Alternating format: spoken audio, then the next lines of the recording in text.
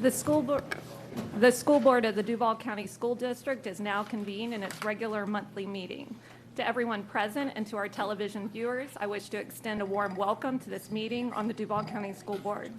The vision statement of the Duval County School Board states the following: every student is inspired and prepared for success in college or career in life. The mission statement of the Duval County School Board is to provide educational excellence in every school, in every classroom, and for every student every day. The Duval County School Board is here tonight to listen to reports from district staff and to set policy for the district that will improve student achievement. We will also address budgets, contracts, personnel appointments, and other business items that require a vote of the board. The management and day-to-day operations of the district are the responsibility of the superintendent. It is not the role of the board to make managerial or operational decisions. The board has policies and procedures in place to assist the superintendent in resolving management and operational issues. If items tonight appear to move quickly, it is because the board meets in an agenda committee meeting prior to the board meeting for an in-depth review of all agenda items. The committee meeting for the July 11th, 2022 school board meeting will be held on June 21st, 2022 at 9 a.m., and the public is always invited to attend. As a show of courtesy and respect to each other, we ask that all mobile phones be turned off and that no flash photography be used during the meeting. For those wishing to address the board during our public comments portion of the board meeting, please note that we will accept speaker cards until 6:20 p.m. According to the CDC's website, Duval County's COVID-19 community level is currently at a medium level. The CDC currently recommends indoor mask wearing for people with symptoms, a positive test, or exposure to someone with COVID-19. Thank you for taking the time to join us this evening and for your interest in the operation of the Duval County School District. Board members, I invite you to stand for a moment of silence and remain standing for the Pledge of Allegiance.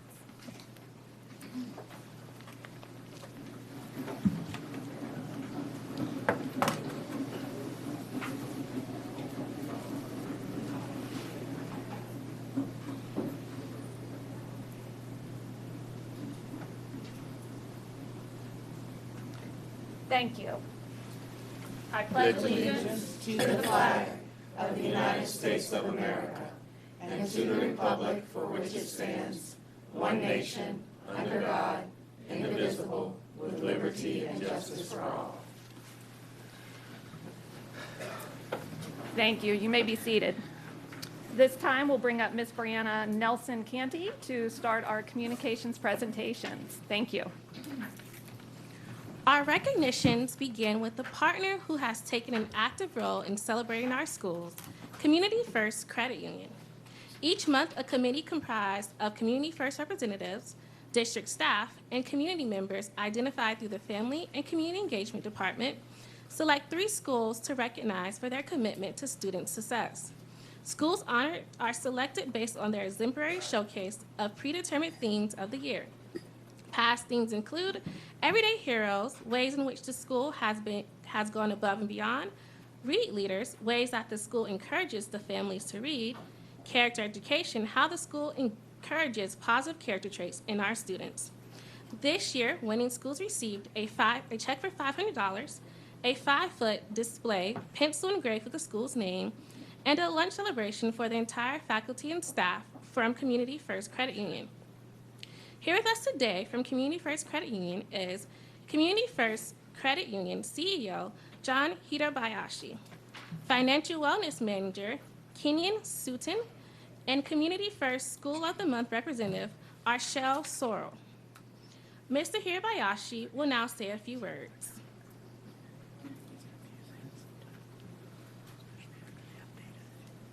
Good evening, and thank you so much for this recognition. We very much appreciate the partnership with Duval County Schools.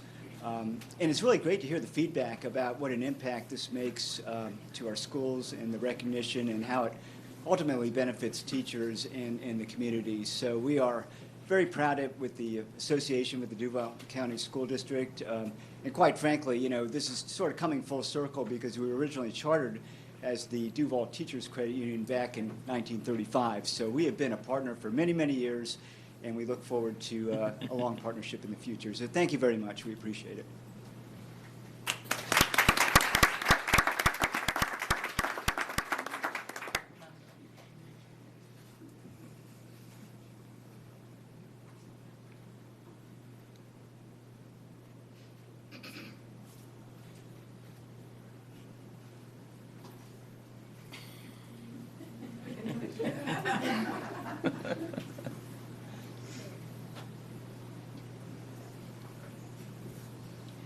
Next, we have a business partner who is recognizing remarkable students across the district through scholarships. Duval County Public Schools Nutrition Department partners with Chartwell's K-12 and Thompson Hospitality to provide food service management and serve up happy and healthy meals in cafeterias district-wide. Vernell Dunn, the Regional Director of Operations for Chartwell's K-12, is here with us today to announce the winners of their annual scholarship giveaway. Ms. Dunn.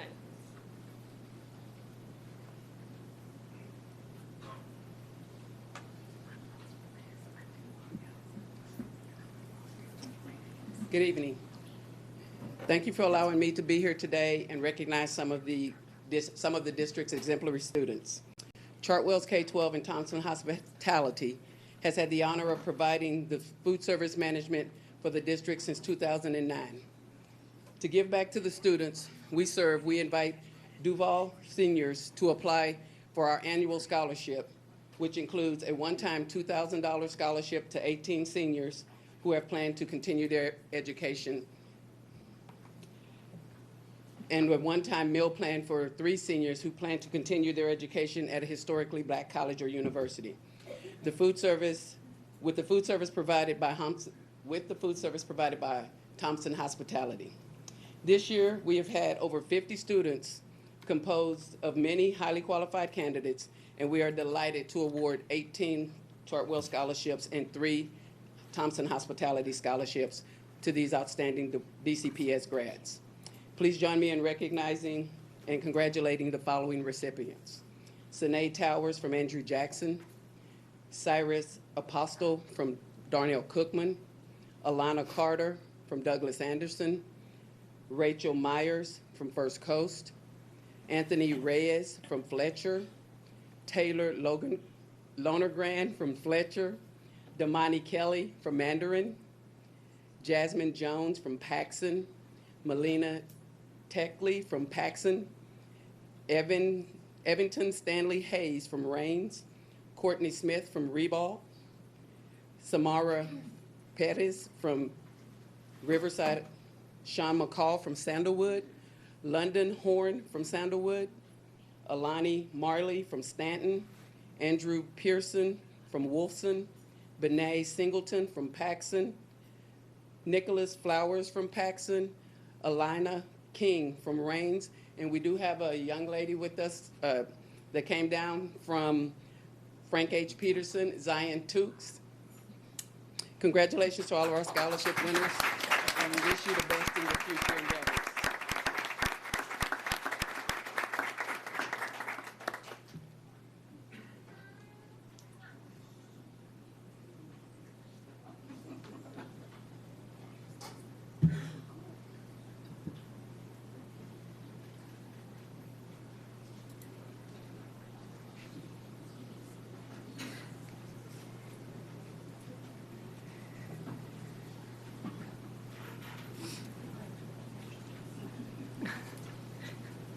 Highlighting another invaluable partnership, United Way of Northeast Florida, who is aiding in addressing many of the non-academic barriers hindering student success, is here with us to honor a school who went above and beyond to make a difference in their community. That school is Southside Estates Elementary. They were one of many schools throughout the district who participated in United Way's annual campaign to raise funds for various programs that support students and families. Through this campaign, nearly $100,000 was raised by Team Duval. Tonight, United Way and DCPS would like to recognize Southside Estates for their hard work.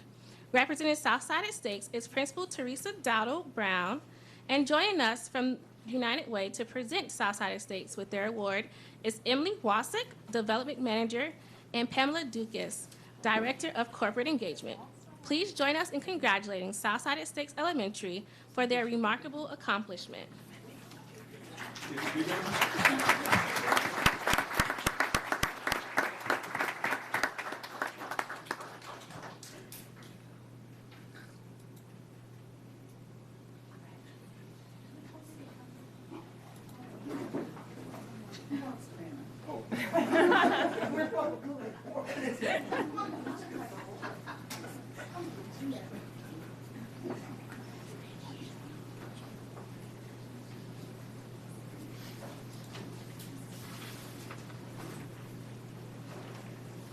Next, we recognize a special group of incredible young men across the district who have received scholarships to attend historically Black colleges and universities, otherwise known as HBCUs.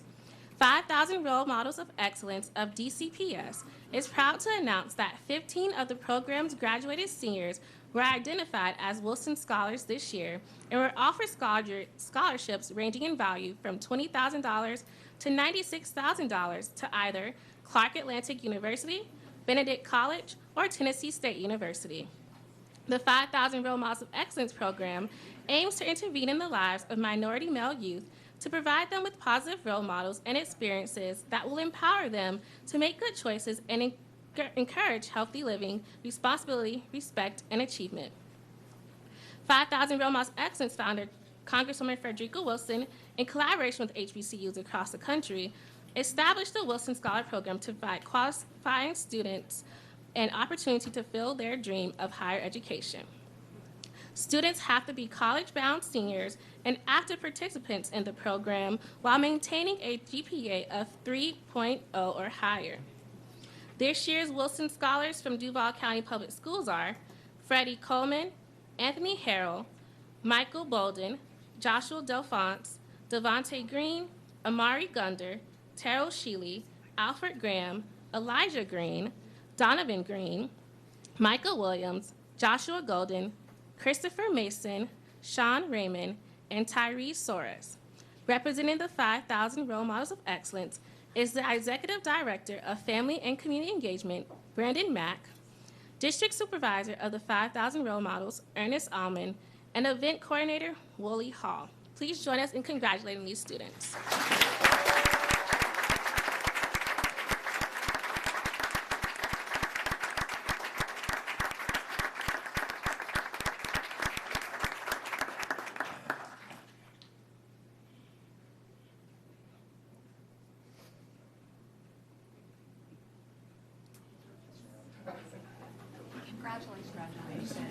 Congratulations. Congratulations.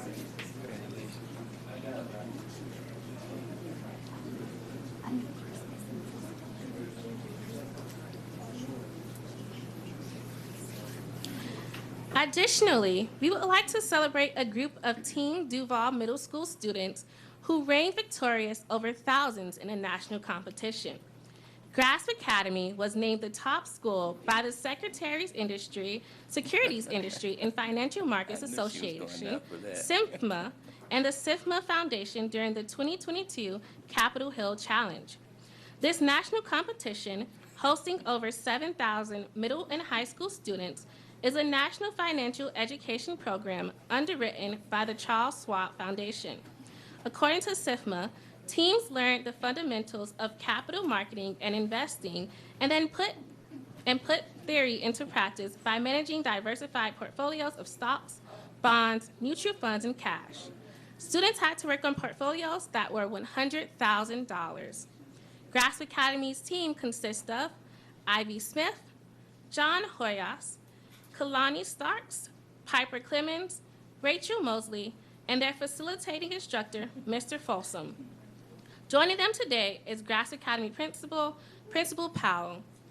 Please join us in congratulating Grasp Academy for achieving top-ranked school for the 2022 Capitol Hill Challenge.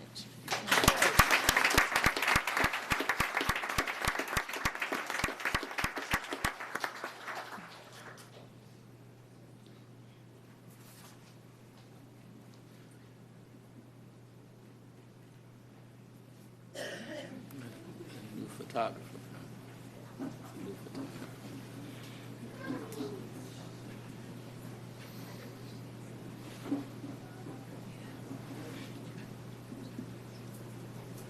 Next, we will recognize a counselor who has shown unwavering support to her students, going as far as visiting homes and work locations to make sure her students understand the importance of completing their assigned tasks. Counselor Dion Clayton of Paxson School for Advanced Studies received the 2021-2022 LaSalle Crystal Award. Recipients of this award are proven leaders and outstanding school counselors who implement a comprehensive school counseling program and go above and beyond in serving students.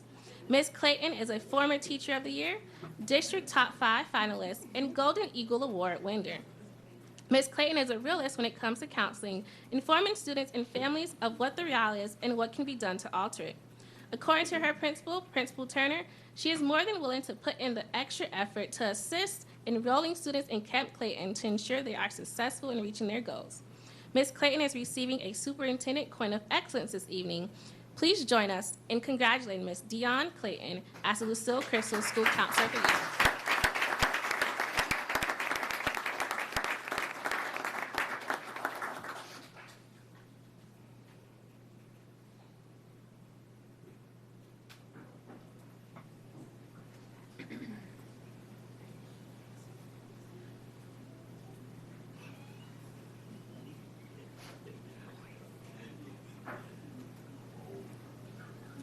Last but not least, our final recognition honors a school social worker who has excelled in her work with students, parents, community members, colleagues, and more.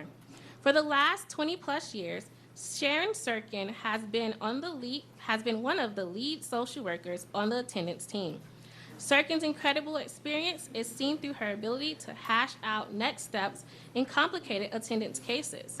Her colleagues state, "There is never a time where she is impatient with parents and students, using her skills effectively to come up with plans to get students back in the classroom.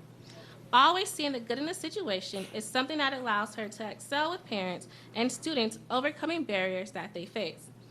Ms. Sirkin retires this year, having received the distinction of being named the 2021-2022 School Counselor of the Year Award. Ms. Sirkin is receiving a Superintendent Coin of Excellence.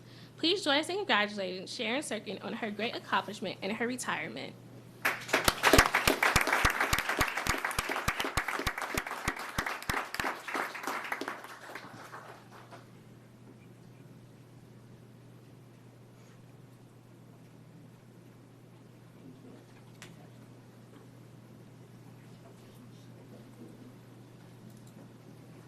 This concludes tonight's recognitions. Thank you so much. We'll wait for Dr. Green to come up, and then there we go. We will start with the approval of the June 7th agenda. That the Duval County School Board approve the June 7th, 2022 agenda as submitted on May 31st, 2022, with the following changes. Approval of minutes, item amended. Academic Services, Power School Online Assessment and Data Analysis Systems for the 2022-2023 school year, attachment revised. Academic Services, approval of agreement with McGraw-Hill, attachment revised. Information Technology, Accenture SAP Assessment and Discovery Phase Statement of Work and Master Services Agreement, attachments revised. Information Technology, Microsoft OneView, Application Development, attachment added. I ask for a motion. So move. Second. Board Member Jones motioned and Board Member Anderson seconded. Is there any discussion? Seeing none, I call for your vote.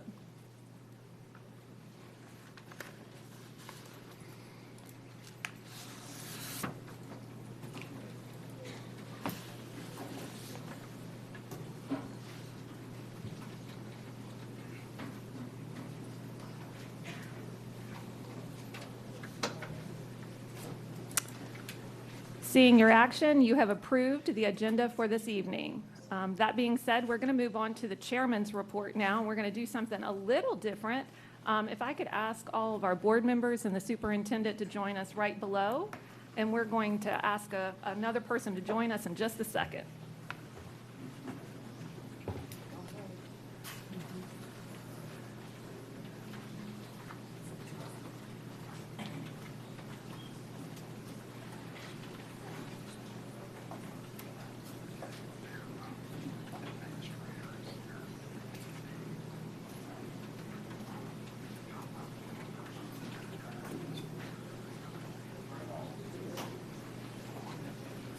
All right.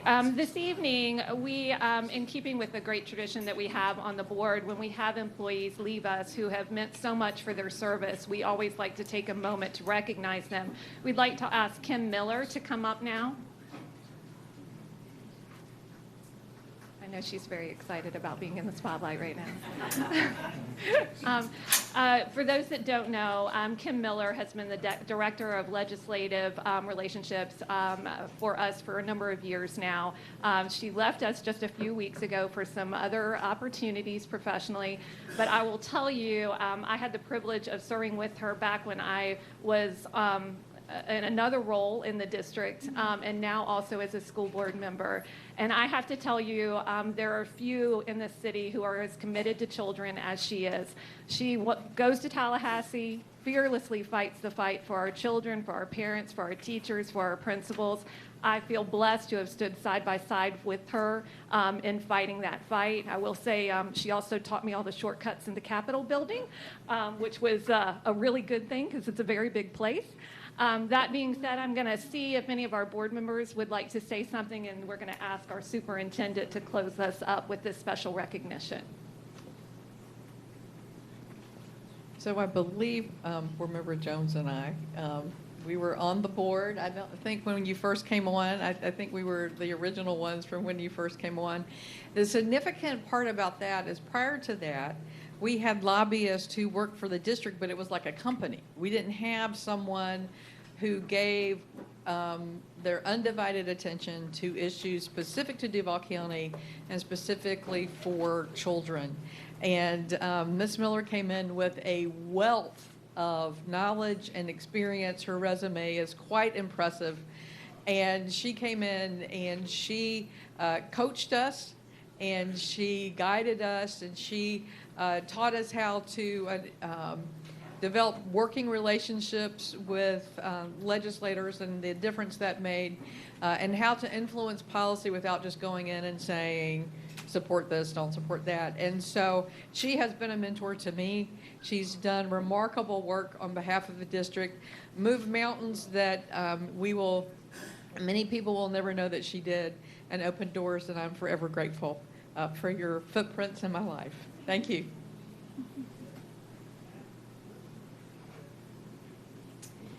So you will be missed, Ms. Miller. I came on the board 4 years ago, and your wealth of knowledge, and as Ms. Board Member Hershey said, being in Tallahassee with you has been phenomenal. I want to thank you so much for not just being our advocate, but also for being a great friend, and knowing that any time that I had a question or if I needed anything, it didn't matter what time of the day or night, I knew I could call you and reach out to you. And so thank you for all the work that you've done for the district, but especially thank you for being a great friend. You want to give a speech now, or you want to wait? Kim, thank you for all you've done for the district. I've learned more nooks and crannies around the Capitol building, both in Washington, D.C. and Tallahassee. And I know why you wore out your shoes walking in those heels through the Capitol. You got to be in shape to keep up with Kim whenever you go lobbying. And she knew the issues, she knew the positions of different elected officials. It was very helpful, and it was a learning experience for me, and I really appreciate all you've done. And I don't have to look forward to you calling me about. She's always vested in issues that she feels strongly about in the community. She would call and ask, well, what about Old Stanton High School? How do we preserve that? I said, Kim, that's a school district sold that years ago. But she loves the city of Jacksonville and really appreciate all that you've done to make us the board that we are. And you don't have to break in any new members now.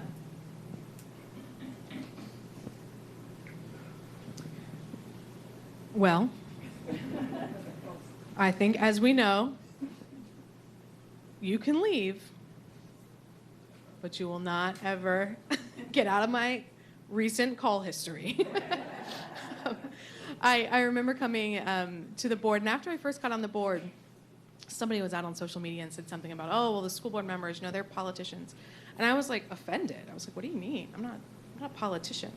And learning how to navigate the politics of being in this role and working with legislators and working with our council members and all of the things that we've had to navigate over the last 4 years since I've come on the board, there is no way that I would have even half way been able to get through some of what we've gotten through without your constant guidance.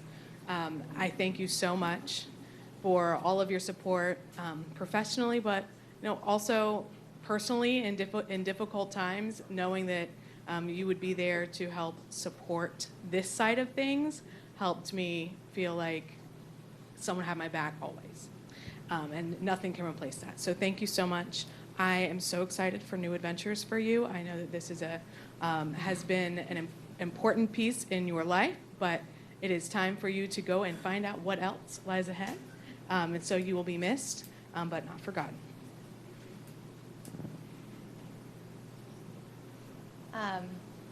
Fairly new on the board still, and I jumped into the legislative liaison role, not really knowing exactly what I was doing. And I cannot imagine a better mentor to have taught me what the role means in this context and how to think about liaison work on the city level, the committee level, on the issues level, and also on the state and national level. And so I know that we have connected in many ways, including being a fellow Knoll up here. And we'll continue to connect in the good work that you're doing and seeing how it will continue to interface, because I know that you'll still be working in the realm of serving children. And so looking forward to developing some partnership and collaborative thingies with you in that space and continuing to maximize and see how we can work together. Ms. Miller, there's so much to say about you. You know, when you get to a certain age in your life, there are two types of people: 12-year-olds and senior citizens. And so when I saw you, I said, who is this little 12-year-old that is our Director of Legislative Affairs? And then you spoke, and I immediately knew you were one of the gifted 12-year-olds, and that your knowledge about government, whether it is federal, state, local, and how you maneuver through, I don't even want to say the politics, maneuver through the bureaucracy that government tends to have, and made it so easy for us to figure out what is the next step. And I've told you this many times, you're one of the smartest people I know. But more importantly, you're one of the nicest people I know as well. Your heart has always been in the right place. It's what drives you. And now your new position, I know that organization will be even better than what it is now that you are present. And so as the superintendent for Team Duval, you will truly be missed. You're an MVP player. But you do know that in professional sports, every now and then the organization can call back a player to come back and consult or give some advice. So don't go very far, because I still need my gifted 12-year-old to help us. So we are just so proud of everything that you've done. Your position is almost similar to mine, where you work with the board, yet you work with the district, you're employed by the district, and you found that great balance on how to help all of us be a better version of ourselves, whether we're trying to be a better board member, better superintendent, better cabinet, and school district, yes. So thank you very much. You truly, you're always going to be in my heart, and I wish the very best for you. So congratulations. And now everyone knows why I asked Dr. Green to go last. She always does such a great job. That being said, we'd like to present something to you on behalf of the board and the superintendent. Yes.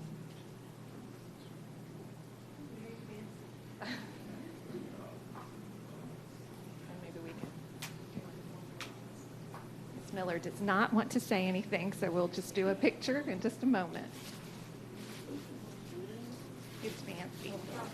Yeah, don't drop it.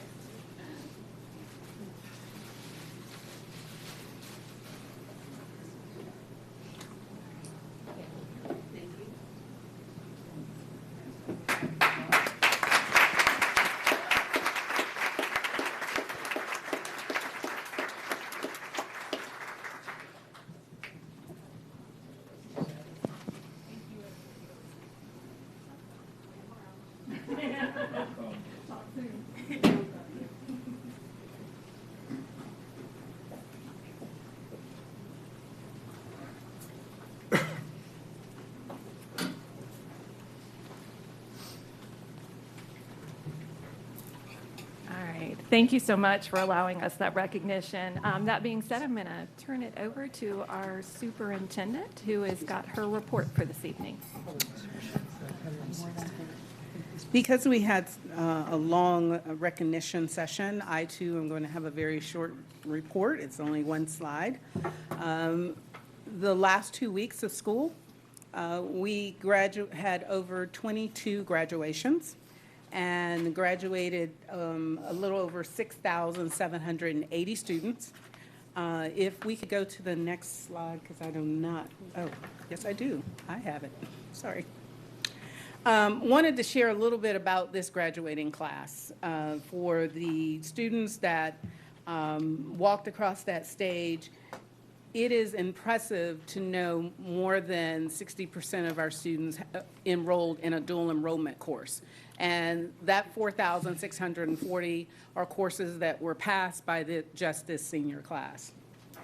Over 3,024 students took AP courses, took AP assessments, 592 IB diplomas, sorry, not degrees, diplomas, 4,855 certification sittings. That means over 4,855 students took a CTE certification, and 299 Cambridge ACE diplomas. So we've had a very successful senior class. This is the first class that was required to go back to standard graduation requirements. The first year of the pandemic, if you had your credits and GPA, you graduated, because there was no assessment. The last year, it was students could apply for what they called a COVID waiver. So this year, it was normal graduation requirements using the concordance scores were put back to what they were in previous to this school year. But it definitely has been a challenge, and even in the midst of that challenge, our students earned over $130 million in scholarships. So this was a great feat for this graduating class. And so I want to thank the board members. I know that we were all on stage, and it is amazing when you see those young people walk across the stage. Many of them know exactly what they want to do in the next phase of their life, and then there are some that want to hold on to your hand and say, could you take me back, please? I'm not quite sure I know what to do. But those ceremonies back indoors with air conditioning definitely was a nice change to get back indoors and be able to celebrate our 22 high schools. And I do want to give a shout out to Alden Road, Palm Avenue, and Mount Hermon. Those are 3 amazing graduations. Those are our students with disabilities. Under federal law, students can stay with us until age 22. And many of those students, even though they are graduating, they will come back and still be at either one of those schools. And it's just really heartwarming to see the joy that those students exhibit when they walk across that stage and graduate. So thank you very much. Thank you. We will now move on. Department reports, we don't have any of those this evening, and sales surtax oversight reports on a different month, so we won't hear from them, but they're doing great work, and people can see their work on our website. We're going to move to the public comments portion of the meeting now. We are now on the public comment portion of our agenda. The school board welcomes your comments on matters that are before the board for consideration.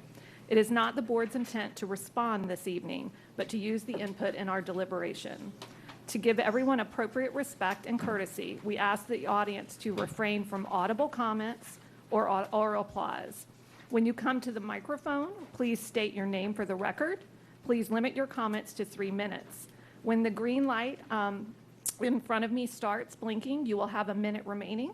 When the light turns yellow, you will have 30 seconds remaining. When it turns red and the buzzer sounds, your time will be up. If your concerns exceed that time, you may present written comments to the board. Board policy provides for an orderly and efficient meeting without disruption by words or actions. You are asked to refrain from references to specific individuals and to follow expectations for civil discourse. In accordance with Section 10, Policy 2.224, when there are multiple speakers on one agenda item, the board, or one topic, the board desires that 2 or 3 speakers speak on behalf of the group. In an effort to mitigate against the spread of COVID-19, we have placed hand sanitizer and disinfectant wipes at the podium. We ask that each speaker wipe down the microphone and podium before they address the board. As a reminder, we'll pass that. We took speaker cards up until 6:20 this evening. We thank you for taking your time to address the board. And at this point, I will turn it over to Board Member Hershey, who has been kind enough to be our card reader this evening. Thank you. I will call out your name 3 at a time. If you could come and line up, that would be helpful. We do have about 160 speaker cards. Margie Watkins, Brittany Mask, followed by Brittany Mask, and Geraldine Allen.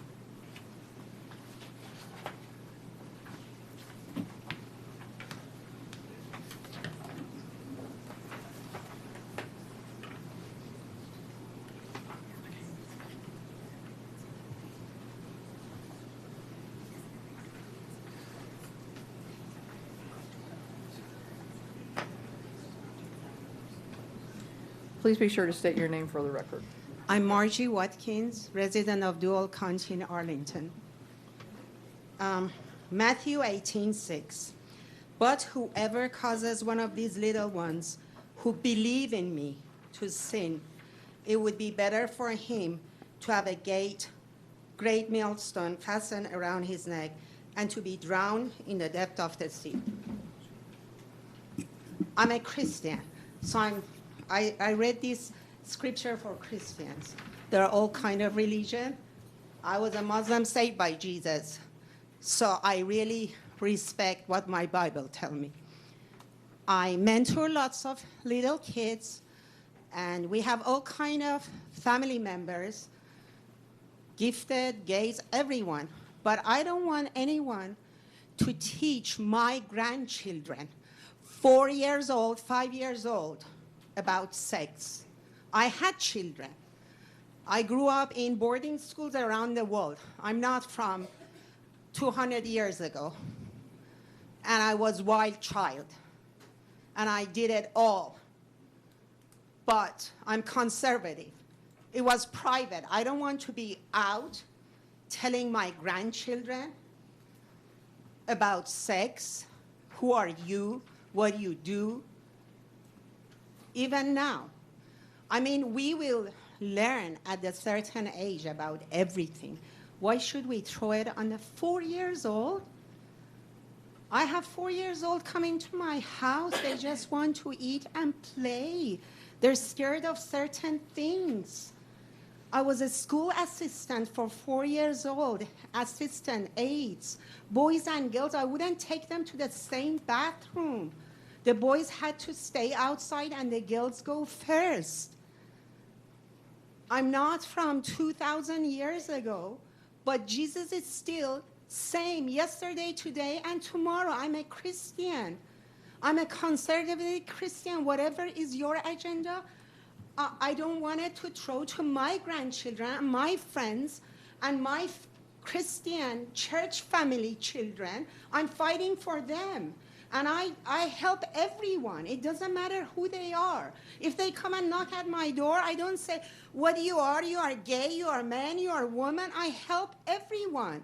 But I don't want them to teach my 4 years old about sex. Let them be children. They will grow up and learn everything. We did. My mother didn't talk about sex to me. And I'm from a very highly westernized family. My father was Speaker of the House for Shah of Iran, 3,000 years history country. I'm not from yesterday. But I don't want no one to speak to my children about Thank you sex. very much.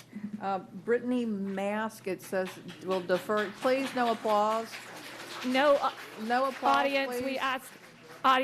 we ask for no audible applause, or we're going to have to move the audience outside. Again, civil discourse, please, if you could work with us. We want to make sure we hear all of our speakers, and we appreciate your cooperation with this.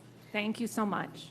Are you Brittany Mask? No. Okay, Brittany, it does say that she defers her time, and her topic was parental rights resolution.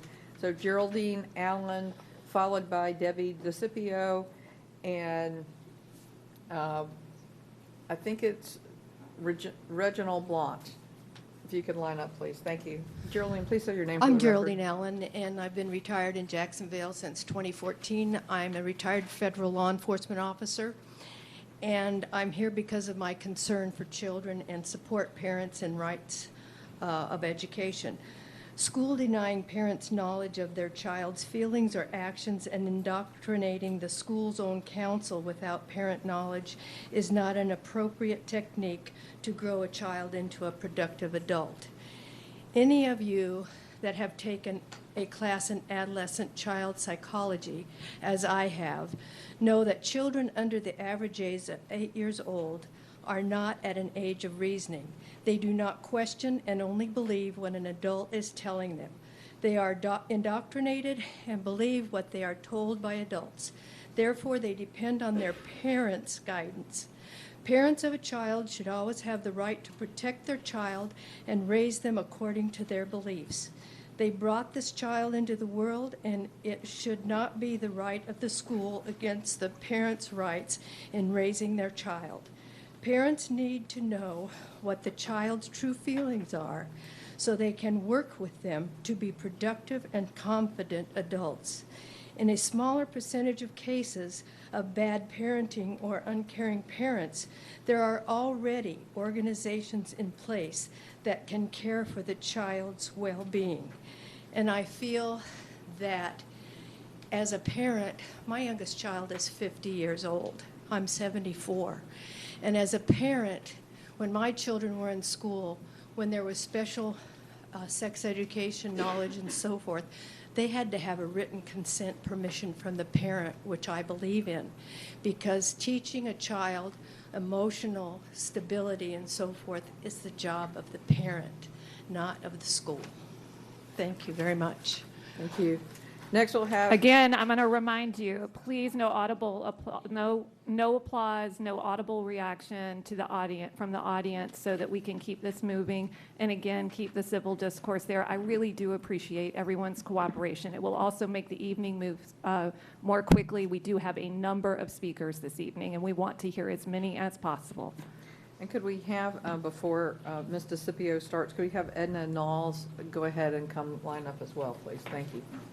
Please state your name for the record. Hi, my name is Debbie DeCipio. Luke 12:7, indeed, the very hairs on your head are numbered. Don't be afraid, you are worth more than many sparrows. Matthew 10, the very hairs of your head are all numbered. This is the creator of the universe knows how many hairs every person on this planet. That's incredible. Psalm 139:13, you made all the delicate inner parts of my body and knit me together in my mother's womb. You knew me in my mother's womb.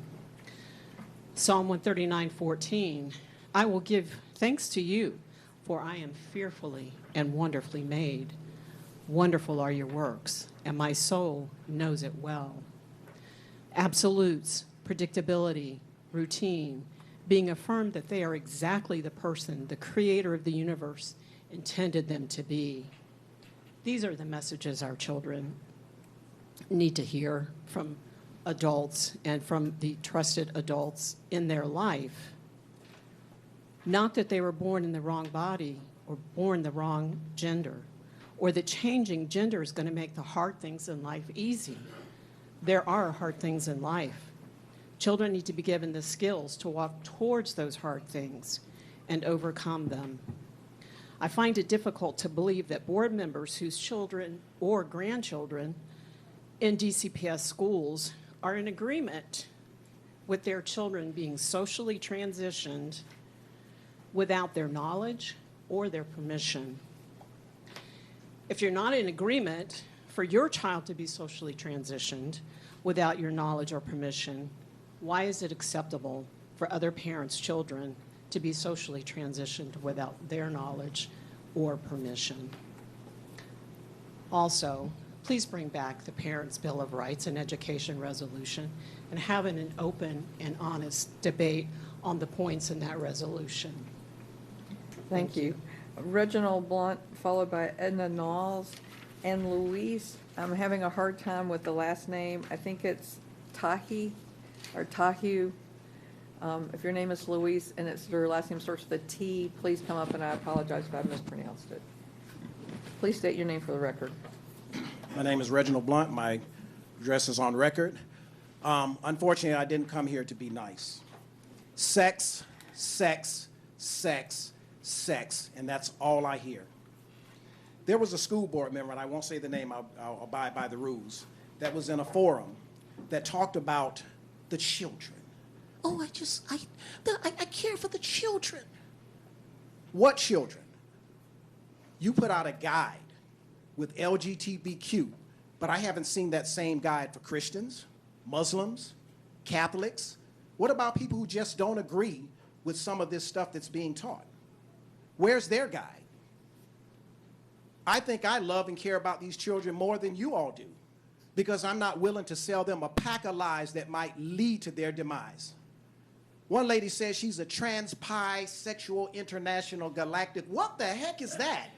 Again, No, we're this is gonna, not funny. Again, hold on. This is not funny. Wait for 1 minute. I want to make sure everybody does hear. We're going to add a minute to you. We're going to add a few seconds to your item. Thank you. Folks, we're going to have to ask that people be removed if we can't stay quiet. So please, again, work with me. To our security, please keep that in mind for me. And I'm going to give you 25 seconds back on the clock, and I do apologize for interrupting you. Thank you. Let me tell this board something, whether you agree or not. When you take sex and perversion and put it together, you come out with a mess. Adults can't even handle it. That's why they have sexual therapists. And now you want to push this on babies. Not children, babies. And I cannot believe this board, all the members except 1.5, I did say 1.5 because one of the members is almost off the cliff, to actually push this stuff. Where is the moral conscience in this board? These are children. I have 6 children. Nobody ever had to tell me how to get them. They had to tell me how to stop, but they didn't have to tell me how to get them. And I just don't think this sexual push on our children, no matter how you look at it. Oh, we don't want them to get bullied. We don't want them. Kids get bullied all the time. And I'm not for bullying or anything. I feel bad for, I don't even recognize LGBT kids because I'm looking around seeing who's going to jail. Who is going to jail because it is abuse of our children? The parents have the authority over the children, not the school board, not the government. And it is agreed, but they don't have the same moral standards. You can be this, that, and the other. You can be a girl, always in the kids' underwear. Let the kids learn. When are we going to get back to learning? This pandemic stopped a lot of stuff, and we have some of the most illiterate kids. Don't tell me, because people call me all the time. Reggie, I don't want to lose my job, but these kids can't read. Now, I don't know how true it is, but I'm telling you what they tell me. I wish they would stop calling me. Talk to your school board. This school board really needs to think about something, because I have no faith in this school board. And I really think you all need to resign. They have jobs in New York and California where you can create any kind of sexual stuff you want to, but you are dangerous to our kids and you're dangerous to this community. Edna Knowles, followed by Lewis and Jerry Woodham.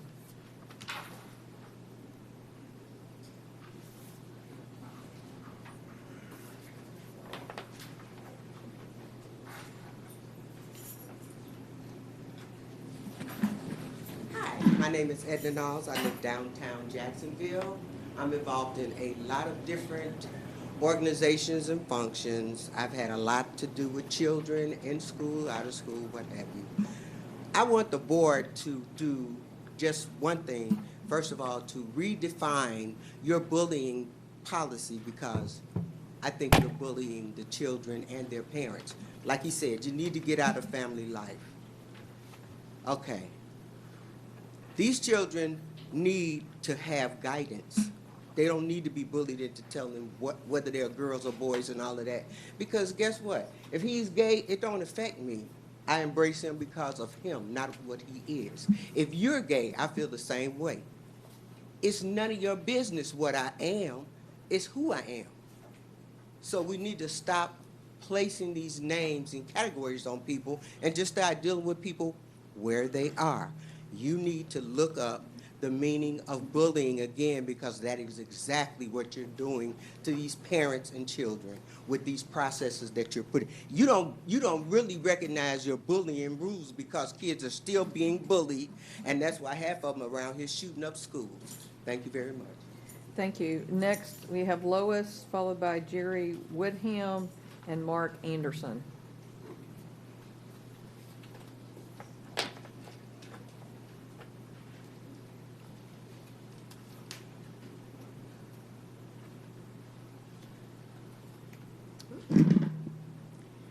Hi, my name is, got me?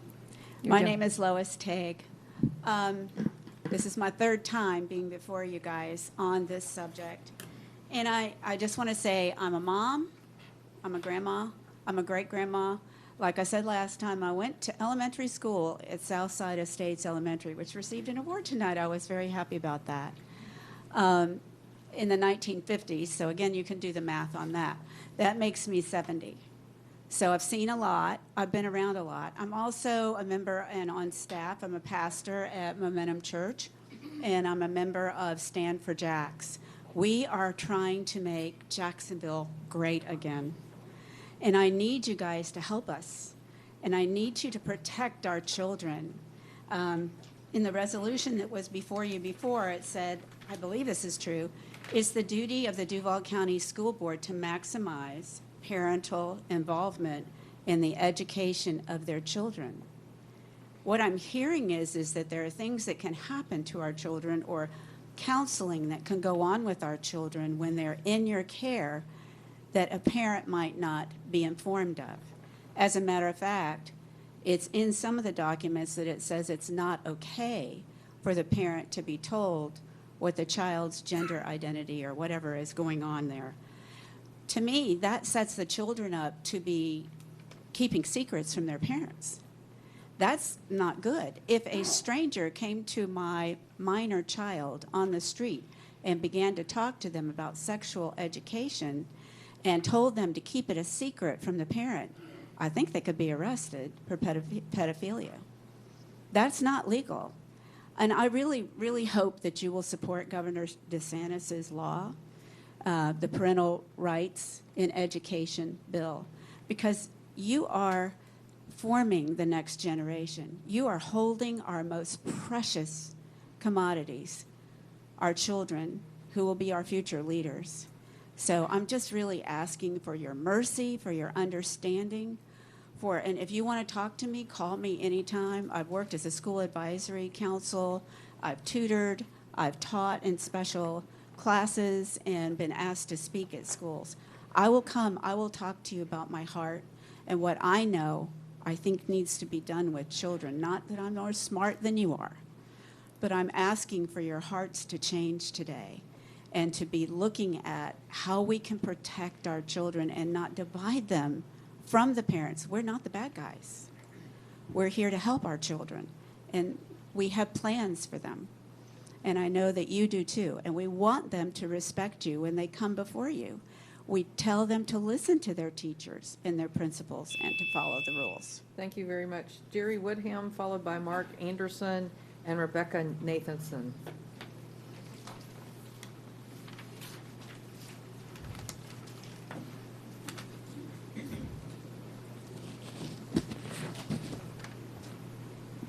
Good evening, board members. I stand here as a chaplain. I am a mother, a grandmother, and resident of Jacksonville for 42 years. I've had all three of my boys in public school. I was active in PTA, was a band parent. I had to give permission for any medications or counseling or health talk, and was able to see their books they came home with.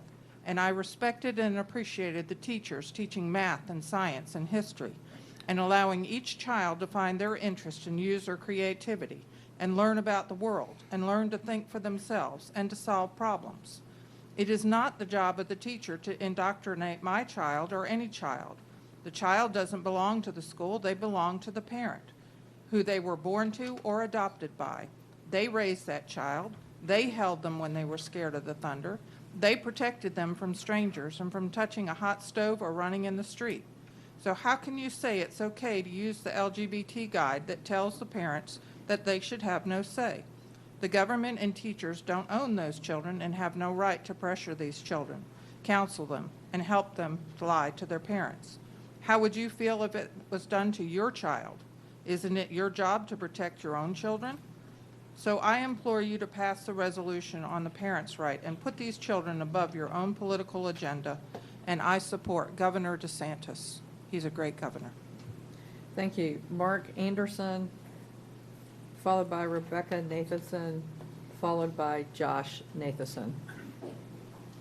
Good evening, everybody. My name is Mark Anderson. I am a co-pastor at Momentum Church. I want to say this. God so loved the world, he gave his only begotten Son. Whosoever believeth in him should not perish but have everlasting life. I didn't come here to just quote scriptures, but I want you to hear my heart. I don't have anything written out, but I'm shooting right straight from the hip. Let parents parent their children. Do not interfere with that. That is the way that it has gone from the beginning. If you take the parents out from parenting their children and add other different exceptions to that, there are going to be a lot of things that start happening that we won't be able to stop that. Please do not take the parents out from parenting their children and speaking the things and training their children the way it's supposed to go, the way that the Bible has already ordained it to go. We don't need to revert from that. We need to get back to that. We need to be strong, and we need to do what is right. So that is what I want to say, and I'm not going to take up the rest of my time, but that's really what I want to say. Please, and I support Governor DeSantis as well. Let the parents parent their children. I have 6 kids and 7 grandchildren. And my wife and myself, we have parented our children, and we are helping parent our grandchildren. Do not take that from us. Do not take that from the parents of Duval County and of Jacksonville, Florida. Let parents parent their children. They have the ability to do that. They have the ability to do that without any outside interference. Thank you for hearing me.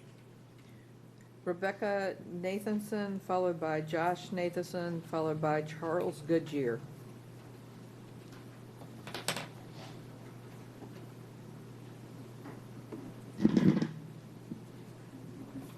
My name is Rebecca Nathanson. I'm here on behalf of Moms for Liberty Duval County, which is a growing organization that's paying close attention to public schools. I wish to express our deep disappointment in this board's unwillingness to even have a discussion on the resolution that was put forth last month. As we saw, the resolution in support of parental rights in education received a groundswell of support from this community. More than 150 brave community members went on the record in support of the resolution. Fewer than 100 community members also went on the record in opposition to the resolution. And 6 duly elected board members refused to go on the record to even discuss the issue. Think about that. More than 200 people from the community came to a school board meeting out of their personal concern for students and parents and what's happening. 250 people went on the record, and 6 of you who answer to the public as elected officials refused to have a discussion as a board on the record. The resolution submitted last month asked the board to publicly state whether you would support the Parental Rights in Education bill. Surely you're aware that polling across the state reveals that anywhere from 60 to 80% of Floridians support this legislation, regardless of political party. And 6 of our Duval County School Board members don't have the courage to hold a public discussion to argue why you're either for or against the resolution or the bill. The rationale offered for tabling the item was that a workshop was scheduled. During that workshop, the public was left even more concerned. We heard nothing but mixed messages. We heard statements that the district would comply with the law, and we also heard legal arguments that the state law might not be constitutional. We witnessed a show and tell of a newly revised support guide, which went from 36 pages to 8 pages. However, the district informed the board that all of the information taken out of the support guide was still going to be utilized in teacher training, but would not be made to the public. I would like to remind the board that the public was watching, and we've been left unsatisfied. If you thought that tabling the resolution in lieu of a workshop where the district danced around every issue would put parents' concerns at ease, you haven't read the room. Individuals in our group have been referred to by board members and district personnel as radical and extreme and working to dismantle the public school system. I remind you that it is not those who call out policy violations, missteps, and violations of laws who are guilty of division and destroying the public trust or wanting public schools dismantled. It is those who have departed from the truth, those who willfully exploit the public's trust, and have shown that they are accountable to no one, that have done the destructive work. Thank you. Josh Nathanson, followed by Charles Goodyear, followed by Wade Mask.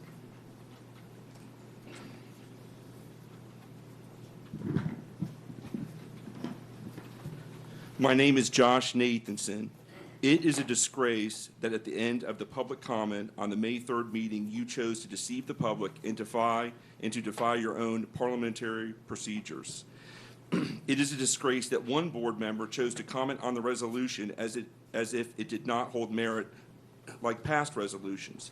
A motion to table the resolution was no different than a vote against the resolution. A vote to table the resolution speaks to your lack of transparency to your constituents. Your constituents deserve to hear the conversation. The board members that chose to table the most recent resolution misused and broke the Roberts Rules of Order. The motion to table the resolution was a deliberate attempt to block the democratic process. It was an attack to obstruct discussion and mislead parents. It was an attack to silence debate that should be encouraged without question. Page 104 of Robert's Rule of Order states that the purpose of tabling an item is to set the main motion aside temporarily in order to take up something of immediate urgency. The intent is not to kill a motion or to put it off to the next meeting. Page 105, paragraph 6 of Robert's Rule of Order. The members cannot use the tabling motion to kill a motion to put off to a later time. The motion to table something is reserved for circumstances when an urgent matter that cannot wait must be introduced. It appears that the board member that motion to table the resolution organized to block the democratic process. Using a motion to silence discussion is a tactic that should shame board members. From the video on demand from the May 3rd board meeting, part 3, at the third hour and 34-minute mark, you can watch the misuse and manipulation of the board's own rules to silence discussion. You can witness counsel misguiding the board member that proposed the resolution. You can witness the board chair add the phrase "table indefinitely." The chair should have ruled the motion out of order in which a discussion would have taken place. Since attending school board meetings over the past several months, I have witnessed the board break the law with impunity. The district was sued and lost after the same 5 of you voted to illegally mandate masking children in schools. This illegal action proved to have zero benefit in COVID infections compared to those districts that had no mask mandate. We have yet to hear an apology. It appears now that there are 6 board members that will once again defy the law. You have no moral high ground when you ignore a violation of parental rights. I will leave you with a few questions many people are wondering. Did you organize with each other to shut down the democratic process of the resolution? Were the 6 of you that voted to table the resolution proud of yourselves for silencing discussion? And does the General Counsel give all parties equal time and fair recommendations on matters such as this one? I thank you for your time. Thank you. Charles Goodyear, followed by Wade Mask and Bennett Brown.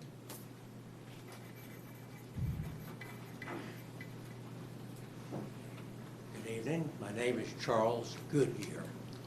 I want to talk about birth certificates because a lot of politicians like to use birth certificates to define restroom use, and I think that's kind of silly. When I was born some almost 83 years ago in Gainesville, Florida, my mother selected the name Helen Diane for me. But after my circumcision, she decided that wasn't a good idea, and I became Charles Patrick. Now, my birth certificate was issued when I was 6 years old. It didn't have a photograph of me or any fingerprints or anything else. It did not physically identify me.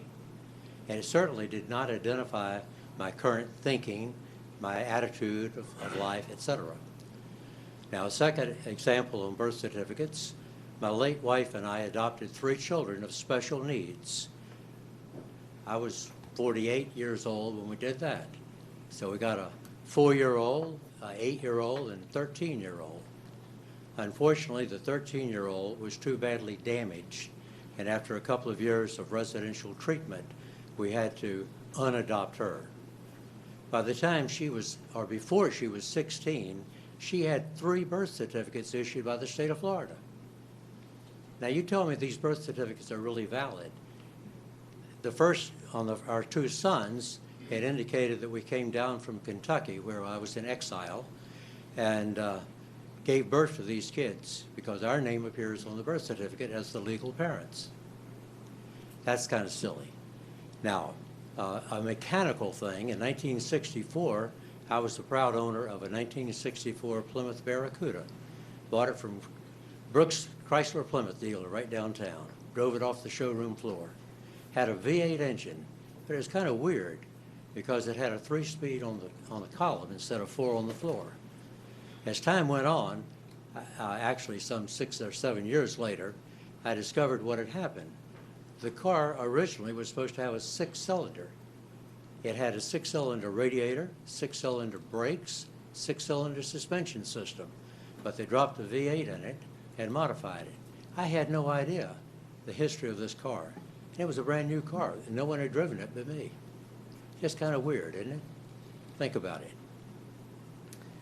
Wade Mask, followed by Bennett Brown, followed by Katie Sissa, and I apologize if I mispronounced that last name. Hi, Wade Mask. I'm a Duval County resident for more than 50 years, since right before I turned 5. Educated in the government schools here in Jacksonville. I have 3 kids that we kept out of the government schools. And after living here all these years, we've seen all kind of things, but a couple of questions. Whenever these things have happened in society, shouldn't we be able to connect the dots? It's crazy to me that folks cannot connect the dots. At one time, we all know that the major problems in schools was running and chewing bubble gum and all kind of stuff like that. And now look at what's going on. Our kids are inundated at such a young age. It's amazing the number of kids that contemplate suicide at such a young age and commit suicide and attempt suicide. It's unbelievable. These things are happening and we can't connect the dots because we have taken God out of the public life and we've asked him to step back, and he has done that in certain ways. And now we wonder what's going on. A tragedy happened in Texas just a while ago. Society has taken away the innocence of our children. And in this tragedy that happened, they say that a door was left open. Then they said it wasn't. And an investigation to finally get to the root of it. And I thank the Lord for these officers that stand there to protect our children and say no one's going to hurt them. Thank the Lord for them. But whether that door was left open or not, a door's been left open. And in society, and in education, in churches. We have left the door open, and the innocence of our children, it's a physical example that I want to turn into a spiritual situation.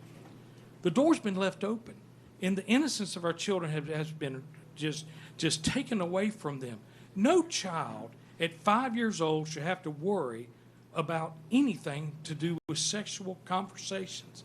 It's unbelievable. Please bring back the bill, go on record, vote yes, vote no, so the citizens will know how you voted. And I just implore you, the lights are flashing, the buzzer is screaming, the door's ajar, the door's ajar. Please close the door. Bennett Brown, followed by Katie Sissa, followed by Roman Sissa.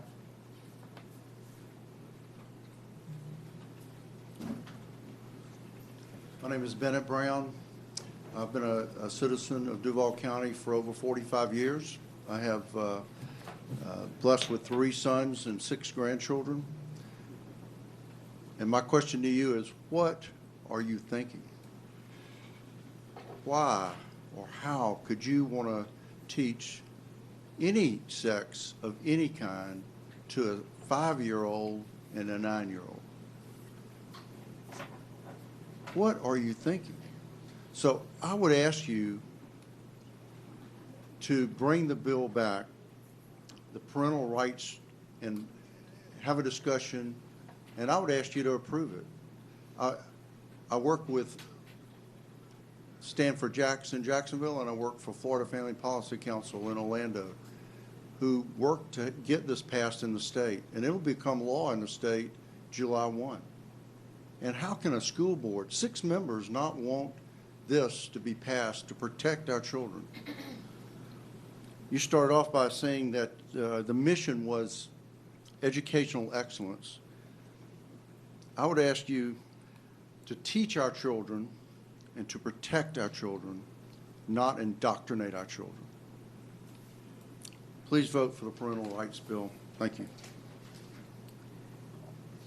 Katie, I will let you tell me how to say your last name properly when you get up here so I can pronounce Roman's name correctly, followed by Ed Williams. My heart's gonna jump. Okay, my name is Katie Sissa. It's Sissa. I have 4 beautiful kids, and most of them are teens. So we talk in every topic in my house, and I think it's my job to teach my kids and their ages what to say. Basically, every child is so different on a level, so you tell them when they're 3, they're 5, they're 17 or 16. So I grew up in a big family of 16, and we had no problem with talking of any kind of topics. So I think I still have parents alive. As a parent, I take fully responsibility for my kids. We choose a school for them. We work for their clothes, their food, and everything. I don't think it's a school's decision what topics they need to teach our kids. If the bill's gonna pass, we will pull all of our kids out of the schools, because if you guys take full responsibility, then you guys need to share the responsibility we do. If our kids misbehave in school, they call who? A parent. Why? Because we take full responsibility of our kids. When my kids decide to buy a puppy in the store, they went there and the salesperson asked, do you want female or male? There is no such a thing. Do you want an sex puppy? So why is the animals treated better than humans and kids? So I'm still jumping all over the place. So I hope you guys hear us.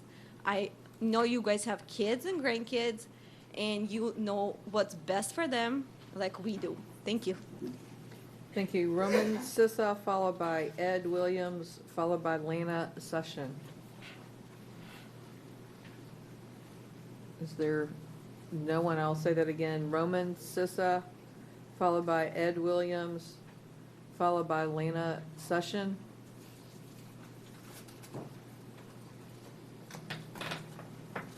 Okay, last call. Is there anything on our blog? Roman Sissa says vote for resolution. Ed Williams,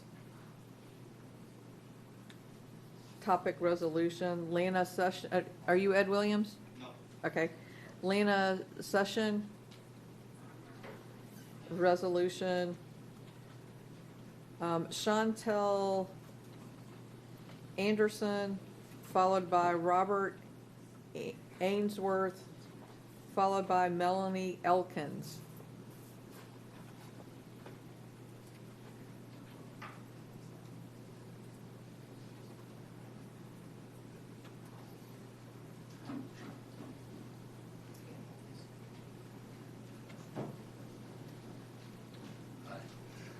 As no one else has stepped up, my name is Robert Ainsworth.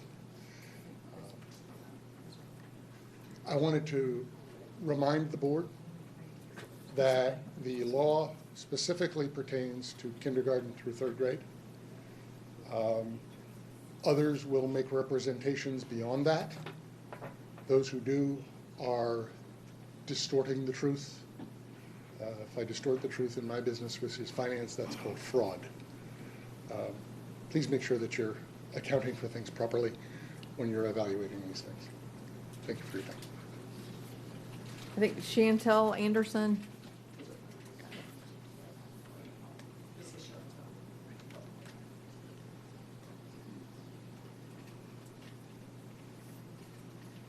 Good evening, board members. Thank you for your time tonight. My name is Chantrell Anderson.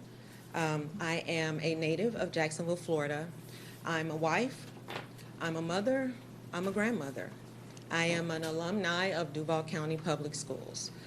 Things were a lot different when I went through the schools and also my children.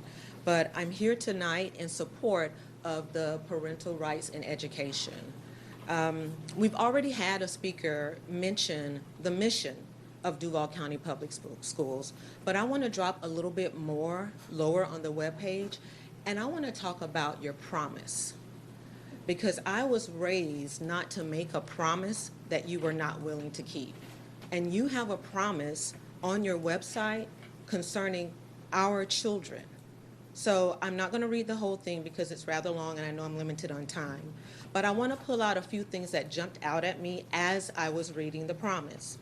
So one of the things says, we intentionally focus on student achievement, safety, and well-being.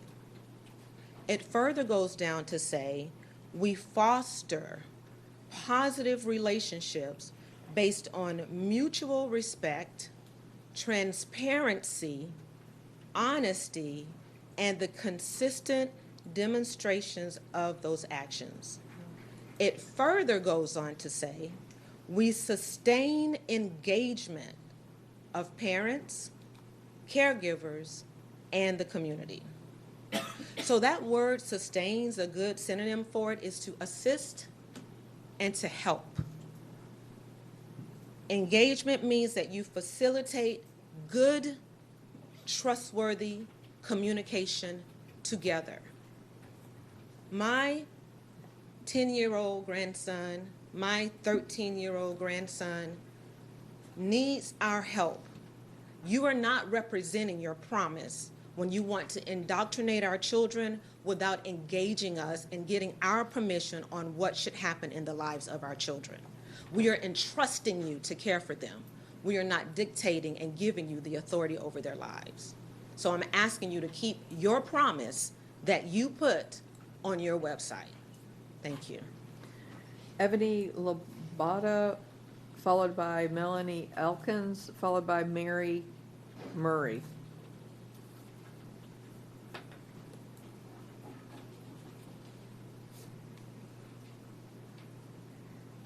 And please state your name. I'm Sure. confident I did not say it correctly.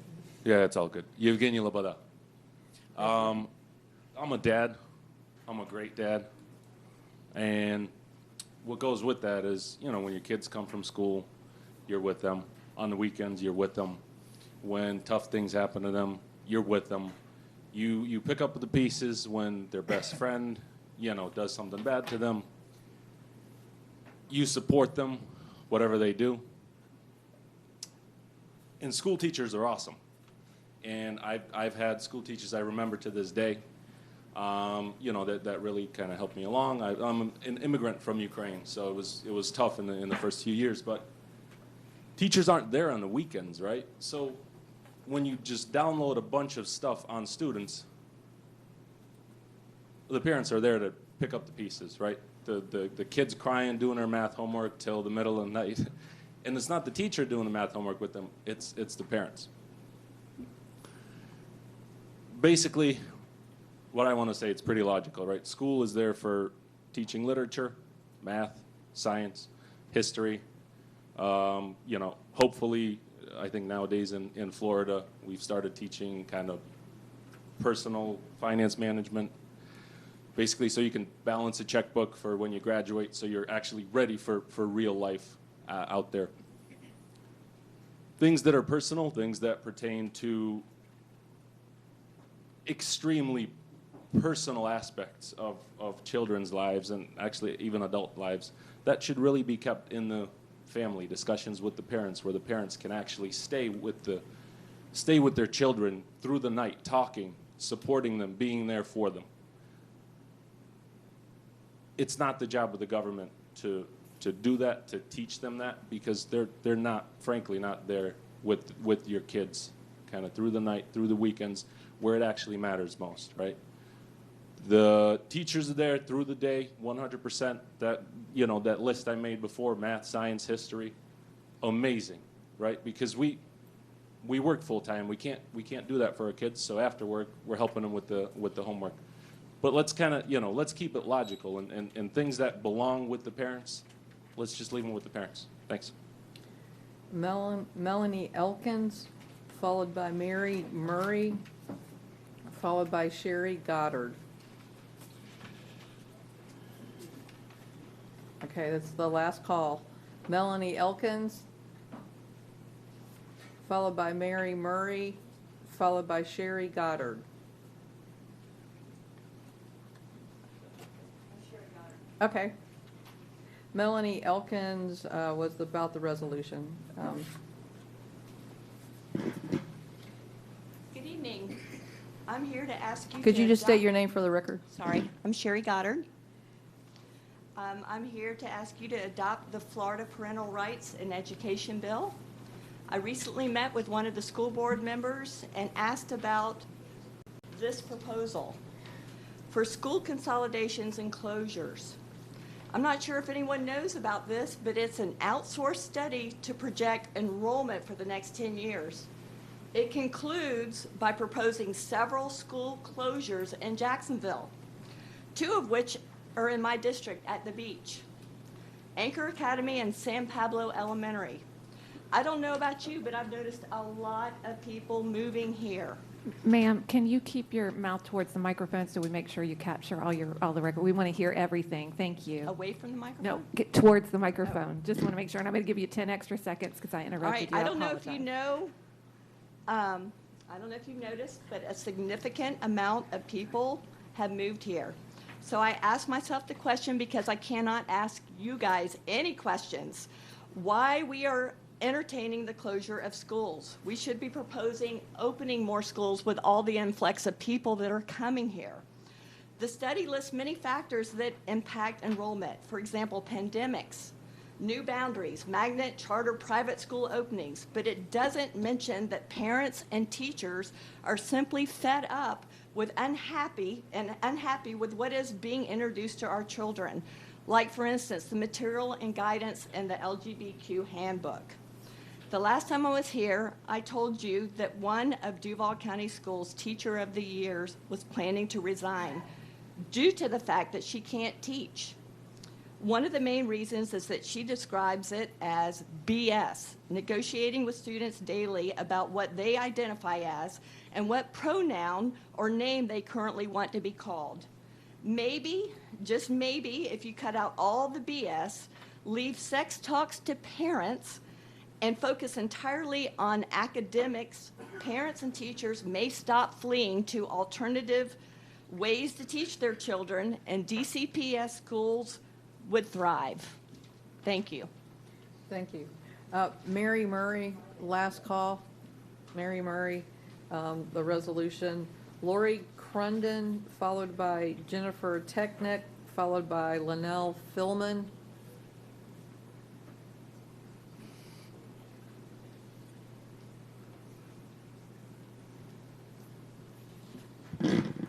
Hi, good evening. I was at the school board meeting. Could you state your name for the record, please? Sorry, I am Lori Crunden. And I was at the school board meeting in April when we were told about the free books being offered to students through Read USA.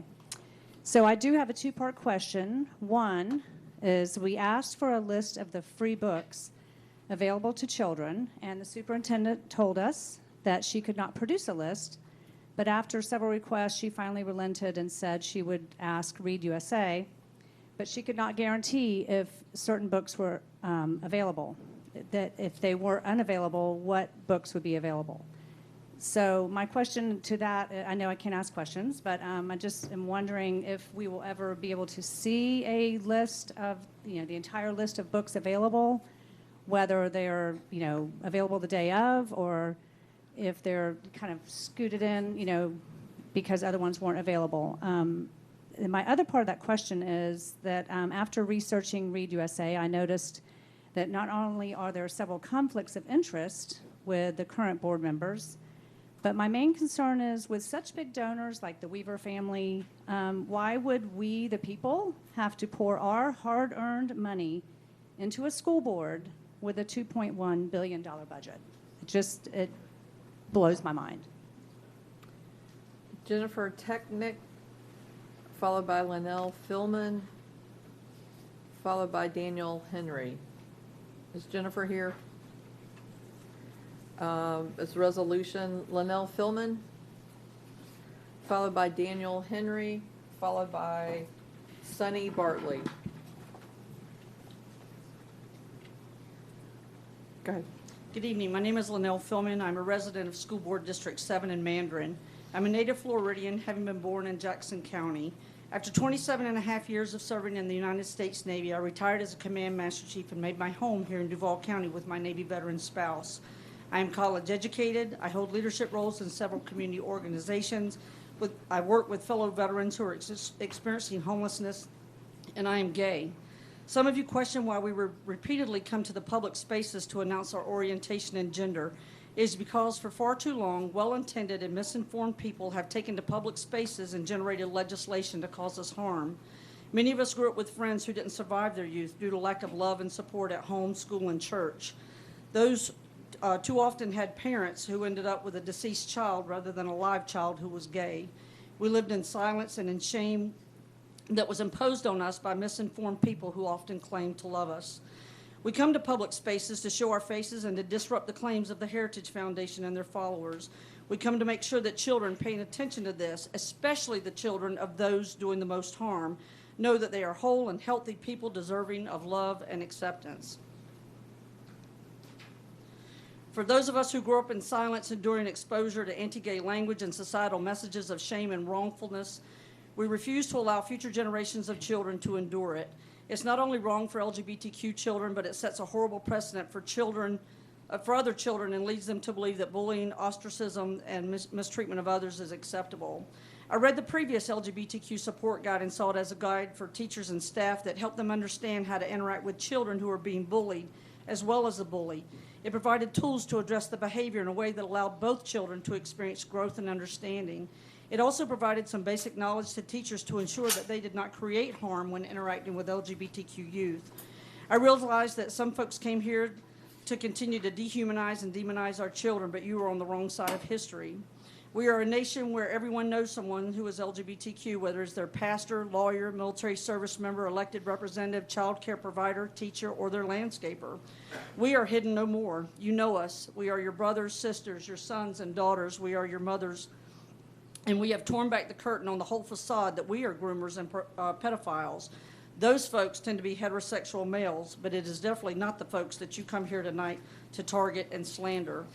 I just want to emphasize how important it is that Duval County schools create a safe and healthy and inclusive space for children to learn factual information and to help children process some of the things they are going to learn about themselves, our country, and others so that we can all move forward together in ways that are healthy and productive. And I express my gratitude to those school board members who have remained committed to the safety and well-being of all children in Duval County's public schools. Thank you very much. Daniel Henry, followed by Sonny Bartley, followed by Maria Pitzel. Hi, hopefully this works. My name is Daniel Henry, and I live in School Board District 7. I just wanted to come speak shortly and thank the board and the teachers and so many of the school board staff that are doing a Herculean job to educate the students here in our school district.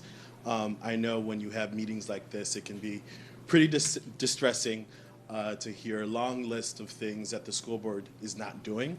I'm a proud graduate of this school district. I graduated from A. Philip Randolph High School.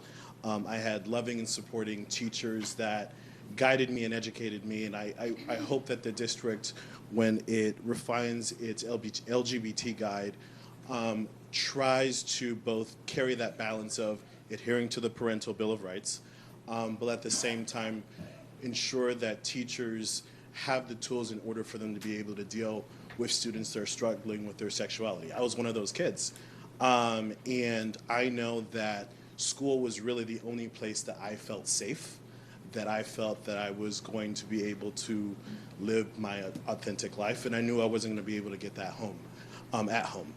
And I don't want other students to be able to kind of live with that same type of fear that I did on a regular basis. And I think all of you recognize that responsibility and are trying your best to level all the interests that are in front of you. So hopefully after all of these comments, probably later into the night, we can come to some kind of resolution, and you hear many of the people that are for and against some of the changes that you're going to be making to the guide. And I hope we can get past a lot of the noise that we're hearing tonight, because I think all of us know that you are not indoctrinating kids. You are not teaching sex to 4- and 5-year-olds.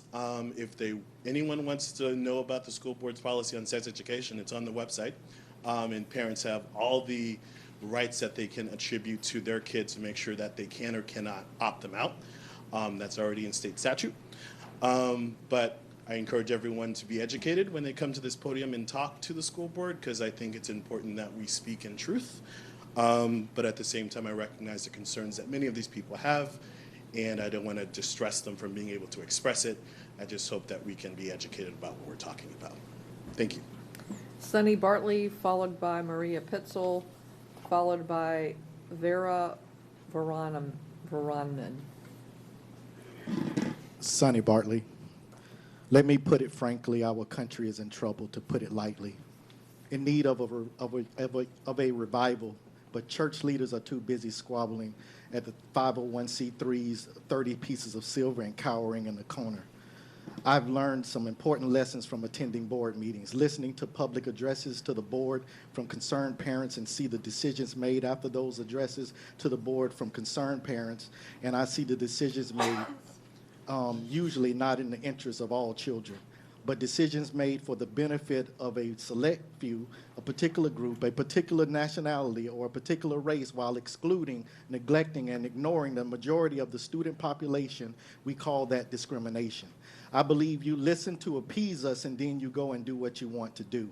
Because how do you table a resolution in support of the Parental Rights Bill, a bill that gives parents the rights to govern their own children, a bill telling school faculty and administrators that they must have the consent of the parent before interacting with the child dealing with academics? So what is the problem? Just like the mask mandates, it sounds like the board has no intentions of abiding by the law, and this creates a problem in need of fixing. I would love to see a mass exodus from the public school system, but probably that won't happen. So how do we, the people, fix the problem? I looked into recalling everyone on the board minus one, but for some odd reason, Florida is among 22 states that are not allowed to recall board members. How convenient. I wonder what Marxist Democrat or Rhino figured that this would be good for citizens of Florida. That's just it. Republicans and Democrats don't give a hoot about what's good for the citizens of America. However, I believe COVID-19, Wuhan virus, was a blessing in disguise. It allowed Americans to see just how deep the corruption is and who's involved in the corruption. 2020 was a wake-up call to show us how politicians have strayed way away from the Constitution and we the people because of people like Eli Mistel that allow the political cesspool to have free reign by calling the Constitution trash, and Biden saying the Constitution is not absolute, so that he can try and take away our First and Second Amendment by using cancel culture and mass shootings. Let's be clear. Let me be clear. I trust the government minus 100%. This is a crime syndicate at work with no one to hold anyone accountable because everyone is a member of the crime family, including the Marxist media. So that leaves us with only two options left. We can have the Florida Board of Education remove you for not following the rule of law and running against you. I'm already looking into both. So parents, if you want to begin fixing the problem, District 2, vote for April Carney. Maria Pitzel, followed by Vera Voronin, followed by Martha Terry. Hello, I'm Maria Pitzel. I am a mother of 4. I am a strong Christian believer, and I stand for my right as a Christian and a parent to raise up my children the way the Bible instructs us to. The Bible says in Proverbs 22:6, "Train up a child in the way he should go, and when he is old, he will not depart from it." I believe it is the duty of each parent to educate their children. I want the minds of my children to be clean and pure. I want them to grow up to be strong and godly people and defer right from wrong. We moved from Oregon a year ago. 8 years ago, we found out that Oregon was going to pass a law just like this. I didn't even put my child into kindergarten. We've been homeschooled all these years. Moving to Florida, I hope that I could put my children into a public school or a private school. We cannot afford a private school, but the option of a public school is not in our books. Just like this, the devil is attacking Florida schools now.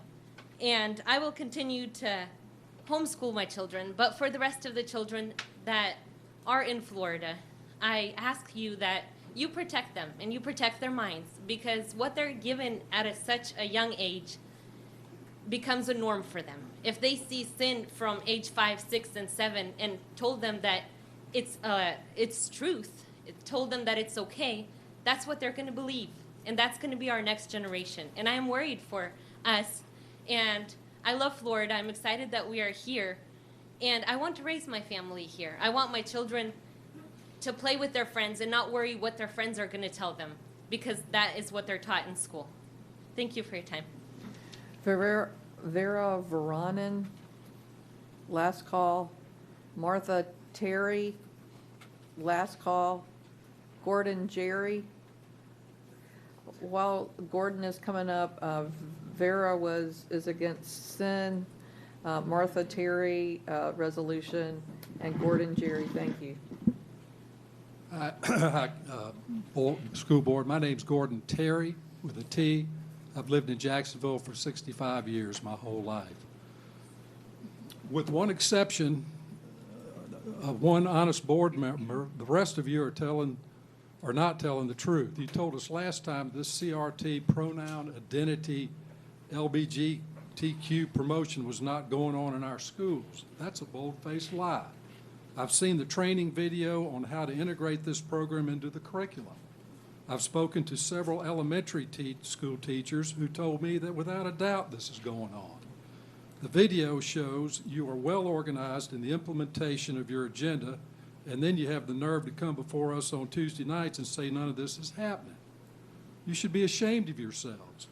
By tabling the parental rights resolution last month, you told us loud and clear you want no parental involvement in our children's education.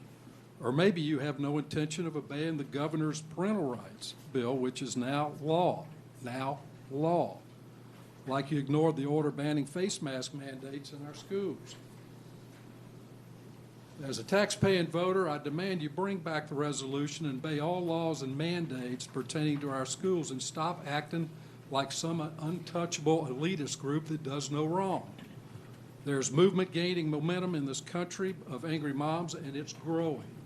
You will not get away with this. Remember, you work for us.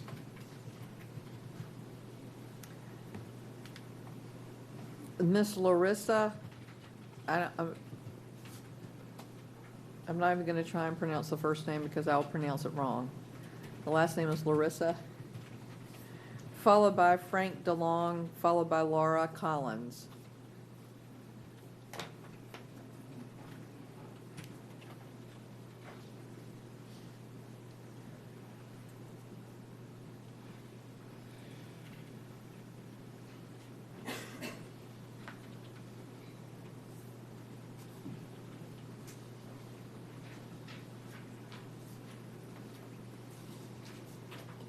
Frank DeLong, IBW Chairman 177. Did you know we are now 4 electricians, 6 plumbers, 12 AC mechanics, 2 locksmiths, and an unknown godly amount of painters, landscape, warehouse workers, etc. short? Did you know that maintenance was told not to service their vehicles, oils, tires, brakes, and can't even get parts to repair forklifts that are broken? But did you know the district just signed a contract for GPS systems for $62,000 per year?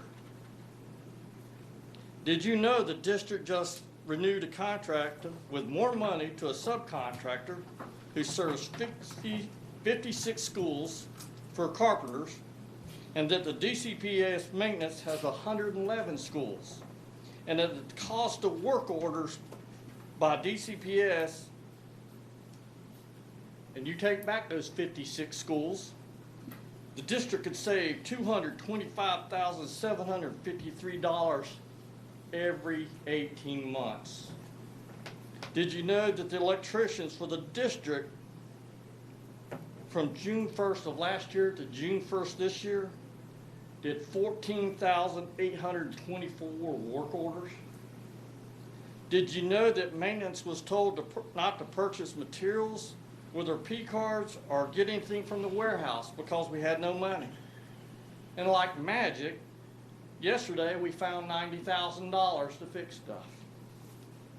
Did you know that a teacher out at Westside High School had no AC for a month and a half because it was under contract and our own people could not touch it? And the contractor refused to fix it because it was not in your contract. Did you know all the information was provided by the school board? Thank you. Laura Collins, followed by Miss Larissa, followed by Susan Candler. Hello, I'm Laura Collins, address on record. I grew up in Jacksonville, Florida, and as my brothers and I went to school here as my 3 sons, and I have 6 grandchildren. But in the last years, the Duval County school system has rapidly declined. And thank you for listening to us, but I hope you're actually hearing us.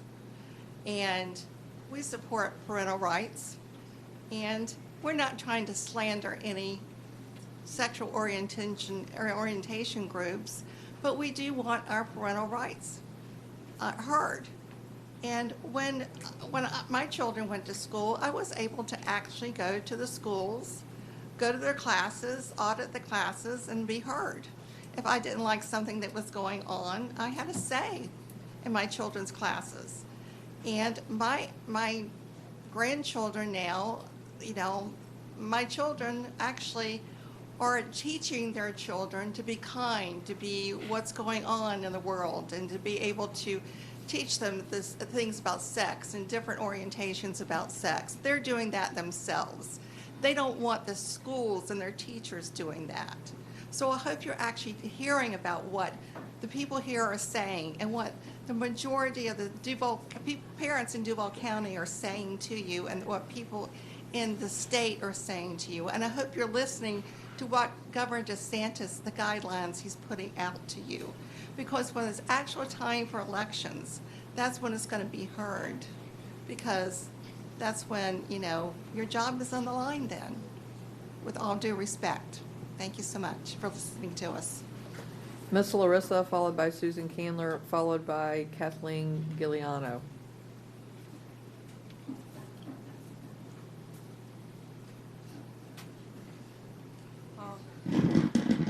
Hi, Hi, I'm Larissa Dvojnikova, and I need translation because She's nervous.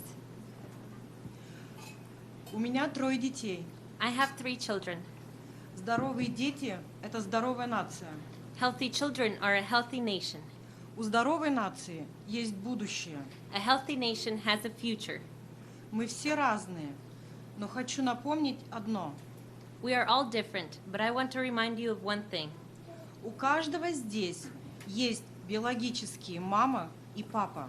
Everyone here has a biological father and a biological mother. Это союз между мужчиной и женщиной. This marriage is between a man and a woman.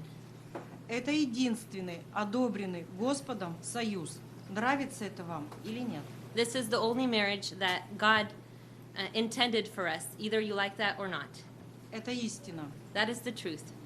Докажите мне обратное, и я замолчу. If you prove me otherwise, I will stay quiet. Мэр Флориды принял закон.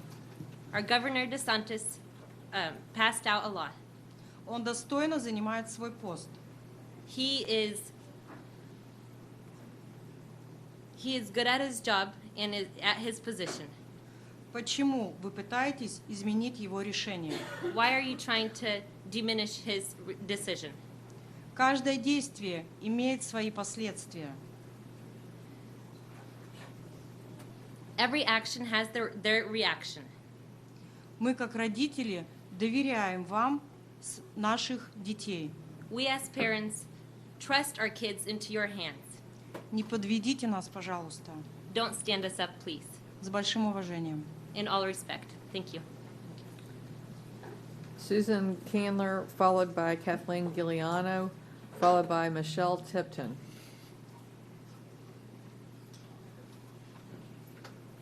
Good evening. My name is Susan Candler. I'm a resident of Jacksonville, Florida. I'm a mother, a grandmother, and I love my kids. My mother was a school teacher for 35 years, and her job was to teach reading, writing, and arithmetic. She pretty much stuck to that. She had classes that were special needs children, all types of children, and she really was totally beloved. She taught us the difference between right and wrong. And for that, I'm forever grateful. And I've tried to teach that to my children and my grandchildren. I mean, there's a lot of things that my husband and I could teach them. How to build a fire, how to survive on things that most of you wouldn't even consider eating. However, the role of a teacher is to teach reading and writing and arithmetic. That's what I was taught.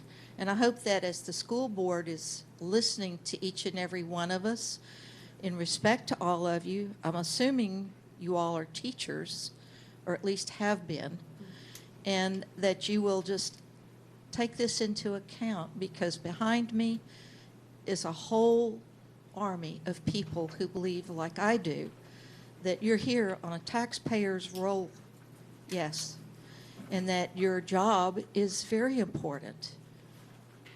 I'm standing here looking at people looking at their laptops, playing around with this, that, and the other. This is so important.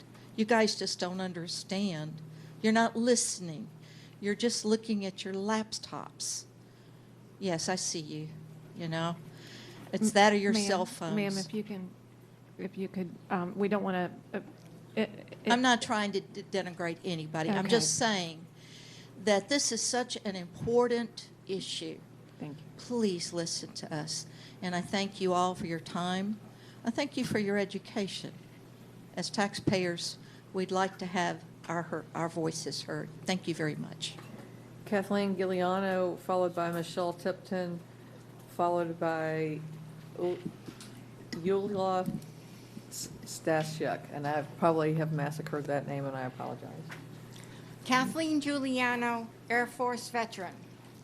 If you need wisdom, ask our generous God, and he will give it to you. James 1:5. This school board, the teachers, and the teachers' union are in desperate need of wisdom. All beautiful children are made in the image and likeness of God. He created man and woman, and God saw everything he created was good. You are entrusted to educate our children, not to teach them to change their sex, that America is a racist country, or that minority children cannot improve themselves. Any adult who tells a child under the age of 18 to keep a secret from their parents is a predator. You want to give boys puberty blockers, the same drugs that are used to chemically castrate sex offenders. You want to have girls mutilate their bodies and not tell their parents. Child abusers get arrested and go to jail. You are failing our children from being all they can be and failing our country. Socrates was put on trial and found guilty of corrupting the children of Athens and forced to drink hemlock. We, the taxpayers, have the power to peacefully and patriotically vote you out of office and replace you with adults who believe in Judeo-Christian values and the greatness of America.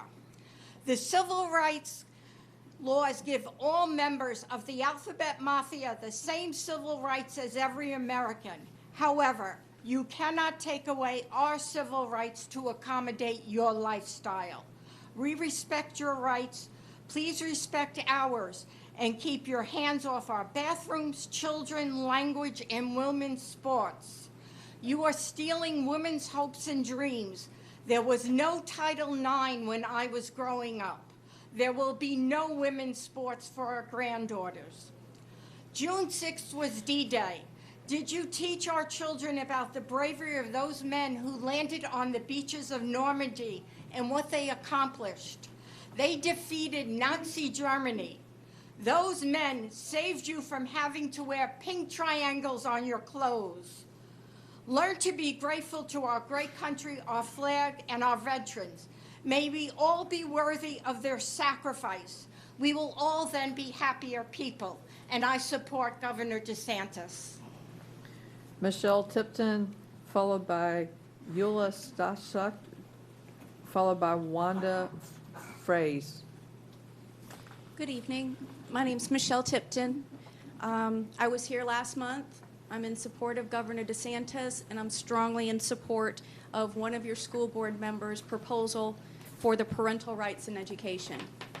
I, with hundreds of others, came and spent hours last month sharing our concerns with the direction of the board with this video and the pamphlet that was put together. I found it to be completely in violation of where you should be in your position to table this and to try and break your Robert's rules in not following what you should with this.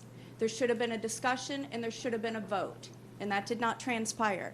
You once again have parents coming here again imploring you to have a conversation on this and vote in support of this. The Governor DeSantis has put together and approved this bill, and this should be happening. We have incredible teachers in Duval County. I have a family member that's a teacher in these schools, and they are phenomenal teachers. Unfortunately, we have teachers that are not there to teach. They are there to propose and push their social agendas. This is very inappropriate, and it needs to stop.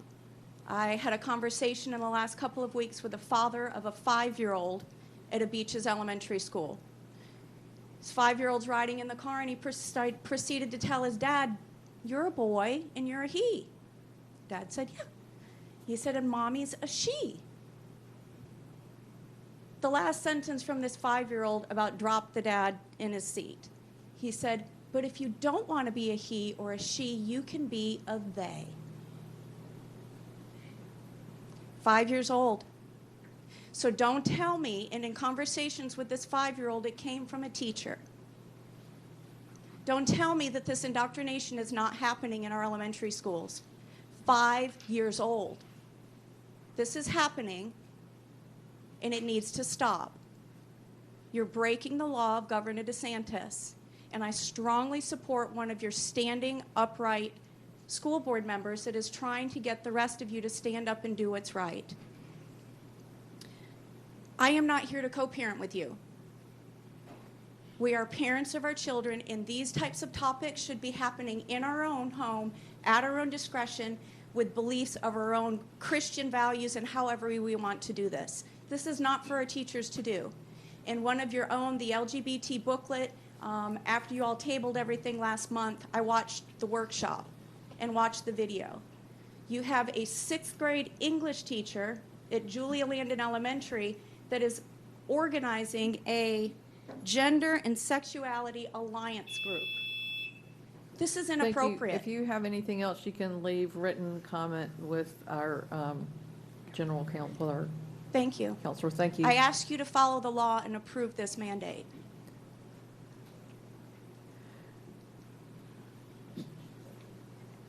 Will you please state your name for the record, because I know I've mispronounced it about 3 times. My name is Yulia Stasiuk. Yulia almost is Julia Y instead of J. Thank you. My parents came to United States 20 years ago as refugees from Ukraine. They were running from the former Soviet Union Communist Party that prosecuted their religious right. It is extremely ironic that I find myself in the United States that I incredibly love, trying to protect my parental rights. This is just surreal, honestly. So I'm here to have a public comment in support of the Florida House Bill 1557. Majority of discussion here is about sexual education. I would like to spot a light a little bit on the rest of the bill. In Section 1, Paragraph 2, HB 1557 prohibits school district to attempt to hide from parents what is happening with their children in school. Show me a parent that would be against us. Show me a parent who would want the school to lie to them. In the same section, the bill prohibits school district from forcing school personnel to lie to the parents. Again, show me at least one parent in this room or anywhere in Florida that would prefer that their teachers would lie to them about what happened to their children in school. One. I don't understand why anyone in this school board would be against transparency with the parents. What do you have to hide? This bill gives us, the parents, a better understanding of what's happening with our kids in school. It helps us to trust the school more. If anything, you want us to trust you, then tell us what you're doing. Also, there's one thing to think about. The bill has been signed into law on March 28, 2022. Right now, Duval School Board is trying to decide if they want to follow the law. If we're following this logic, that any school in the district can decide if they follow your resolution, and any parent in any school can decide if they follow the school rules, right? So we can all decide what we want to do. What's the point then? With that all being said, with all respect, a little bit emotional, I would like to invite the school board to demonstrate that you guys want to work with us, parents, not against, for the well-being of all the children in the Duval County. Thank you for your attention. Wanda Frazee does not wish to speak, but wrote, Duval County schools must focus on safety, inclusion, and academic excellence. The school district should not sacrifice the well-being of LGBTQ students and their families because of misinformation and harmful politics. Solinsky Tatanya, Melanie Gay, followed by Andrid Bannister.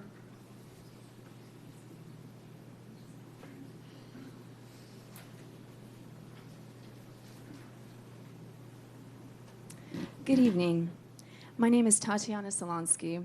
I have a master's degree and I'm a practicing nurse practitioner since 2014. I have been married for 13 years and we have 3 beautiful daughters. I am one of 6 children, and as someone mentioned, my family also immigrated from United States in 1994 from the former Soviet Union. My family understood the power of education for a better future. All of my siblings have a master's degree or higher, 5 of whom are in the medical field. This evening, I would like you to consider the importance of education as an objective ideology versus ideological colonization. We have witnessed ideological colonization in many countries worldwide, i.e., the communistic regimes in Russia and China, and now witness the devastating effects this has on society. Many of us read about Eastern Ukraine's conflict daily. Although I and many of us understand that there may indeed be individual persons struggling with gender dysphoria, they should be treated with understanding and receive appropriate counseling. This does not provide justification to advance a gender ideology on an entire population of children, teaching them to question their biological gender. Dr. Paul McHugh, an American psychiatrist, researcher, and educator, a distinguished professor at the Johns Hopkins University School of Medicine, served as a psychiatrist-in-chief at Johns Hopkins from 1975 to 2001. One of the main issues Dr. McHugh studied if men that undergone sex change surgery found resolution for their many general psychological problems. Colleagues like Dr. Mayer and other researchers quickly discovered gender reassignment surgery did not improve psychological well-being. These studies caused Dr. McHugh to shut down transgender surgeries at Johns Hopkins in 1979, which were only resumed recently in 2017. Dr. McHugh argues that individuals with gender dysphoria should be treated as a mental condition under psychiatric care and counseling, but this is not a physical disorder, and carrying out surgery is like performing liposuction on an anorexic patient. The long-term results are often increased depression, anxiety, and suicide. Remember, these are adults we are speaking about. In conclusion, when it comes to children, especially in their most crucial formative years, objective ideology is vital for them to develop a healthy worldview. I want my children to know the biological truth. I want to be able to teach this truth without being punished. I want those struggling with gender dysphoria at a young age to understand help and counseling are available. And lastly, I want my children and all children to grow up as happy and healthy citizens, which I believe can only happen when truth, objectivity, and research is spoken over gender Thank you. ideological instruction. Appreciate that. Melania Gay, compliance with law. Andred Bannister, followed by Laura Alban, followed by Robert Candler. Last call for Andred Bannister, Laura Alban, and Robert Candler.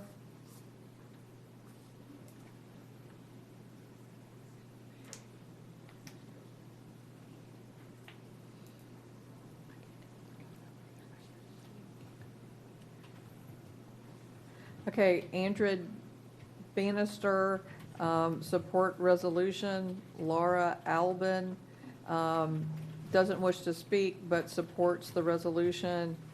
Robert Candler. It just says child. Liliana Kashmir.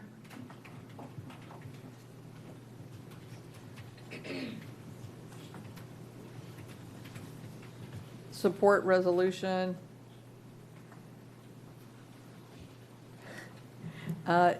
Yexiteria Archimonic. Let Parents Teach. Wendy McKinnon, followed by Ted Macy. Wendy says, I do not wish to speak. Support the resolution. Ted Macy, followed by Nancy Stats, Dr. Nancy Stats, followed by Mara Macy.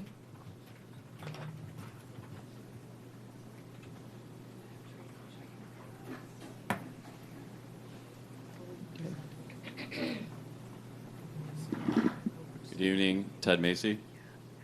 This marks the fourth school board meeting dating back to September, and it has been brought to your attention the issue of my children's potential need for a life-saving injection. Despite being told that we would find a solution to this issue, the school system has not addressed it at all. You've shown no desire to resolve a real issue, which actually saves the child's life if a crisis arises. So an adrenal crisis ends in death if medical treatment is withheld. So if you prefer, I take legal action through Disability Rights Florida, who took a case in Orlando, the same one, and won. Please let me know. I prefer not to. I'm pretty sure the taxpayers wouldn't like to either. But if you really want, I'd be happy to have a side project to my current federal lawsuit against the DoD and the Secretary of Defense over the military shop mandate. So. On another note, we still haven't heard any update on issues to complete the complete inability of Lavilla and Douglas Anderson to give students proper and correct guidance for auditioning for their visual arts department, and also the lack of ability to communicate with parents inquiring about those procedures. I'm happy to reiterate that our son is being taken out of DCPS for the upcoming school year. Dr. Nancy Statz, followed by Mara Macy, followed by Mark Garlove.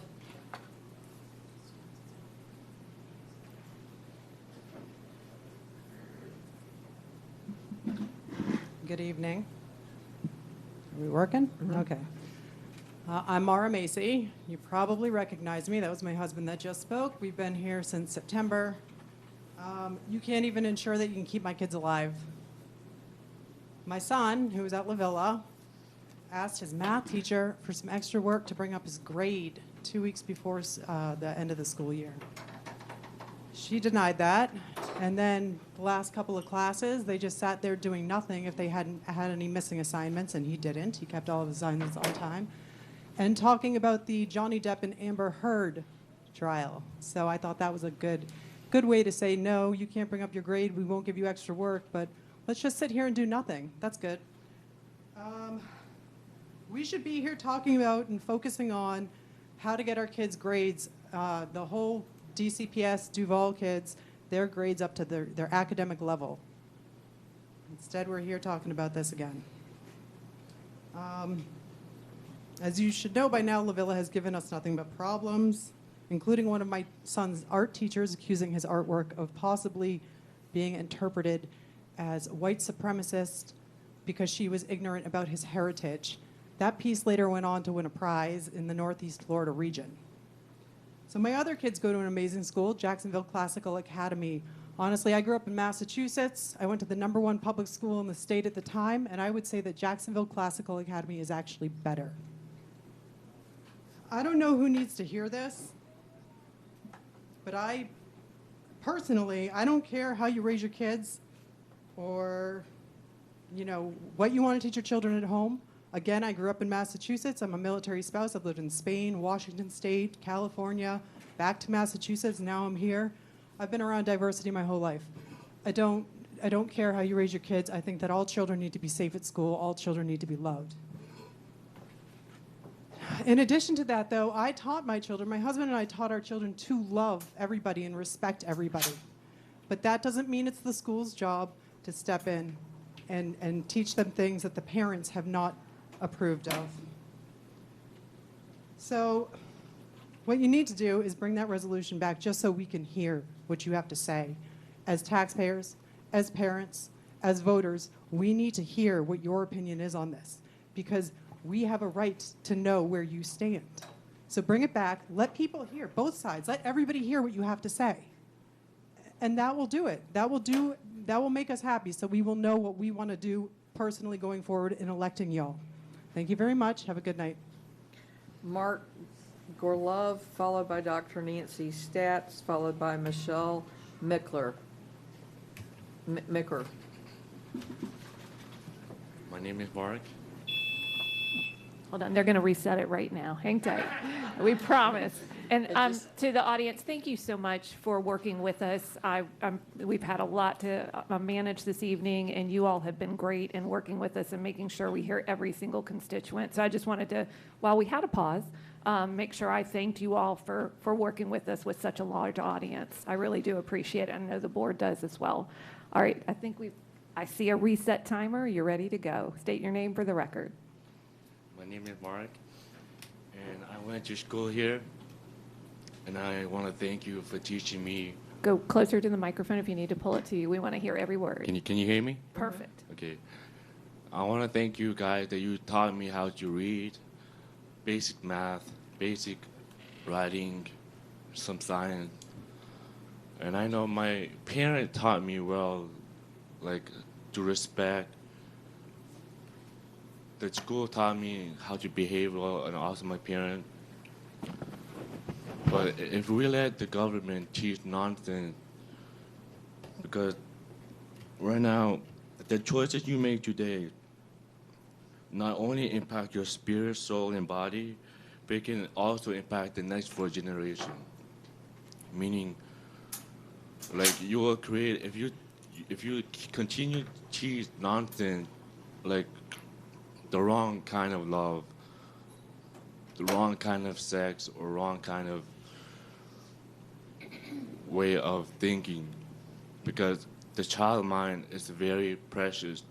Because I know I was a child, and I know that you were a child. They taught you, the school taught you basic principle of life, basic life, because life is a gift. Like we must cherish it. We must teach child the right way, how to walk upright, like the basic thing. I want to read the true kind of love from the Bible, 1 Corinthians 13, verse 4. Love is patient, love is kind. Love does not envy or boast. It is not arrogant or rude. It does not insist on its own way. It is not irritable or resentful. It does not rejoice at the wrongdoing, but rejoices with the truth.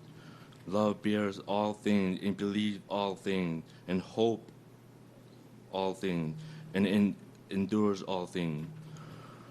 We are our mind, and as child mind, we are wise for love to think positive. But if you continue to think negative, the wrong kind of love, you will create a generation of corruption. So right now, I pray that in Jesus' name, that you will obey the law. You will make this right. Thank you. Dr. Nancy Stotts, in support of LGBTQ student guide, Michelle Micker, followed by Betty Hayes. Good evening. My name is Michelle McGurr. I live in District 2.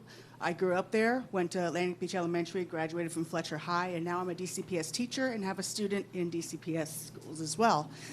I'm just here today to remind you that our message, our job is to protect the children first and foremost, and to keep protecting children no matter who they are or who they love, and not to let fear and ignorance and hate rule the day.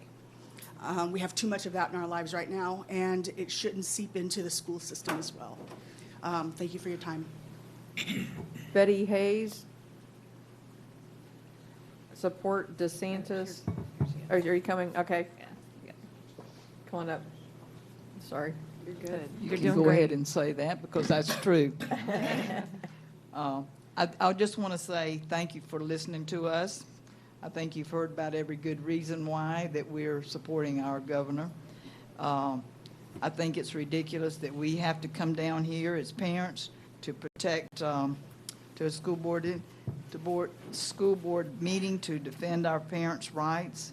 I think it's ridiculous that that little children need to be taught about sex in kindergarten and even in school. That was my parents' job, and that was my job is for my children. I don't think the school has that right. I stand in support, as I said, of our Governor DeSantis' parental bill, and I think that I stand for that for 100%. And I thank you, and I hope that we can get this right for our children and our future children. This is our country, and we need to do the right thing right now and stop some of this crazy stuff that's going on. Thank you. God bless. Jimmy Midget does not wish to speak, but did say the school district should not sacrifice the well-being of LGBTQ students and their families because of misinformation and harmful politics. Raja Kazarski, followed by Alana Martin, followed by Judy Shelkin.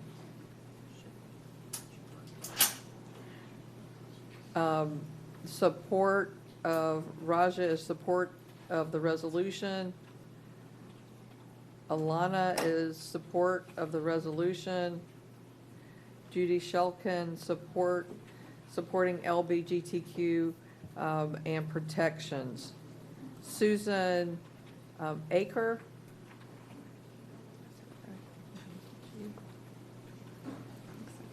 Susan Aker, followed by Margaret Latimer, followed by David Bryant.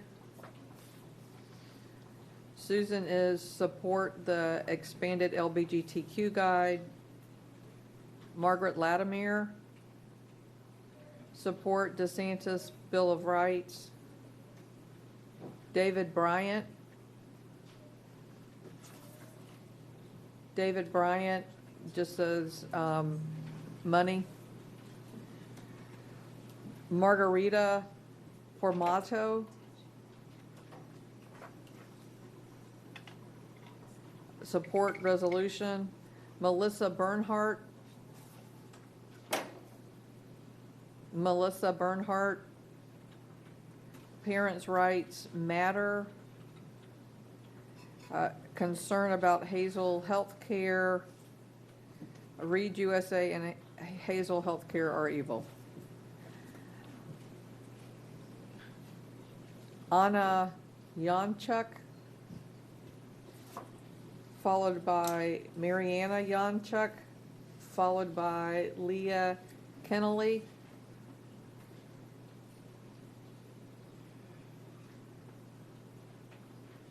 Good evening. I'm Mariana Yanchuk.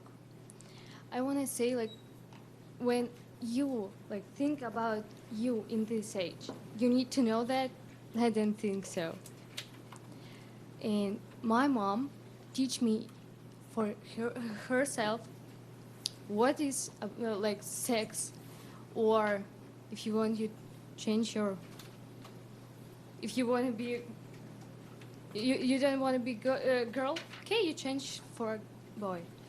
But I think the children in 5 years old don't need this. Like, they need study. I think children in this old, they wanted to be play with in school with friends. They don't need that. When I get when I 14 years old, my teacher started talking about sex with me, and I feel like very not comfortable because I wanted to talk with my mom or dad or my old sister, but this is like, you are one person. Like, for me, you're not my sister. You're not someone who I know. Like, I don't want to talk with you about that. And for the children, I don't think they need to know that in that age. Like, I think they need to get a math, science, history. That's all they need. But I think the parents need to talk about this, because many children in 14, 13 years old don't feel comfortable to talking with a teacher, because I feel don't comfortable to talking with my teacher about that. Like, I don't need that because my mom talking with me about that. And I think this is wrong for doing this for 5 years old. This is stupid. They don't need that in that age. Thank you. Thank you. Anna Yanchuk, followed by Pablo Yanchuk. both are in support of the resolution. Leah Kennelly.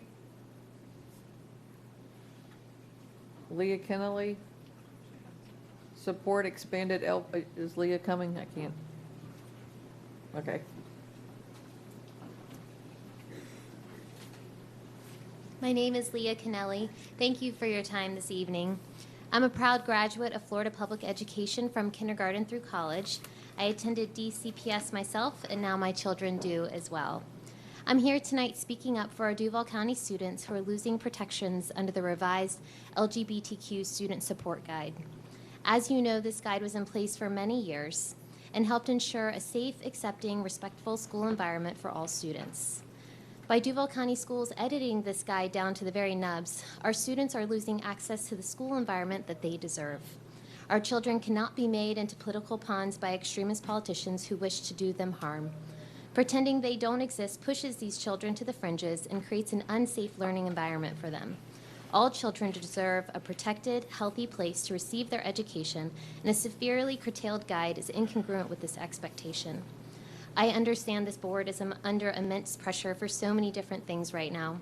It's a very difficult time in our city and our country. You have my sincere thanks for working hard for our children every day, and I'm grateful that you take our concerns seriously. We appreciate you. Thank you. Hanya Topoli, followed by Zoe Topoli, followed by Christina Topoli, followed by Arthur Topoli, followed by Olansal Topoli. And I apologize if I mispronounced that last name. I'm confident that I did.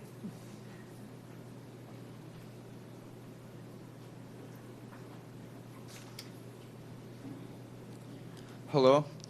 Let me tell you one thing. Could you please say your name for the record? Yes, my name is Arthur Topchi. And let me tell you, before I planned on coming here, saying something, I was a little nervous, but I did write this speech. It's not going to be 3 minutes long, but I am 16 years old, and like many of the people in this room, I'm also from Ukraine. Came here when I was 5 years old, and I live in Duval County for 11 years already. Coming here, my parents wanted a better future for me and my sister. They wanted us to get the education that will get us somewhere in life and become successful people in this world. Let me tell you that I go to church. I am a Christian. I believe in God. I work with kids in Sunday school ages 7 to 9 every Sunday. I see what's in their mind. And let me please tell you it's not sex. I'm not a parent yet, but I love my parents, and the Bible says to honor your parents, your father and mother, that your life may be prolonged in this world. If you would indeed know what is better for our kids and for us kids in general, you would teach them what is needed for the better future for America. I stand for parents' rights because they are the ones who brought us in this world. Therefore, they have complete control over us and what we do. In spite of all of this, I love all of you guys, and I love Duval County. I am not 18 yet, and I cannot vote, but I stand for Governor DeSantis, and may he continue to prosper and do what's right for Florida. Thank you. Thank you. While you're up here, I'm going to just assume that the other speakers' names that I called are in your family. Do they wish to speak as well, or were you speaking for them? You're speaking for them, and they were all in support of parents' rights. And I just wanted to state that for the record before moving on. Thank you. Good evening. My name is Alexander Tapchis. He's my son. We are here because we love America. And God created man and woman. We read it clearly in Bible. And we read Bible, everybody, and each day. And we can find in Bible that many different things. So, and we do this, we are sinners, and we do many things, but they are different. And exactly for this one, God destroyed as a nation. what miscarried, I don't want make God angry on myself, and I don't want to make God angry as an American nation.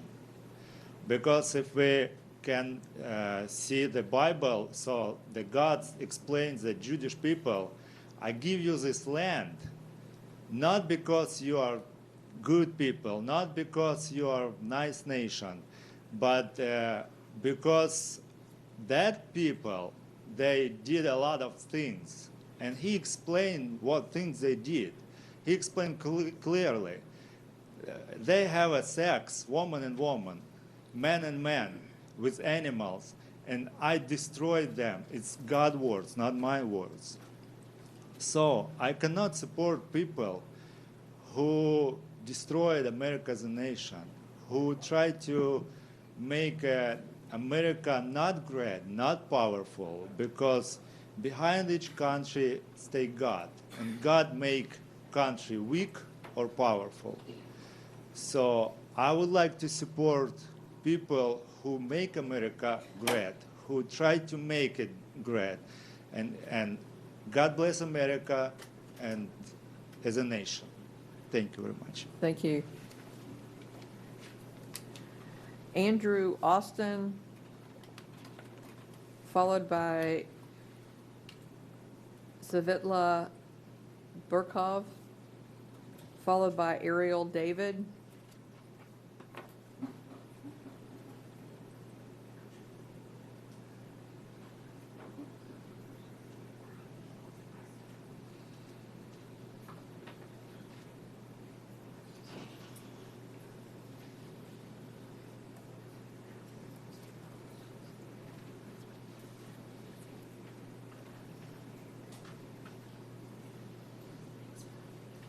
If you can come, if nobody's come, just state your name for the record.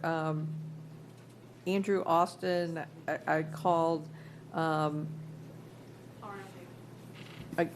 that's later. That's a couple. So I just want to say Andrew Austin is in support of the LGBTQ guide. So go ahead. Hello again. I feel like these are becoming a monthly thing. Could you please say your name? My name is Ariel David, and I'm a parent of a DCPS first grader. And I'm currently a teacher at Ocean Way Middle School, where I am the LGBTQIA+ point person and run a safe space classroom. I was so excited to hear that you did not improve the referendum. Awesome. I was more excited to hear that you were working on updating the student guide last month. I thought, awesome, they listened. I wonder what representatives will be there. I checked around and nothing. So where was our representation at the table? Or is this I Too by Langston Hughes? Because unless you count lawyers, there was nothing. You had a whole group of people for this purpose. And unless I'm mistaken, we were not there. And it shows. You ripped the document to shreds. Again, I say that you're not protecting the students. Again, it is not about every student, unless you mean every cishet student. Again, you need to go back to the drawing board with everyone at the table. There are many experts on the LGBTQIA+, as well as the point people around the country who would undoubtedly be willing to be there. Again, I warn the teacher exodus will only get worse, especially due to this. We do not feel safe. My students do not feel safe. I do not feel safe. 45% of queer youth seriously considered attempting suicide in the past year, according to the National Survey on Youth Mental Health. I guarantee you that number is higher in Duval. I can tell you 8 out of 10 queer students at my school did. The same survey said queer youth who found their school to be LGBTQ affirming reported lower rates of attempting suicide. Do you want to change, or do you want to perpetrate hate? Fix the student guide with us at the table. Don't send us to the kitchen. Keep us at the table when company comes, because we are the Rainbow Cousins. We too are America. Thank you. Savitla Burkova. A reminder of no audible replies. You guys have been really good. I know every once in a while, but if you could please continue to work with us. We're moving through. We're a little over halfway there. Thank you. In support of the Parents' Bill of Rights, Dan Stewart, followed by Sarah Tyler, followed by Katie Hathaway.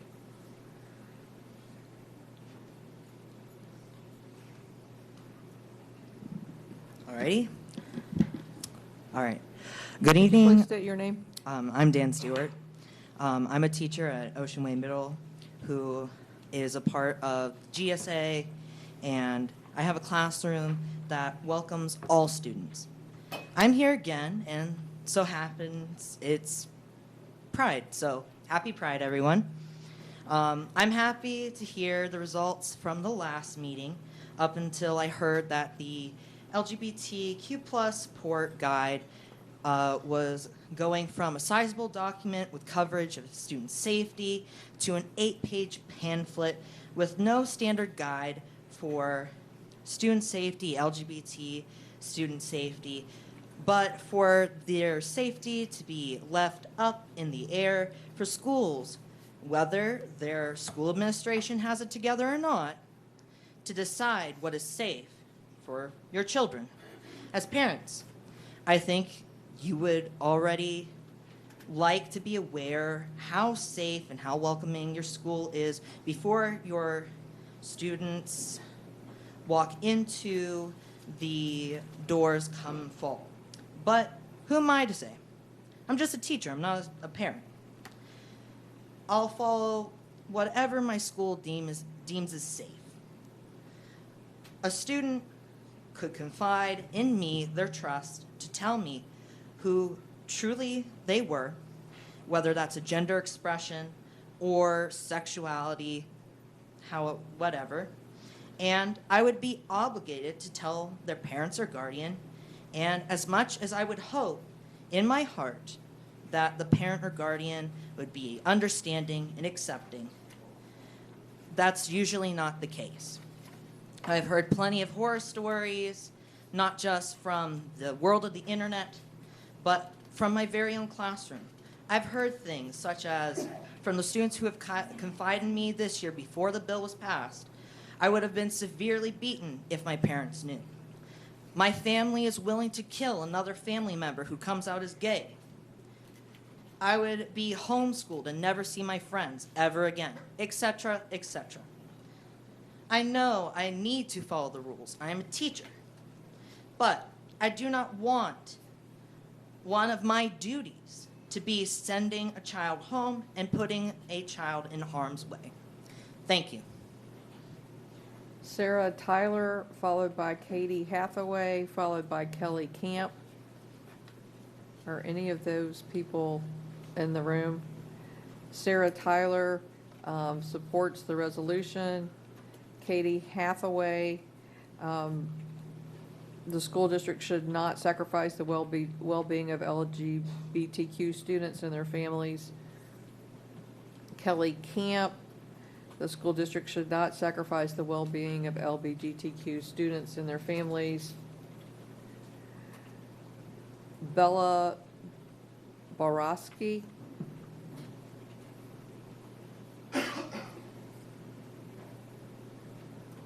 Cheryl Vieira. Cindy Watson.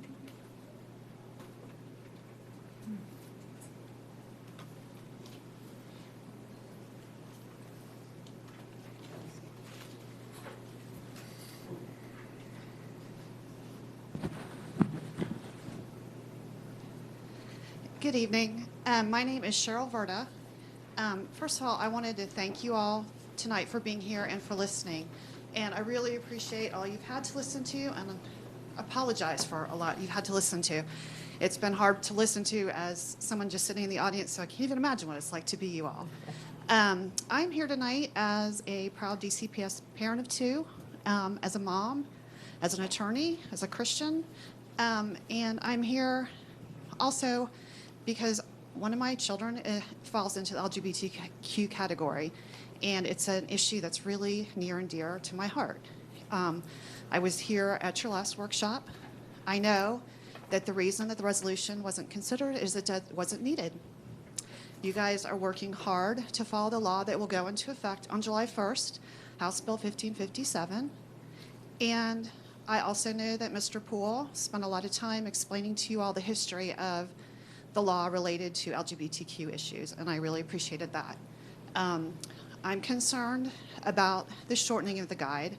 I think it needs to be re-examined. I know the guide was meant to protect our students and to let teachers know how to handle this very difficult, sensitive issue with these children. I'm encouraging you to consider expanding it. I think it can be within the letter of the law. As a matter of fact, I don't know, as an attorney, I can tell you, I don't know that this is going to stand up when the court challenges eventually come, because they will be coming. And I think you all know that. But I just want you all to think about that. I'm very concerned about the notification provisions. I think that violates privacy. Anytime a child wants to be called by a different name, I'm not sure how logistics of that will work. I don't know if Michael wants to be called Mike, if that's going to be called out, but I really think it's a problem when it's an LGBTQ student. I just want you all to remember, please, please, please, please be about all students and protecting all students and all parents. They all need support and they all have rights. And thank you again so much for your time. Thank you. You may come on up.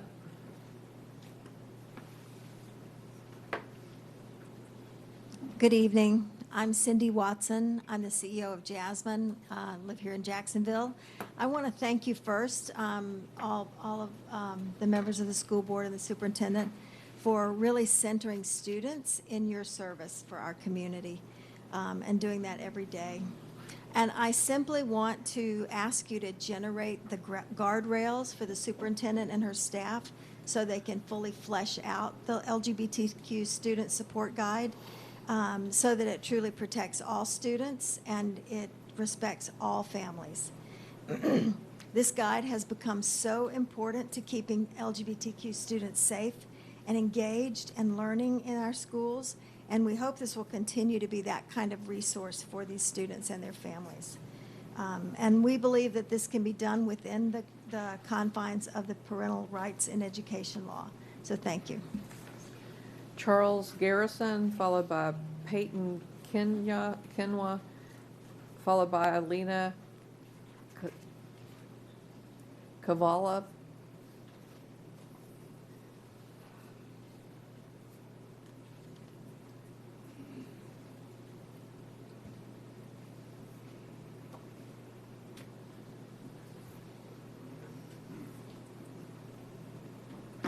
Good evening. Charles Garrison, candidate for Jacksonville City Council at large, Group 5, and Florida Army National Guard veteran. I'm here to urge the district to keep the LGBTQ support guide as intact as possible. Here's why. I wish my school had something like this when I was growing up, but there was nothing. I knew I was different since kindergarten, and I didn't have the vocabulary to really understand what I was feeling, what I was going through, until the 7th grade or so. When I did learn what gay meant from the internet, from people around me, it was talked about in whispers, talked about in a negative manner. So here I am learning about the thing that I can't change myself, and realizing that the community and society around me hates me. I was viewed as less than, a sinner, going to hell for being born gay. This is when I really began to withdraw, and it got to the point in my freshman year in high school, crying myself to sleep.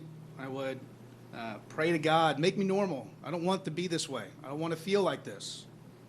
I don't want to be something that people hated. And then one night, I decided I was done. I couldn't take the struggle anymore. So I loaded my 12-gauge shotgun, put the barrel in my mouth, and sat there crying again, praying to God, make me normal, take this away. I don't want to be gay. But luckily I'm here today to tell you my story, but there's many who are not. Since that day, I've spent my entire adult life becoming the person I needed as a child. And right now, we have what we need in the support guide. And the kids today, they have this. So please keep this intact as much as you can, so they don't have to go through the pain and struggle that I went through growing up. Thank you. Peyton Quina supports Parents' Bill of Rights, doesn't wish to speak. Alina Kavalov, support Parents' Rights, Gabriel Waxman, followed by Matt Hartley, followed by Laura Lane. Gabriel Waxman, LGBTQ Guide. Matt Hartley, LGBTQ Guide. Laura Lane. Good evening. My name is Laura Lane. Thank you all for your service. So I'm old and I have history. And I'll talk about 4 memories. I moved to Jacksonville in 1994 to teach writing at University of North Florida. In 96, a man named Ken Jackson came to talk to me and he said, "Here are the things that are happening in the Duval County Public Schools, Laura, and I want your help." And Ken and I started the Gay, Lesbian, Straight Education Network. 2 years later, I received a threatening anonymous note from a student in my class saying he was going to put a 12-gauge shotgun up my ass. 2 years later, I Ma'am, left. If you could refrain Sorry. from using profanity. We Yes. do have Yes, children. You're right. You're Yeah, absolutely thank right. you so much. Yep, you're right. Sorry about that. 2 years later, I left Jacksonville and started a Gay, Lesbian, Straight Education Network affiliate chapter in Orlando. And I want to share with you one thing that I remember from doing that work. And this was in Jacksonville, and it was a parent who had gone with their child to a principal several times to get protection for their son who was pushed down flights of stairs in a high school and could not. And that parent, along with other parents, took their children out of high school to what was then called FCCJ so they could finish high school and not to be attacked. And they would finish their diploma at what's now FSCJ. The last thing I want, this is the 4th one, is after the Jeffrey Johnson Stand Up for All Students Act was passed, it's a small room, 2nd floor of a small building in 5 Points, and it was administrators, it was people who cared, and they got together and said, now we have policy. Now we have the ability, because it came from the Jeffrey Johnson Stand Up for All Students Act, the ability to say that teachers and administrators could in fact protect students. And when that happened, we were able to do the things that we couldn't before because we relied on the good heart of people and we said it was up to them. And once we had policy, everything changed. Thank you. Paula Aguirre, LGBTQ Support Guide. Jamie Shires, followed by Anna Demetric, followed by Karen Olson.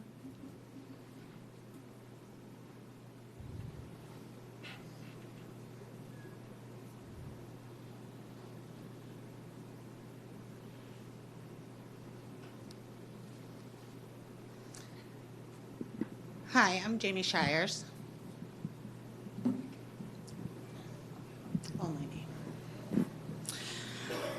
As a Christian and a mom and a concerned community citizen, I'm worried about all of our kids and our students.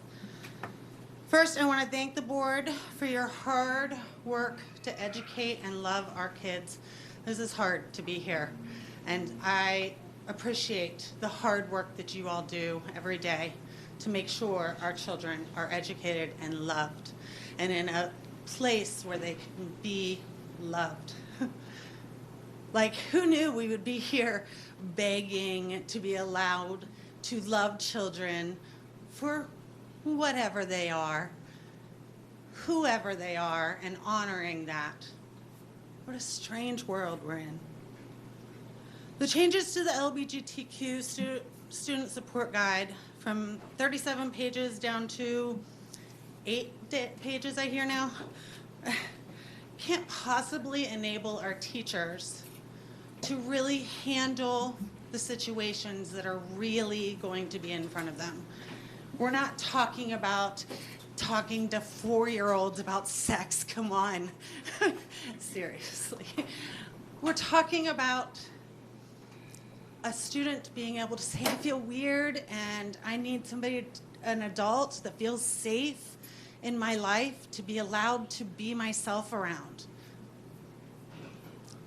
I say, yeah, let's do that. Let's love our kids however they are. Let them play, let them question, just like we did.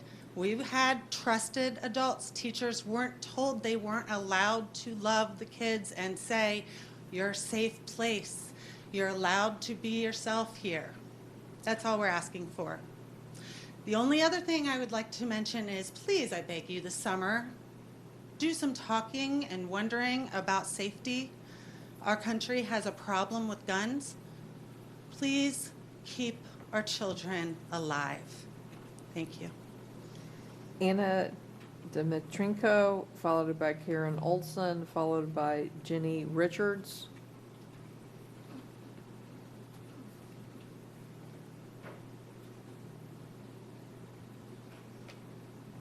I'm Jenny Richards.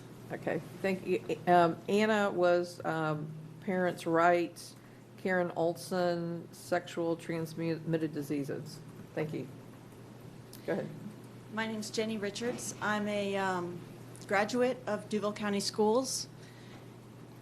I'm a graduate of University of North Florida with a bachelor's in accounting and a master's in business.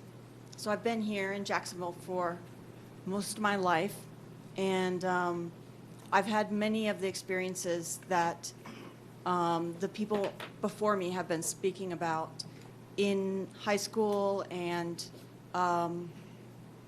with teachers not knowing how to respond to questions. And I think that the support guide was really helpful for that, in that the support guide was more of a guide for the teachers so that they could answer kids' questions. If a kid was asking if they were, if I'm gay, what happens to me? Or if I'm gay, am I allowed to marry a woman? These are facts, and that's a law. So when we're talking about learning laws, that is something that kids might want to know, and that it would be in a purview of a teacher to answer. And so these are complex issues. We're not talking about little kids, and we're not talking about sex. We're talking about a whole concept of a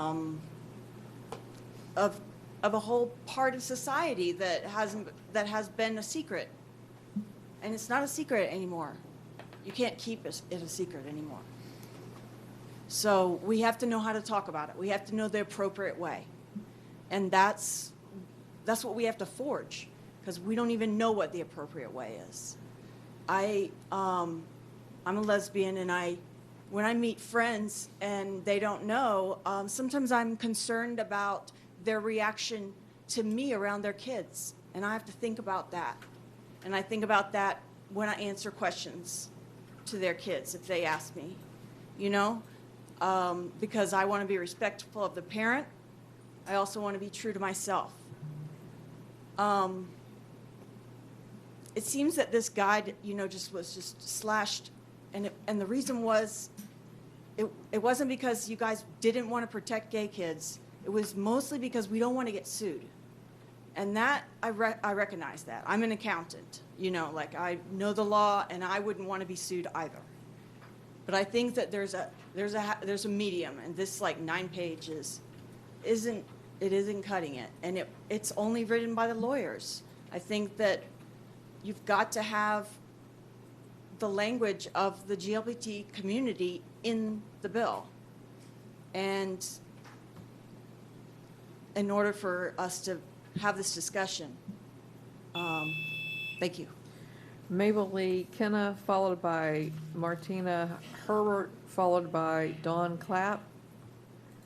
Mabel Lee Kenna is in support of DeSantis and the parents' rights. Martina Strayer Herbert. The school district should not sacrifice the well-being of LGBTQ students and their families because of misinformation and harmful politics. Don Clapp, David Clapp, Michelle Clapp.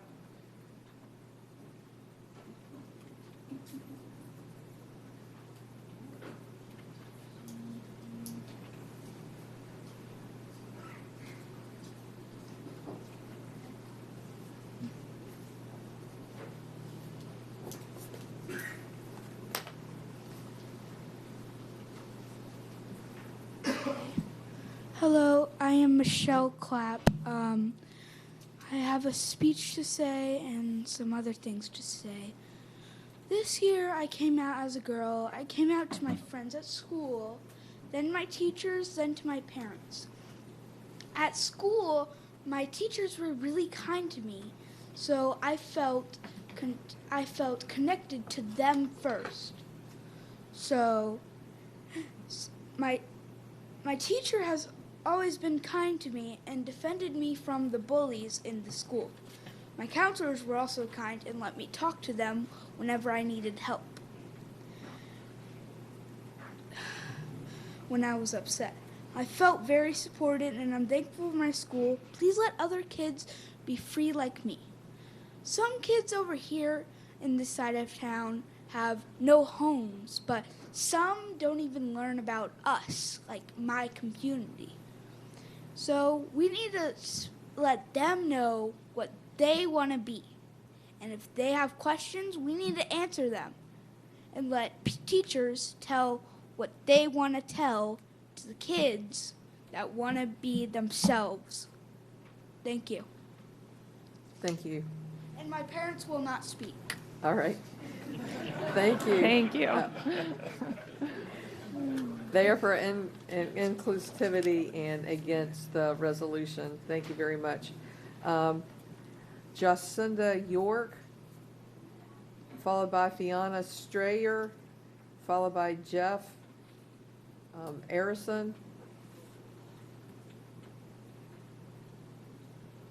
Jacinda York, is she here? Okay.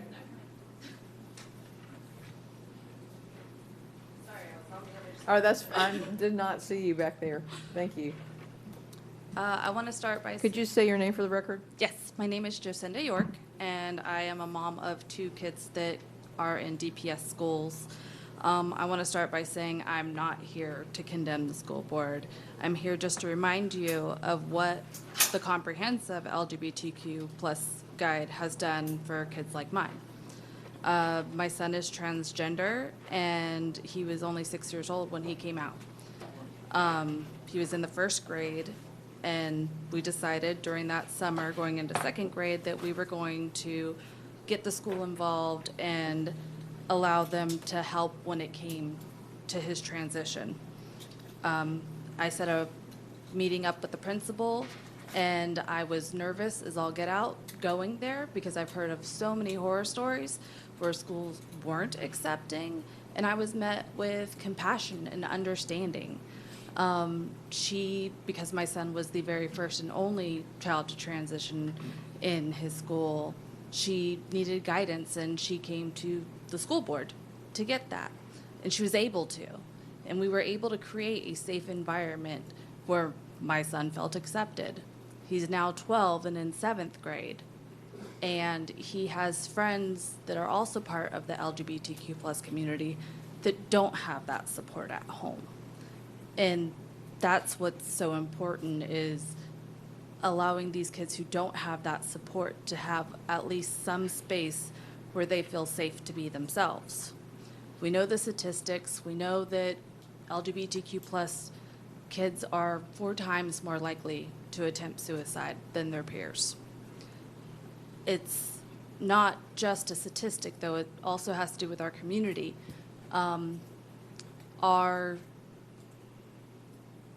We have a 6-month waiting period for youth to get in with a LGBTQ plus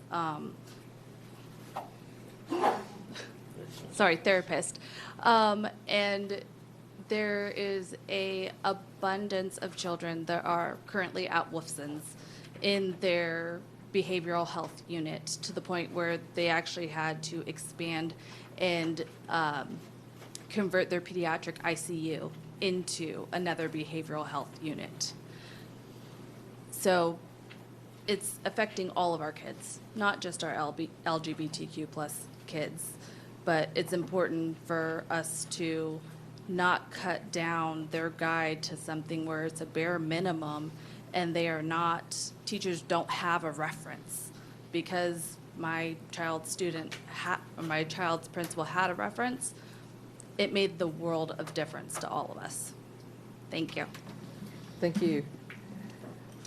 Fiona Strayer, followed by Jeff Arison, followed by Al Cassandra. Fiona is, the school district should not sacrifice the well-being of LGBTQ students and their families because of misinformation and harmful politics. Jeff Arison.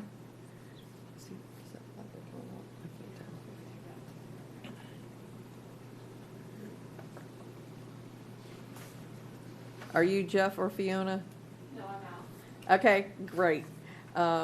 Jeff is support parental rights, and Al Cassandra? All right, thank you. Come on up.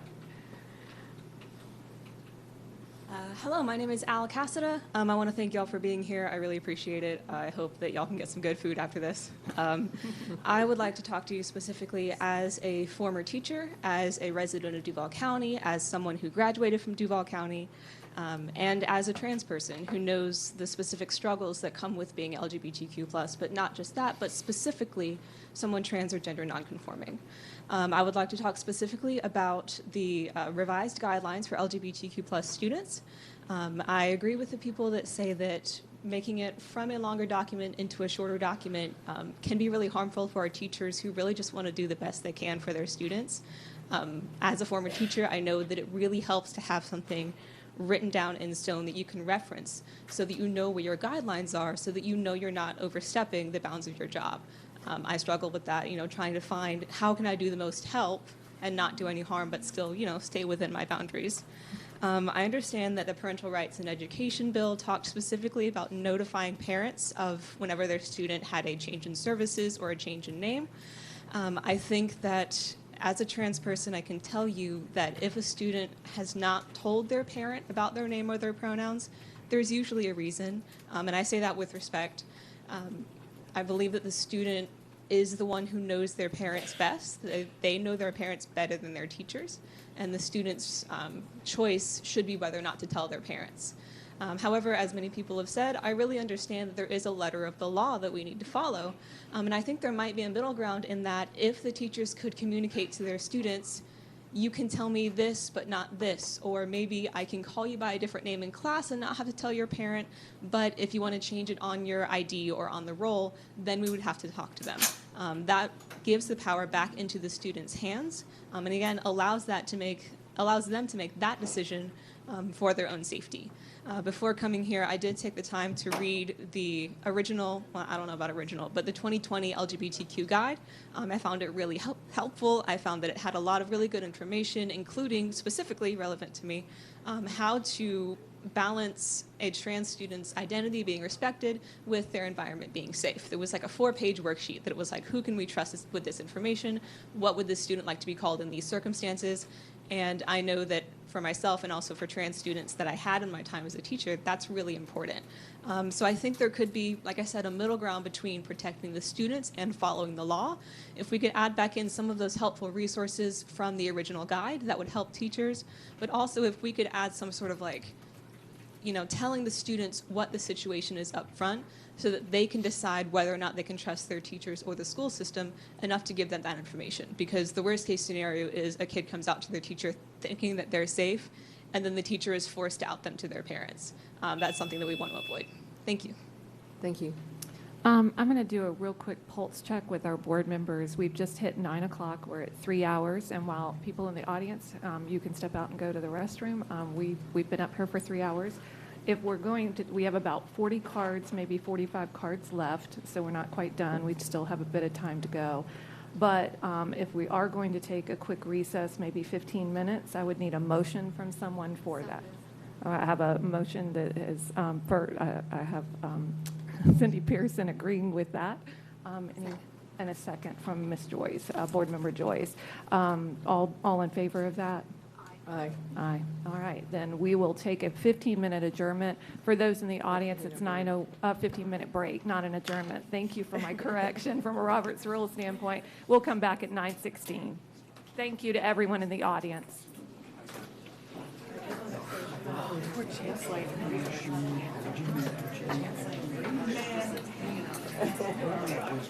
Worked with Paige.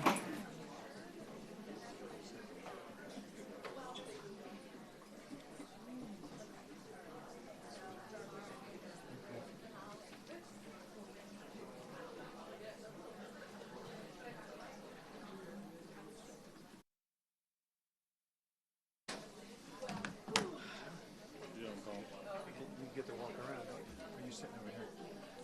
I've been getting up and walking around, but I can't do it. My back starts hurting, and I have to get up. I can't sit there for 4 hours. If I don't do it at work, I can't do it here.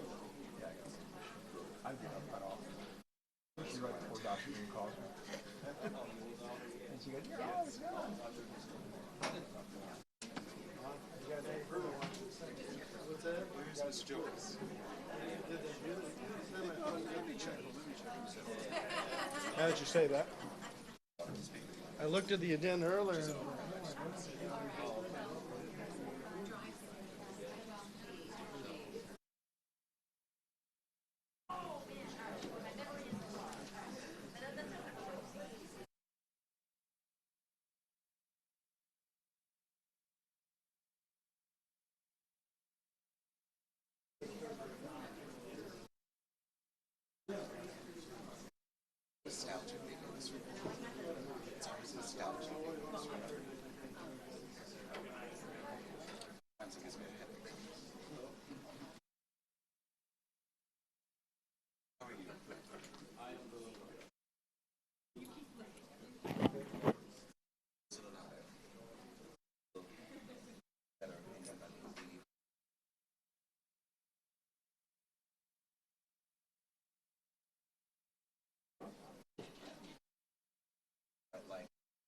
Like the South.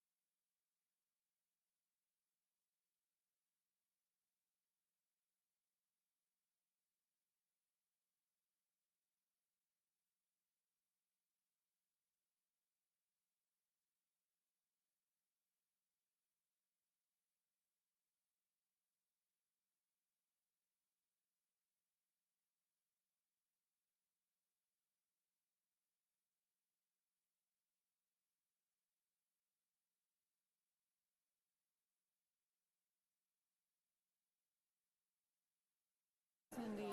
Where's Warren? Oh, there he is. We're going to start bringing everybody back together. If y'all can all head back to your seats. Thank you.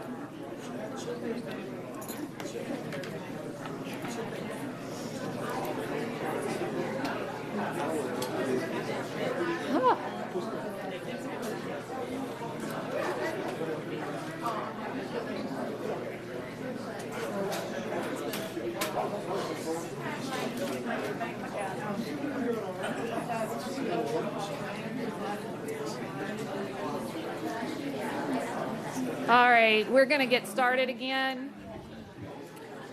Thank you to everyone for coming back to their seats. We appreciate it. We won't call anyone out by name.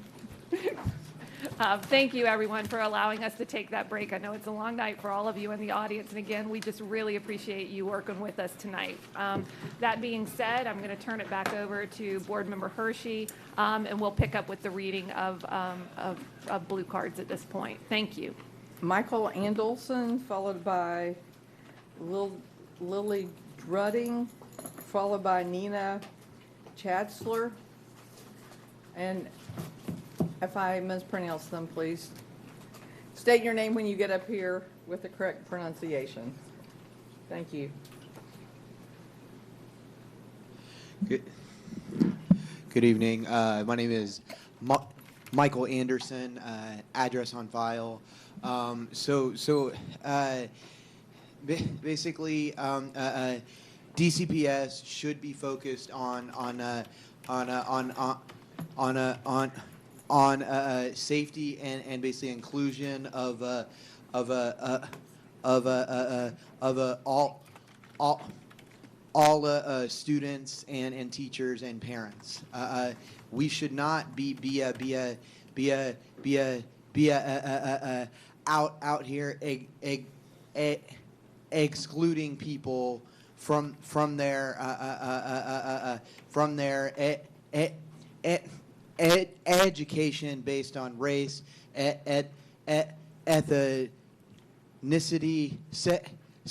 sexual orientation, gender identity or expression, background or belief, age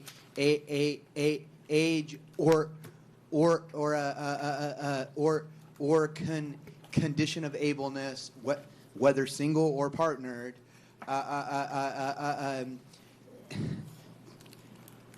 Students have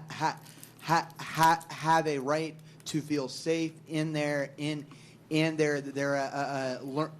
learning environment. As a student myself in DCPS in the 90s, I was born with a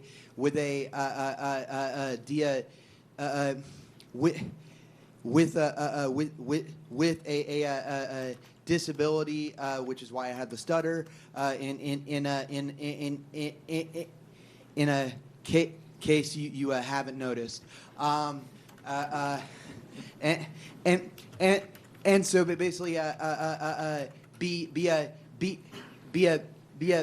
because of that, I had literally was not developing as normal folks should, and so I was bullied and teased, and literally when I was 16 I went to the doctor and they basically found out that basically due to my disability, literally I was not producing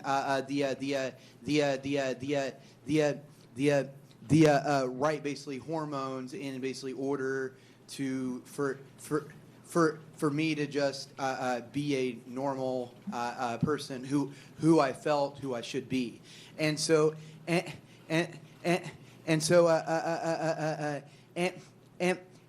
basically after talking with my doctor and my parents, I decided to be at 16 to be put on those medicines to basically help me become who I am today.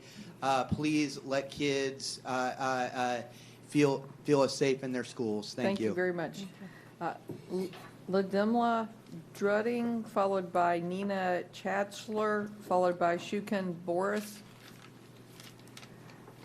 Support the resolution, support parents' rights, support parents' rights.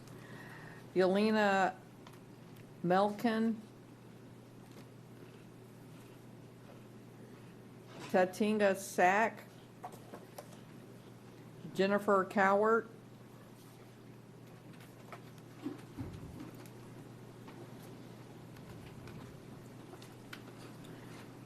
are you Jennifer? Yes. Just for the record, Yelena is support parent resolution. Tatina is parents resolution support. Go ahead, Ms. Cowart.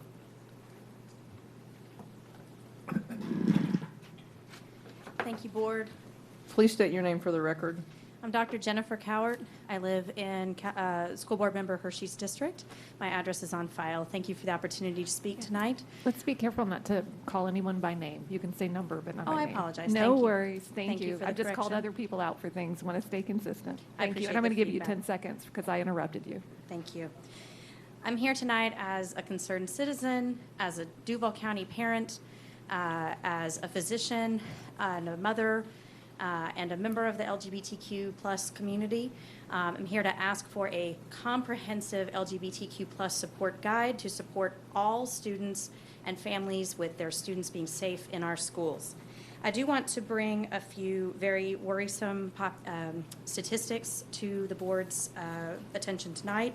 Unfortunately, largely due to a lack of support, the LGBTQI population is at higher risk than the heterosexual cisgender population for suicidal thoughts and suicide attempts. And I know we've already heard some of these heartbreaking stories here tonight. High school students who identify as lesbian, gay, or bisexual are more than 4 times as likely to have attempted suicide compared to their heterosexual peers. 40% of transgender adults have attempted suicide in their lifetime, compared to less than 5% of the general U.S. population. These statistics come from the National Alliance on Mental Illness. This is one of the reasons why this unique population needs unique therapy and support in our schools.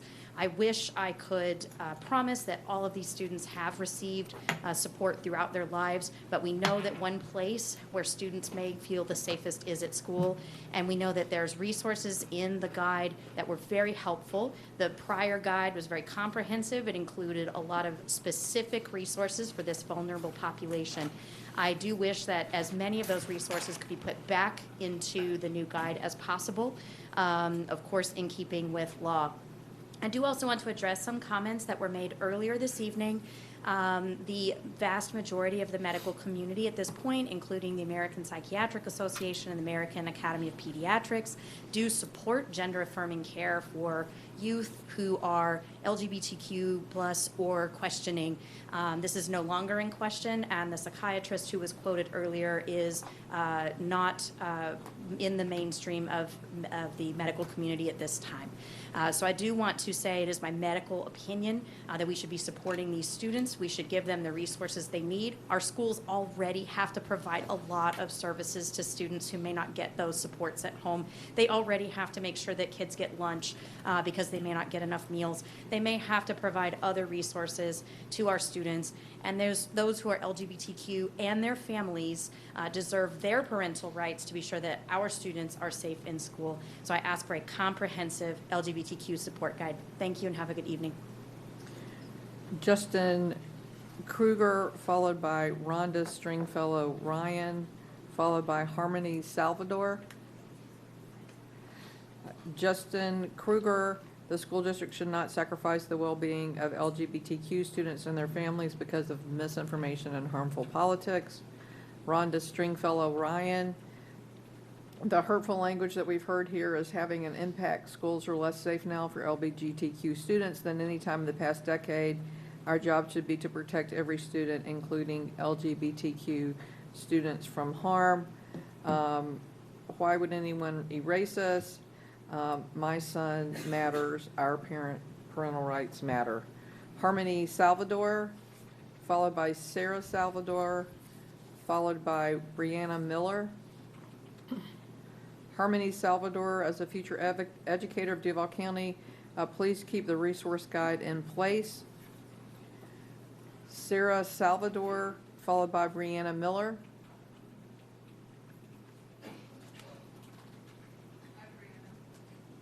Sarah Salvador is kids have enough to worry about being themselves, shouldn't be one of them.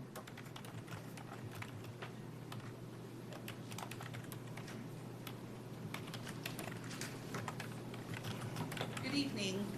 My name's Brianna. I live on the south side, and I'm kind of in a unique position. Sorry, I forgot to wipe this off.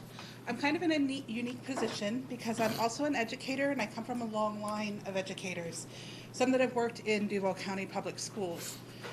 One of the things that makes my position so unique is that I'm in hundreds of classrooms with children under the age of 5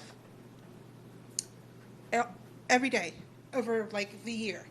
So I go into a different classroom every day, and I can speak for a matter of fact that children are not being indoctrinated with sex education under the age of 5. What the LGBT community is asking for is simply to have a right to exist and to be represented accurately and safely in the school system. I also was very lucky that I went to a very supportive school that supported LGBTQ children, even back in the 90s. And that was a beautiful environment to grow up in, since my own home was not LGBTQ friendly. And I just want to see that for the future generations, for children that are in my family now and that are currently attending DCPS schools, and for my grandchildren that are in the future. And I just hope you'll keep that in mind. So I'm pro the support system and making it larger and more inclusive than the 8 pages you currently have. Thank you so much. Autumn Shepard, followed by Nadez Hall Mistaya, followed by Konstantin Velko, followed by Wells Todd.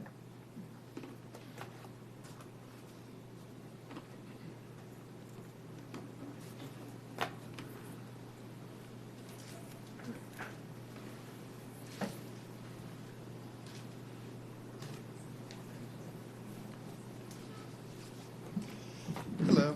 For the record, my name is Autumn Shepard, and I am here in support of keeping the expanded teacher's guide. I have an aspect of thought on it that is backed up with statistics, easily searchable in the Gallup poll, and that is that in the generation that I grew up in, Gen X, only roughly, 4% of us identified as LGBT. And I grew up in schooling and an environment that was not friendly or conducive to coming out, much less understanding who you are. It took me the majority of my life to understand exactly who I was and the feelings that I was having. Now that my generation is largely in charge, there is still only roughly 2 to 3% or 4% that identify. Compare that to our Generation Z, our current generation, our children that we're talking about today. We're looking at 20%. So what you're looking at is a teaching staff that has come up through a system that doesn't necessarily understand all of the nuances, all of the feelings, all of the expressions that come along with LGBT children, because they didn't see it in their lives and they didn't have the ability to express it themselves. Redacting the teacher support guide will cripple them in their ability to identify and to converse and to have an open and healthy relationship with these children. There are none of these stories that are founded about teachers teaching sex to kids. These are all just misinformation that is specifically being peddled to demonize and push a bigoted agenda. We need to continue to support our children, and we need to continue to support all aspects of all of our children, including our LGBT and underrepresented youth. Thank you.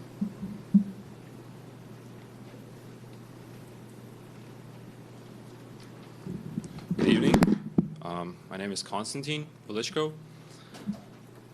So I'm for the bill.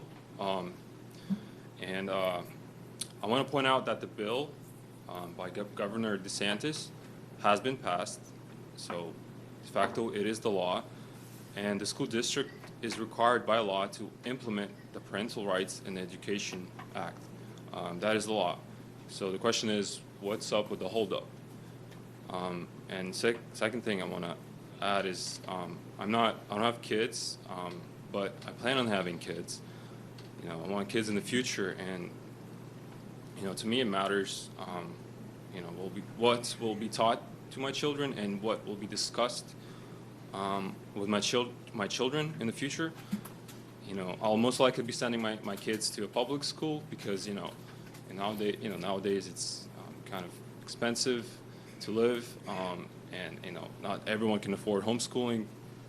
And as someone who wants to send my kids to school, you know, I need to know, you know, what will be discussed with my kids, and essentially, you know, there's no reason to hide anything from the parents. That's my biggest concern.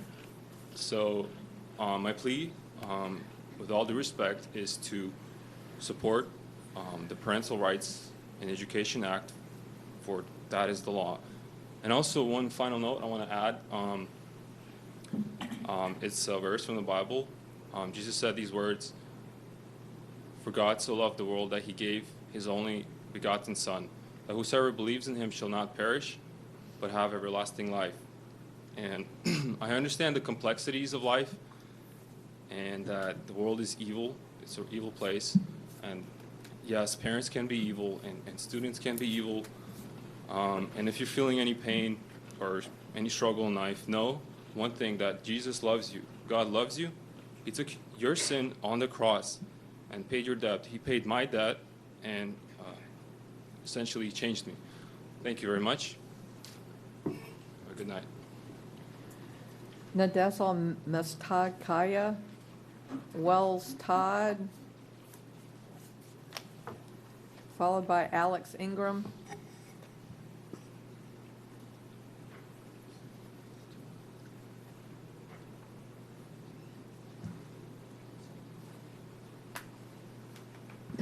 Hello, hello. Yeah. My name is Nadia Mis. Will you bring it down just a down? bit? Okay. Thank you. Perfect. My name is Nadezhda Misecskaya, and actually I didn't prepare the speech, but but I will tell shortly.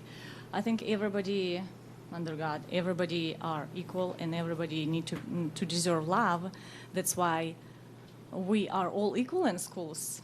And when you talk a child, it doesn't matter like if he's with different orientation or not, or it's like a kid who doesn't have this like inside the inclination for it, or it's like everybody. They all equal. And in school, everybody needs to be treated the right way, meaning with love. And everybody in school are equal. And every teacher loves the kids. If it is a good teacher, of course, he or she loves her children. And that's why there is no even sense to raise up the topic, we need special like a mark on the LGBT. So it's like special tag, okay, we're LGBT. We need to have special love. Love is for love, for everyone. If teacher is jerk and treat anybody different, so it's a problem of a teacher. We should not divide kids. Oh, here is the group of LGBT or not LGBT. We're all one. And that's why I'm considering it like special rights, which actually it's in special rights for kind of LGBT, which they will be like kind of like differentiated, which is everybody need to accept it, I believe. Not just like differentiated, kind of like, oh, something happened, because everybody, even normal kids are bullied.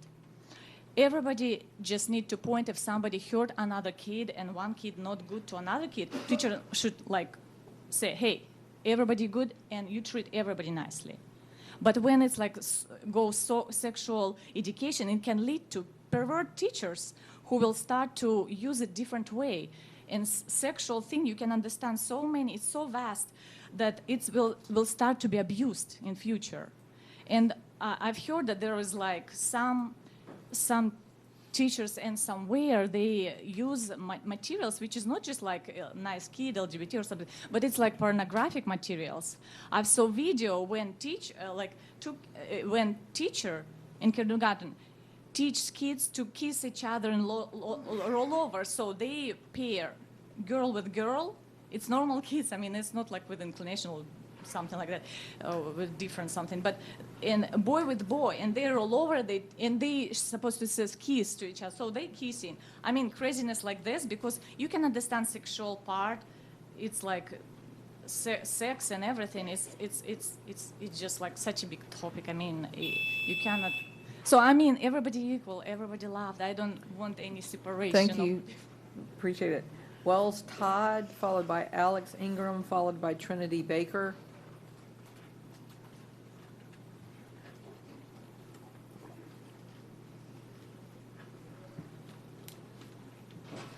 Wells Todd, say gay.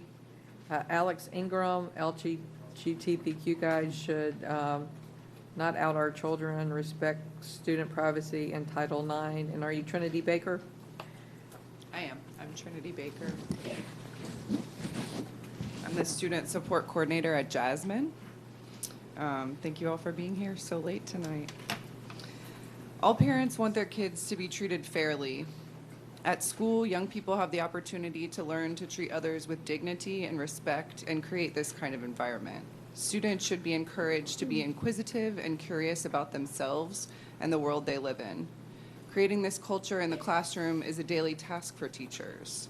However, the Parent Rights and Education Bill sends a message that being LGBTQ is so unacceptable that schools, teachers, and students can't even discuss the topic. LGBT youth should have the same opportunities to learn and thrive as other students, but they often already struggle with bullying, harassment, and being told they don't belong before they even know where they fit in. It is important that they can talk about these issues with their teachers and school counselors. The ability to ask questions to trusted adults in confidence helps create a sense of safety and builds a healthy environment for learning. This law creates a culture of fear for educators and erases the only supportive space in some of these young people's lives. We know that students who feel safe and supported in schools have more positive health outcomes all around. The Student Support Guide, which took this district 8 years to approve, has guided parents and teachers in the equitable support of all students. This guidebook outlines an evidence-based data approach to help ensure that all students are safe, affirmed, and respected in school regardless of their identity.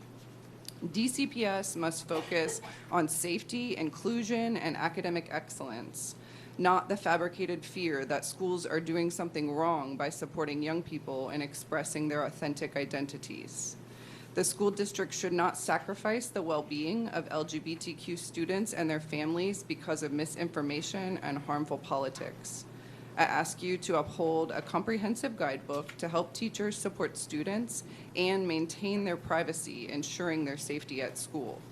Please continue to protect all students and respect all families. Thank you. Carrie Burke McLeod, followed by Linda Watkins, followed by Susan Thigfield. Carrie Burke McLeod, LGBT Support Guide. Are they here? Oh, okay. Carrie Burke McLeod. Thank you. Good evening.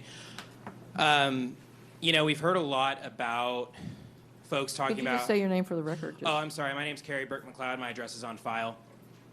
We've heard a lot of people speak about how the school board's trying to break the law, and obviously it's not happening. And I feel there's been a lot of talk kind of taking us out of reality, and I just kind of want to take a minute to ground us in reality in terms of, let's be very specific, because once we get into all these existential ideas of right and wrong and following the law and Robert's Rules of Order, which no one follows, it gets ridiculous.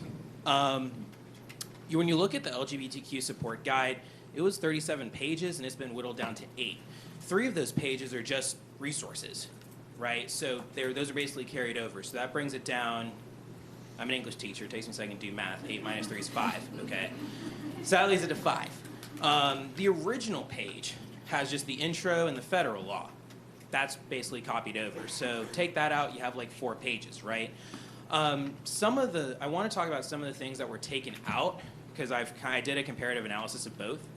And one is how in the original guide, there was guidance on how to avoid anti-LGBTQ language, both for like employees and for parents, as well as suggestions on how to kind of broach it with the student.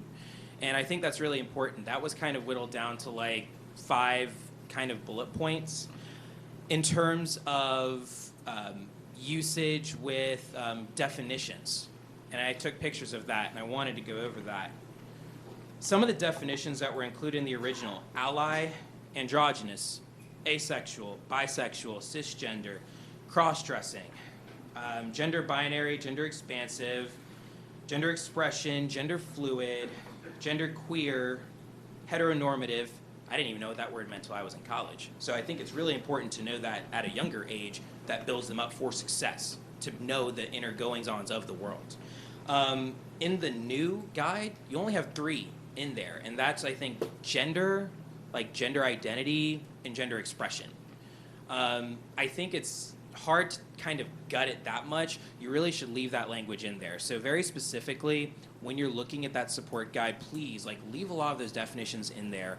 Don't just rely on trainings for the school, for the teachers, but actually leave that in there for the teachers to be able to review at their purview when they see fit to. And for the students to be able to do as well. I think it's important. It doesn't violate what Governor DeSantis has passed into law. And I just hope the school board realizes that, and I think you do, because you're all smart people.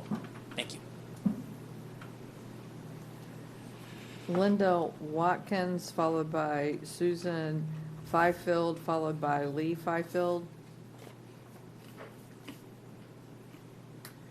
Linda Watkins, the well-being of LGBTQ students.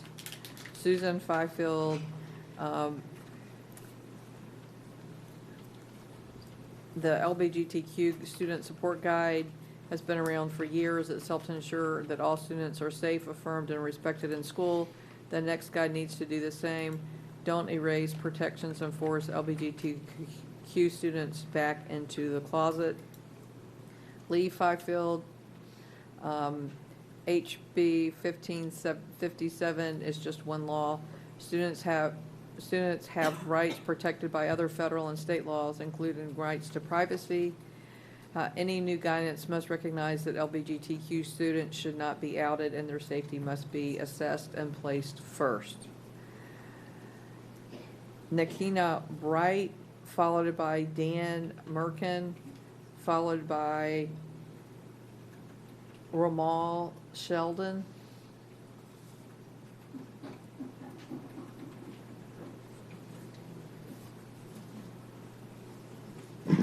My name is Rachel Sheldon. Okay, thank you. I'm sorry, my handwriting was very terrible. Thank you to the board members for being here. I am the mother of a Duval County school student. Anyone who's been involved in public education knows that sometimes a child's needs are not fully met at home for whatever reason. It's an unfortunate reality, but often teachers and school staff have to pick up the slack. Sometimes the child gets their best meal of the day at school. Sometimes the teacher detangles their hair in between lessons. Every year, teachers provide school supplies with their own money for students. And far too often, teachers and school staff are the only safe adults in LGBTQ plus students' lives, because those students know that their families wouldn't support them, or worse, they would no longer be safe at home if their parents knew. We need to allow our teachers and our schools to continue to be a safe haven for all our students. A comprehensive LGBTQ plus guide allows teachers to safely do that. LGBTQ plus youth have a 120% higher risk of homelessness, and family conflict is the primary cause of that. 60% of LGBTQ plus youth said that their homes were not affirming. I'm a parent, and I know that no parent wants to be the last to know something about their child, but I also know that my children will come to me if they are a part of the LGBTQ community, because I know that I have shown them love, and I know that they are safe with me. If you don't know that, if you don't know that's between you and your child, and not between you and the school board. Please don't bring your relationship with your child into the school board, and also let's not bring religion into the schools. We've heard a lot of quotes here from the Bible today, and I want to remind everyone that we do have separation of church and state. LGBTQ people exist, just as straight and cisgender people exist, and they are deserving of your respect, and they need to be protected. They're not here to be tolerated. They deserve respect. And we must not allow the fears and hatred of some to destroy the few protections that we have been able to create for LGBTQ plus students. Please protect them. We need a comprehensive LGBTQ plus guide. And I will remind you, a lot of people are saying parental rights today and to protect them. They're not the only parents here. I'm a parent too. And I would like to protect the LGBTQ students, please. Thank you. Nakinia Wright, followed by Dan Merkin. Nakinia Wright said Duval County Public Schools must focus on safety, inclusion, and academic excellence. The school district should not sacrifice the well-being of LGBTQ. Dan Merkin, followed by James Eddy. Hello, Dan Merkin. Thank you for the opportunity to address you tonight. I know you've heard from me before. As a longtime member of Jasmine, I can tell you firsthand that we have seen the unfortunate impacts of young people being outed to their family long before they were ready or have that conversation. And it has led to some really serious consequences of youth being suicidal, being disowned, maybe being made homeless. These are some realities. So whenever we move forward, I mean, we really want this new guide that we're creating to make sure that there are safeguards in place, that they are addressing any sort of abuse or neglect or harm that might come to a young person if they are outed to their parent because they were notified of their sexual orientation or their gender identity. Because those are the hard realities, is that, while many parents, they're going to find out and they're going to go, oh, I really wish I had had the opportunity to hear that from you directly. And it's going to be okay. They're going to love and support their child. Unfortunately, for many parents, that is not going to be the course of action. It's going to cause real harm. And you're going to be on the hook for that because you set the wheels in motion to hurt that child. That's going to be the reality. So we have this new HB 1557 law that was passed. That's one law of many laws. We have federal laws that protect students. Title IX is really clear about discrimination. We have equal access acts that allow for GSAs to form and function, and it's the same law that allows Bible clubs to form. So we can't hinge on any of those things. But in the state of Florida, we also have laws.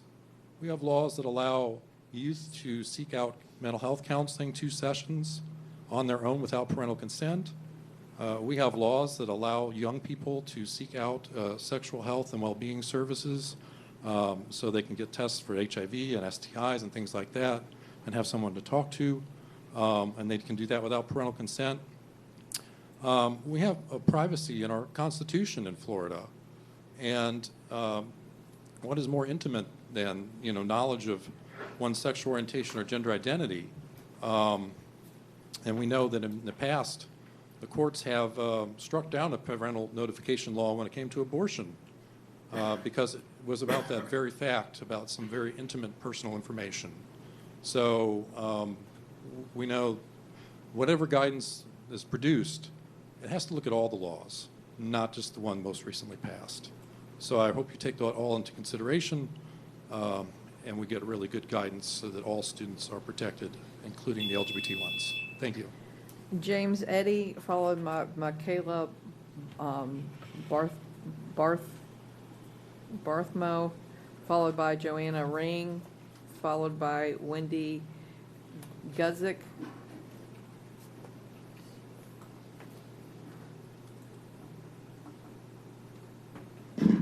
Hello.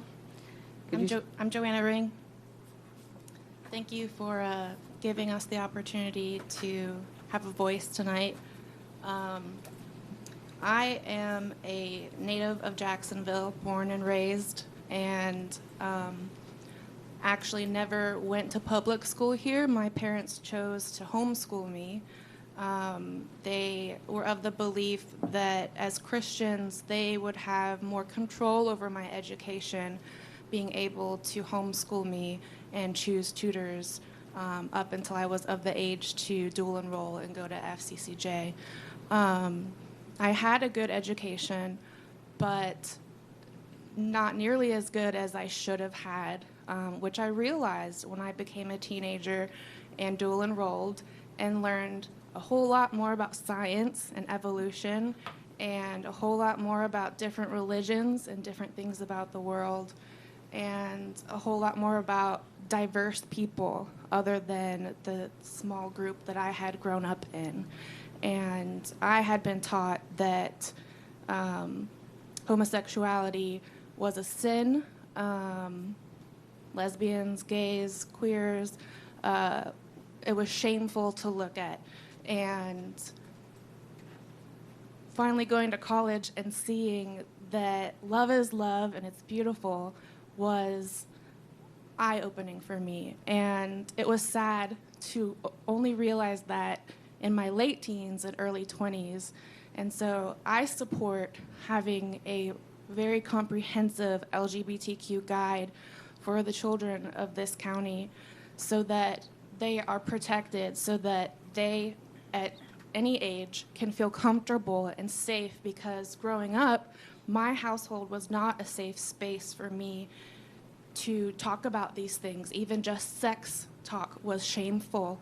And so I did not have the opportunity or place to have safety, like a teacher that I could go to talk about these things with. And so I'm a proponent to have these teachers to be able to have the young kids go to them and feel safe to do so.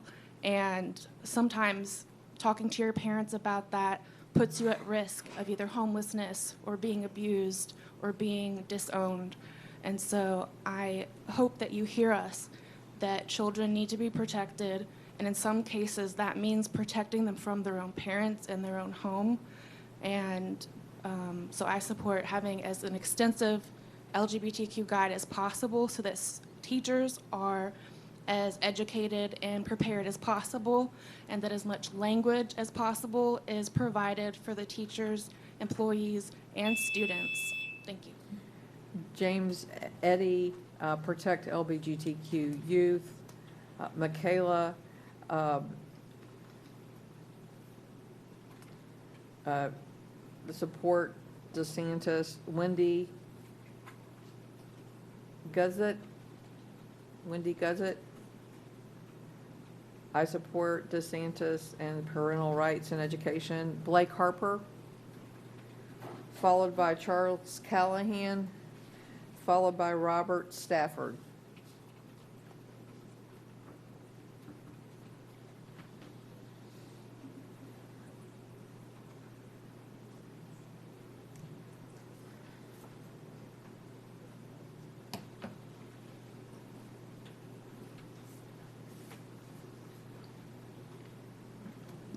Good evening. My name is Blake Harper, information on file. 3 colonies wanted to shed the slavery of King George, but King George abolished those anti-slavery laws. Those are one of the indictments of Thomas Jefferson in the initial draft of the Declaration of Independence.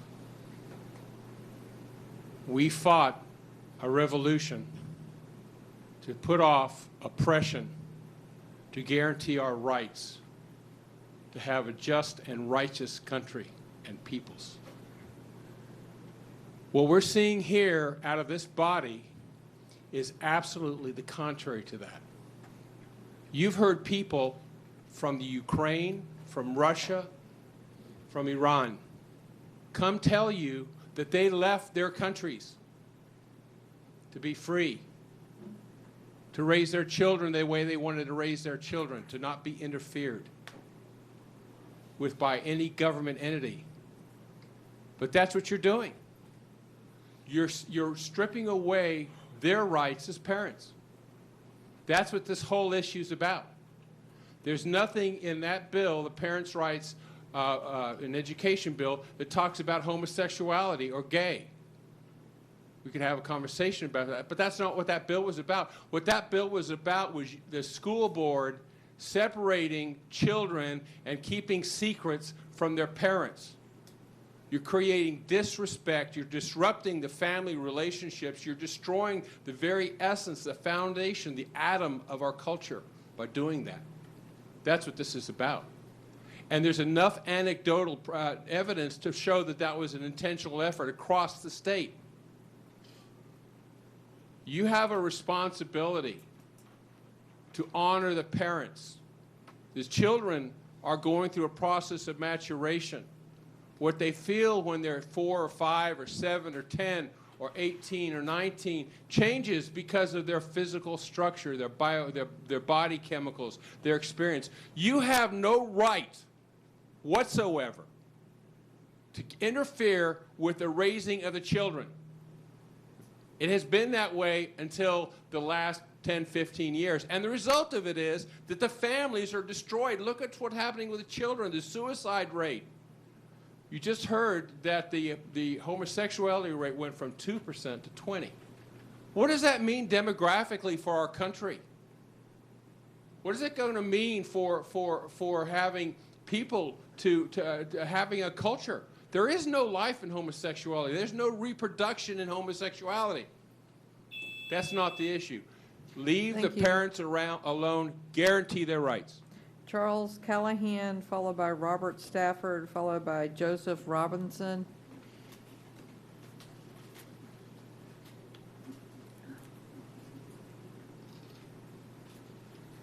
Charles Callahan as support for the resolution. Good evening. My name is Robert Stafford. I'm just here to thank the board for their efforts to improve and sustain Rains High School until replacement. There are a lot of projects and things that have been done that the general population of students and alumni of Rains are not aware of. I'm aware of them, and I just want to thank the board and encourage them in their continuing effort to sustain the school until replacement. And thank you for your interest in fighting blight around Rains High School as well. Thank you. Joseph Robinson, followed by Matt Durkin, followed by Kim Gossett. Joseph Robinson is support Pride. Matt Durkin, opposed changes to LGBTQ. Kim Gossett, opposed changes to LGBTQ guide. Natalia Maviava, support parents resolution. Olena Yastrabu, protect parental rights. Michael Chela, support resolution. William Bell, safety. Margaret Yarborough, followed by Pat Villa, followed by Lelulu.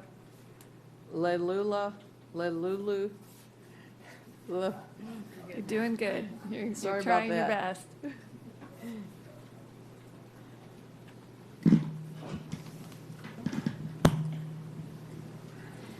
Good evening. My name is Margaret Yarbrough, mother of 2 wonderful girls.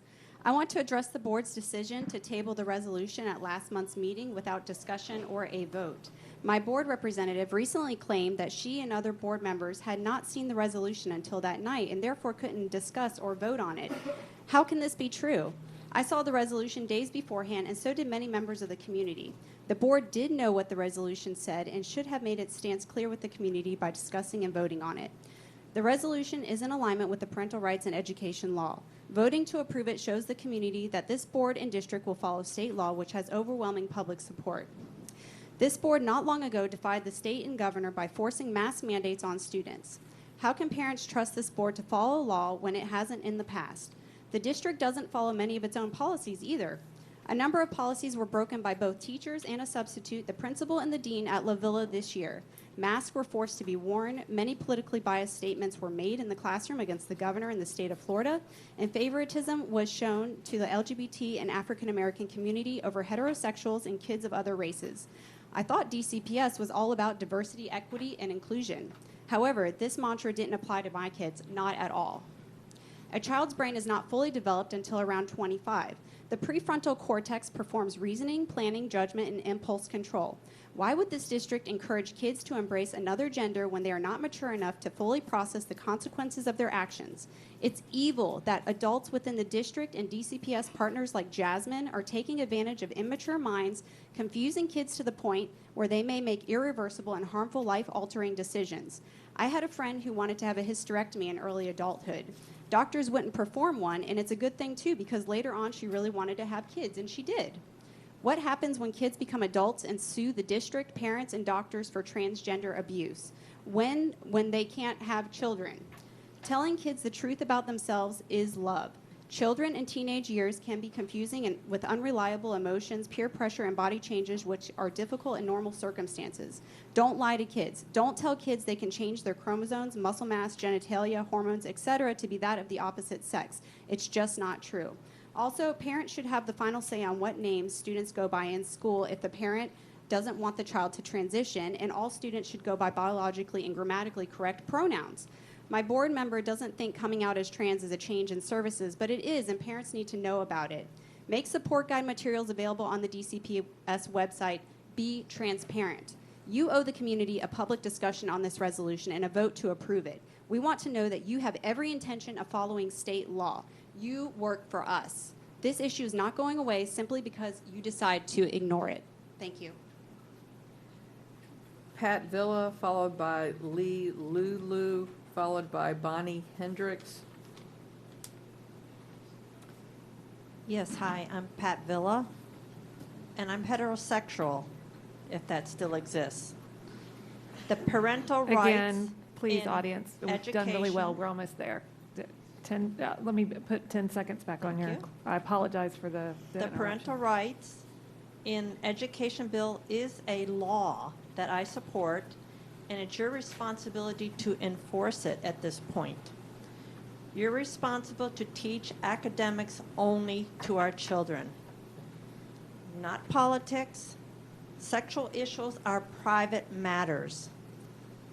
What are the parental rights? We are responsible to raise them in the way we see fit. We pay for everything. We sacrifice for the betterment of their life. The school has no right to infringe upon those rights that are our rights. The teachers are not responsible taking on these conditions of gender dysphoria. They're not qualified. They have degrees in academics, math, science, whatever. I think bullying is the problem here, a main problem that should be tackled, not just the issue of LGBTQs in general, because it sounds like they're being bullied, and then they also have tendencies to have suicide. Well, suicide crosses all sectors of life, the rich, the poor, the famous, not just the LGBTQ group. Bullying seems to be the problem, and I think there should be a textbook on bullying, because why are we just talking about the LGBTQ group? What about the others that are bullied, like people who are obese or poor or look different or act different, or race or family problems, or they're handicapped? I'm an RN, and science is a fact. It works. XX is a girl, XY is a boy. Children are like sponges, and we need to be very cautious about what they hear, see, and learn. If gender dysphoria occurs, professional help is needed, like any other issue in life. Marital problems, mental problems, they need to be seen by a specialist, not by teachers. And those lanyards, this is my dog park lanyards, those lanyards need to go.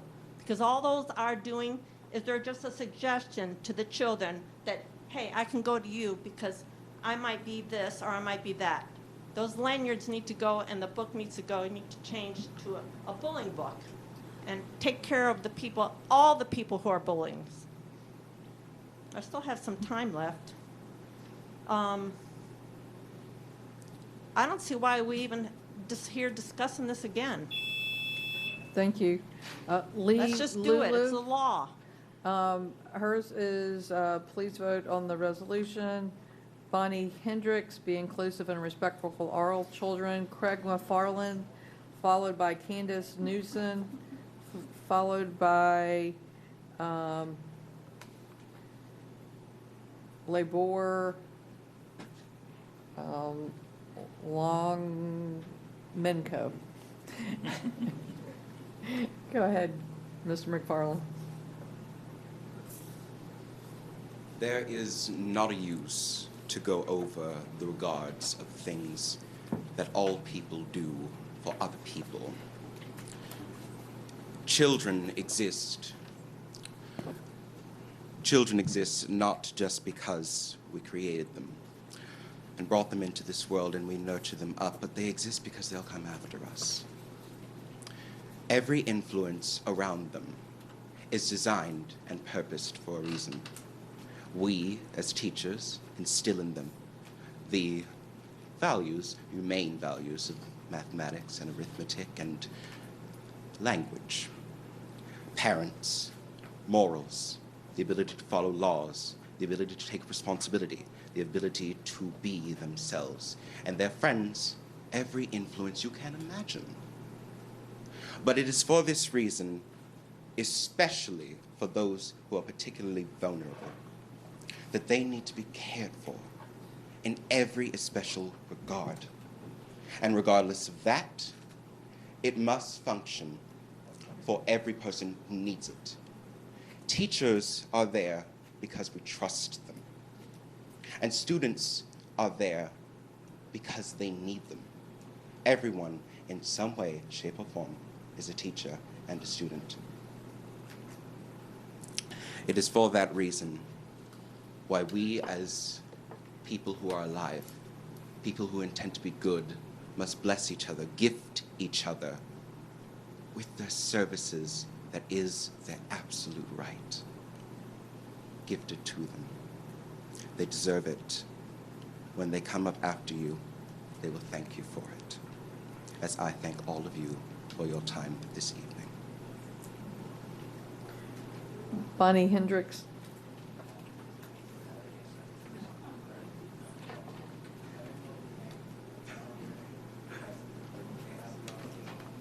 You have me under my friend's name. My name is William Bell. This is Greg. That was William Bell. Oh, okay. Thank you. Thank you. Hello, everyone. For the record, my name is Craig McFarland. So I am here in support of the handbook. I'm a recent graduate of Stanton College Prep. I went through DCPS my entire life, and I'm now a current student at Harvard College. I come from a long line of DCPS educators as well as a long line of pastors. I read the Bible many times, can quote scriptures like the back of my hand, and was stellar at Sunday school trivia. Though I'm not here to bring up the Bible because this is a public school board meeting, not a church or Sunday school. I'm here to advocate for what every school board member should be advocating for, and that is education. Yet the reality is that there are parents who fail to educate their children on things that necessitate education. There are parents who never talk about sex or racism or the real world. There are parents who think people of color are inferior and that women are unequal to men. There are parents who are bad parents. There are parents who neglect their kids, who abuse their kids, who kick their kids out. There are parents who would rather have their child be dead than gay. Now, I want to clarify that the school board cannot dictate what goes on at home. And I'm not saying that the school board should be able to. But the school board is at a paradigm point where they're able to create a safe space in schools when parents don't provide that safe space in homes. This is not an issue of parental rights, but rather of human rights. Schools are not prohibiting your child from talking about their identity or sexuality, yet many parents have raised concerns about their child hiding their identity from them. So, to the parents who are here for the bill, who are against it, maybe the real question, or who are for it, maybe the real question is, why would your child be scared to talk to you in the first place? Education helps you to identify the author's purpose, what your civic duty is, and the derivative of a function, yes. But education is meant to do more than that. Education helps you to think critically of the information you receive, to realize that everything that you hear may not be true. Education helps you to be a human being. The Don't Say Gay bill is meant to silence educators and their students, quite literally. Don't say gay. To not speak of an aspect that is core to understanding a galaxy of identities, decisions, and works. The Don't Say Gay bill is meant to not educate. This piece of ignorant legislation leaves many students in the dark, and in doing so allows misconceptions and dangerous ideologies to fester. This bill champions comfortable ignorance in place of uncomfortable truth. Ignorance is the antithesis of education, and silence is the antithesis of change. The question now arises, what does the school board owe to its students, to its constituents? The answer is simple and should be obvious: to uphold education. That cannot happen with the Don't Say Gay bill, nor when teachers are ill-equipped with a poor handbook. So when you do vote, I ask you to vote not as a church member, or as a homophobe, or even as a decent human being. I ask you to vote as a school board member. And to do so, you choose education, you choose this handbook to educate, and you choose humanity. Thank you. Bonnie Hendricks, followed by Candace Newson. Good evening. My name is Bonnie Hendricks. I'm a resident in School Board District 7. I'm a college graduate, a grandmother of 8, a retired United States Air Force Reserve officer, Desert Storm veteran, and member of the LGBT community. And I share with you because I want you to know that I fully understand what it means to have to live in the darkness, to not be able to be your authentic self at home, at school, or at work, in fear of losing friends, family, and your job. I grew up in an era where you didn't mention the word gay at home, Southern Baptist to Pentecostal. It was completely rejected, and in a work environment where you would be kicked out, lose your job, and ostracized. With that said, I want to thank each of you for your service, and I respect the fact that you're tackling a complex and very controversial issue. However, I'm here to ask that you support a guidance that creates a safe, welcoming environment free from stigma, discrimination for all students, regardless of gender identity or expression. One that's compliant with federal laws concerning bullying, harassment, privacy, discrimination, and to ensure that the students have the opportunity to express themselves and live in an authentic manner. Many people here tonight have spoken of parental rights. As you consider their comments, I hope your thoughts include the rights of the parents who are LGBTQ, their right to have presence and be involved in their children's education and ensure that they and their children are not stigmatized or made to feel less than. Many tonight also are voicing their religious beliefs and asking that you base your actions on their beliefs. However, I know that creating guidance based on any religious perspective is a violation of our constitutional right for freedom of religion. I would like to share that some of my teacher friends, non-LGBTQ, have voiced their dismay that parents are so uninformed and misled by this parental rights bill. They feel villainized by the bill. They're offended that people would think they are actively trying to brainwash and influence the gender identity of their children. And they are wondering, where have these parents been the whole time if this has really been such a big issue? I would ask that you consider one of the greatest abuses toward a child would be that of rejection. The permanent damage caused by lack of acceptance and inclusion leads to social and mental health issues and possibly suicide. I urge you to ensure guidance is available that sufficiently addresses the complexity of developing youth and supports a nurturing environment. I Thank support you. the current guidance. Thank you. Candace Knutson, followed by Labov Longramenko, and I apologize, I'm confident I said that wrong, followed by Igor Lovingenko. Candace supports parental rights. Labar stand for parents. I stand for parents' rights. Igor Lovingenko, I will choose what my child considers to be right or wrong.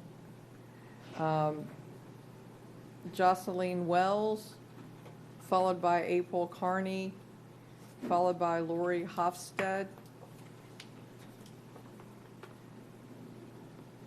Jacqueline Wells, support parental rights. April Carney, parental rights and education. Lori Hofstad, I support parental rights. Donna Warnick, followed by Nana Costello, followed by John Turner.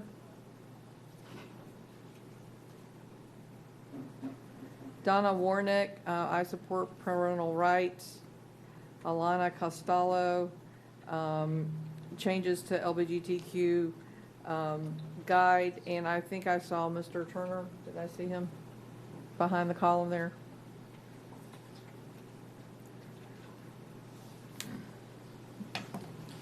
Yes, my name is John Turner.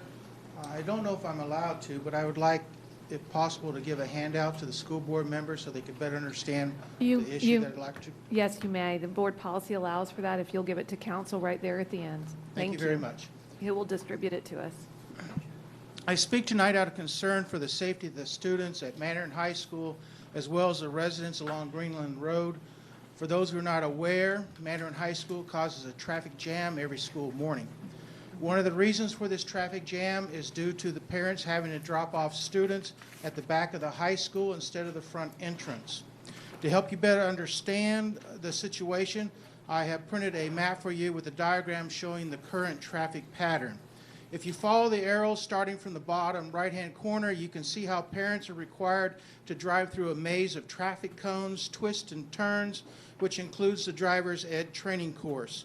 All of that before they can finally drop off the student at the loading dock area. This pattern is unsafe at any speed, night or day, rain or shine. How do I know that? Because I watch the near misses almost every day and I hear the honking horns at the loading dock area. Just so you know, there are several different types of honks ranging from the general beep beep, saying, hey, move along, you're holding everybody up, to the angry honk where they're saying, hey, you almost hit my car. Then there's the panic honk, the one that is directed at students who hop out of the car and dart across traffic because they don't want to be late for school. This is an accident waiting to happen. Now, to make matters worse, last year Mandarin High School installed several new high-intensity lights at the bus loop. These new lights are much brighter than the nearby street lights. It's scary enough to have to play Mario Kart when dropping off your kids at the loading dock, but now you have to do it under the threat of flash blindness. Who thought that was a bright idea?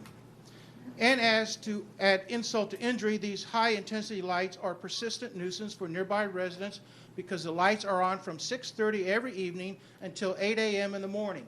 That is every night, including weekends, holidays, and school breaks. Now, none of this should be, and clearly the superintendent's staff should immediately put a stop to it. Yet it will go on. That is, until a student gets killed. Why? Because your risk management team apparently made the calculated risk that the safety of the student should take a back seat to the school staff members who feel entitled to a reserved parking spot in front of the school. But it's much more callous than that, because I have proposed simple and inexpensive solutions to fix this safety hazard, but sadly the superintendent's staff can't be bothered to explain why my solutions won't work. In conclusion, I urge you to redirect the risk management team to go back and do an honest and more thorough evaluation with the understanding that loading docks are meant for unloading commercial trucks and not for unloading students and cars. Thank you for listening. Thank you.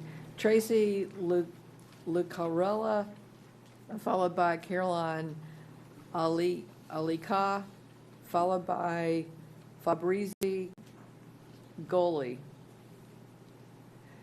Tracy, don't say gay is wrong. All children deserve to be respected for who they are. Caroline Akilika, Duval County must support inclusion. Fabrizio Gordy, Galley, LGBTQ handbook. Stephen Frankenwitz. Stephen Frankenwitz. Is somebody Stephen. coming? He is coming. I see him coming forward now. And he is our final speaker for Oh. this evening.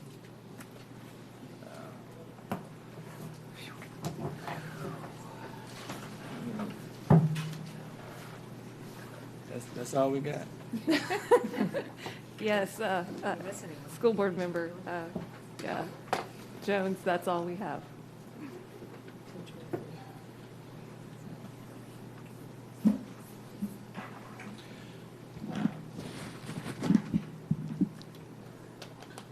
Good evening. My name is Stephen Frankowitz, for the record, and I am, gotta get my notes set up here.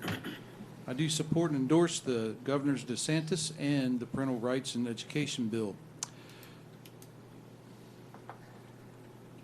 I want to make a proclamation tonight for you guys and ladies and gentlemen that as a Christian, God gave the authority for parents to train their children,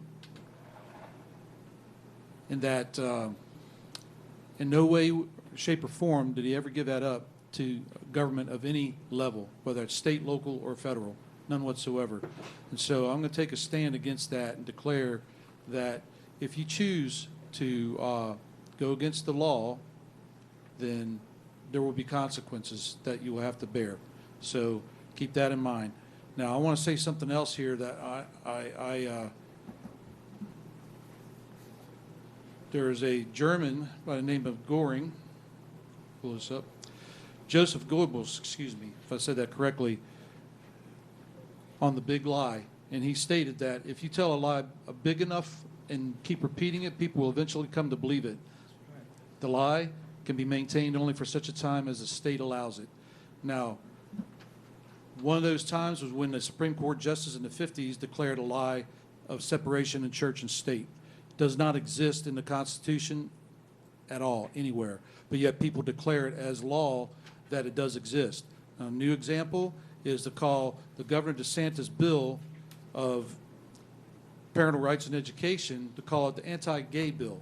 It doesn't say that. And yet that's been spoken over and over and over, following Joseph Goebbels' plan to declare a lie big enough, long enough, that becomes truth. That's not what the bill has in it. Never states that, never says that. Okay? So, as so many people before me have said, you have the authority. You've been given trust for the children of this city. And that's a big, big deal. Because I'm going to quote some scripture. Luke 12:48, front says, whomsoever much is given, of him shall be much required. You've been given much. The most, can't think of the correct word, but children are valued so much. And the parents have entrusted them into your hands, and yet you're turning around and passing law, trying to endorse law or put it out there that parents cannot be told things because a teacher thinks that they're unsafe, that the parents don't agree with LGBTQ. That's not right. I don't agree with that standard whatsoever. So thank you very much. Thank you. And that concludes our public speakers for this evening. All right, thank you, and thank you to Board Member Hershey for stepping in and reading the blue cards this evening. We are very grateful to you as a board for doing that. That being said, and thank you to the audience this evening for everyone that came out, no matter what you were speaking on. We appreciate you doing it in a way that allowed for civil discourse to occur here at the school board building. That being said, we're going to move on. And the next portion of our meeting is comments from the parent organizations. I'm not sure that we have any, but those include if we have anyone from the District Advisory Council, our chairperson there, our district PTA president, if she is here. I do not see her. Title I Parent Advisory Chairman, if that person is here. I do not see that person. Exceptional Student Education Advisory Committee Chairperson, and I do not see them. Or the Arts Chair, and I don't see them either. So that being said, student government does not have a speaker this evening, but we always enjoy hearing from them, and we'll look forward to hearing from them in coming months. Comments from employee organizations. Looking to see, looks like I do have someone here. If you'll come on up. Thank you for staying with us. We appreciate you. We appreciate you on a daily basis, but we appreciate you staying with us this evening. Thank you, Ward. I'm David Bryant, the Assistant Business Manager for Government Services Units for IBEW Local 177. I would like to thank you guys. We just finished up and this is why I'm here to speak tonight, because we just finished a negotiating session. And before we start our next one, which seemed to just go on and on, I wanted to come in and have a little talk with you guys real quick. We have a crisis going on in the school maintenance department, and the crisis is people leaving for better pay, better benefits, and we're not able to find people to replace them when they go. For example, we have a HVAC mechanic that just with 18 years with the school district, just not too long ago, it's been about 3 months ago now, he left to go to work at one of the Navy bases here in town, which happened to be another bargaining unit that I represent, and he got $10 more an hour, and that's common now. In this country, we have a labor shortage of tradespeople, skilled and I hate to use the word but it's used, unskilled, because all labor is skilled in one way or another. There's a shortage, and that shortage has driven the market extremely high. Other example, I have a plumber that works in the district right now. He is currently seeking a position at one of my Navy base units to make $10 more an hour. Now, I understand that in this last negotiation, and I believe you're going to be looking at the results this evening, a little later, we did get a very nice, and I appreciate, a very nice raise, more than we've ever seen to date. But it is still not able to keep up with the rate of attrition of the people who are leaving for retirement or going to chase other, better opportunity. I don't know how to improve this situation without improving the finances. I don't know where we could find the money, and I understand, and I've said it so many times to Ms. Schultz and Mr. Jurowitz, I understand this isn't a private entity where you can go out and raise the prices or raise the rates that you charge for the services. This is a public entity. The funds are limited, but we need them, and we need them badly. One of the things that has been brought to my attention by our unit chairman, Mr. DeLong, like him or not, he's brought up that there's a lot of subcontracting going on. If you got an air conditioner that's broke in a classroom and you don't have enough air conditioner guys to get around there to fix it quick, somebody's got to do it. So we're going to call Snyderman or whomever else to come out and take care of that air conditioner unit. And they're going to charge market rate. They're not going to charge a special lower rate. It's going to go at market rate. If you have an electrical problem in a classroom, one of the electrical contractors that we represent will be more than happy to come out and do it at market rate. Not going to be at the rate that we have right now for our work orders. Now, our people, being that they are diminished, they do a phenomenal amount of work. Mr. DeLong earlier mentioned just the electrical department alone, somewhere in the 1,400 work orders or more, or the 14,000. I can't even remember right now. But they do a lot of work, and they take care of a lot of work in this district. It would be a whole lot cheaper to pay them a little more than to contract out at market rate to contractors in town. A lot more cost effective to this board to have our work done in-house. I don't have all the numbers of how much we do or don't do to subcontracting. I don't have those numbers. Y'all do. Y'all do, and you could certainly look it up and check into it. All I'm saying is something needs to happen because we have an aging workforce that are retiring. Within the next few years, we're going to have, I think I'm talking about the electrical shop because that's the shop that I'm an electrician. That's where I identify with most. The electrical shop is, I think we're looking at losing by the end of this coming school year that we're about to head into, about 6 more electricians. That's just electricians. We're already 4 behind.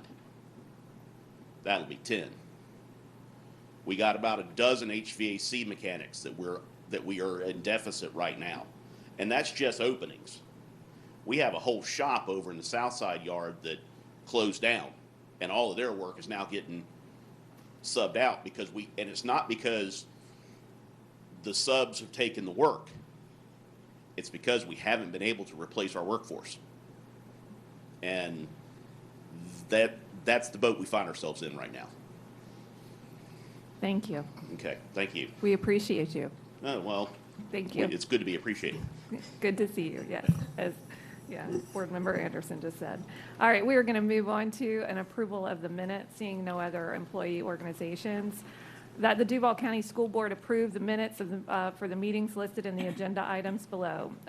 May 3rd, 2022, regular board meeting. May 10th, 2022, board workshop. May 16th, 2022, board member meeting. May 17th, 2022, board workshop. May 17th, 2022, agenda committee meeting. May 18th, 2022, policy handbook review committee meeting. I'm going to ask for a motion. So moved.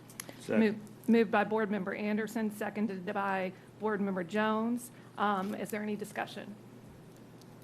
Seeing none, I call for your vote.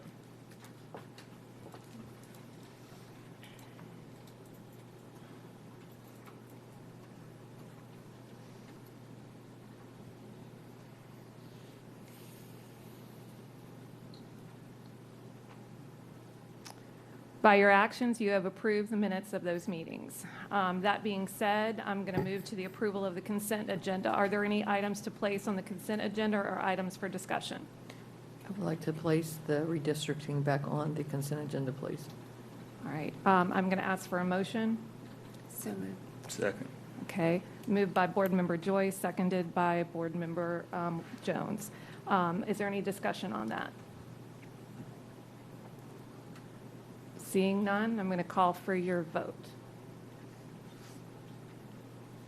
I think I had to, do we vote to I put thought that we had back to vote on? for that. No, we do. We do vote to put it Yep. back on? Oh, if it's a general council, is saying we have to vote. Yes. So we're voting. Okay. Do y'all need a hand vote? Or no? You got it? Got it. Okay. This is approval of consent. Approval of consent with the movement.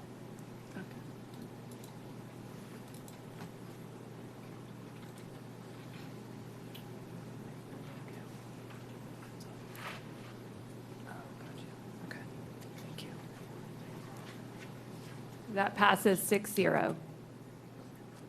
That being said, we have no items on consent for comments, so we will move on to our discussion agenda, moving the reapportionment off.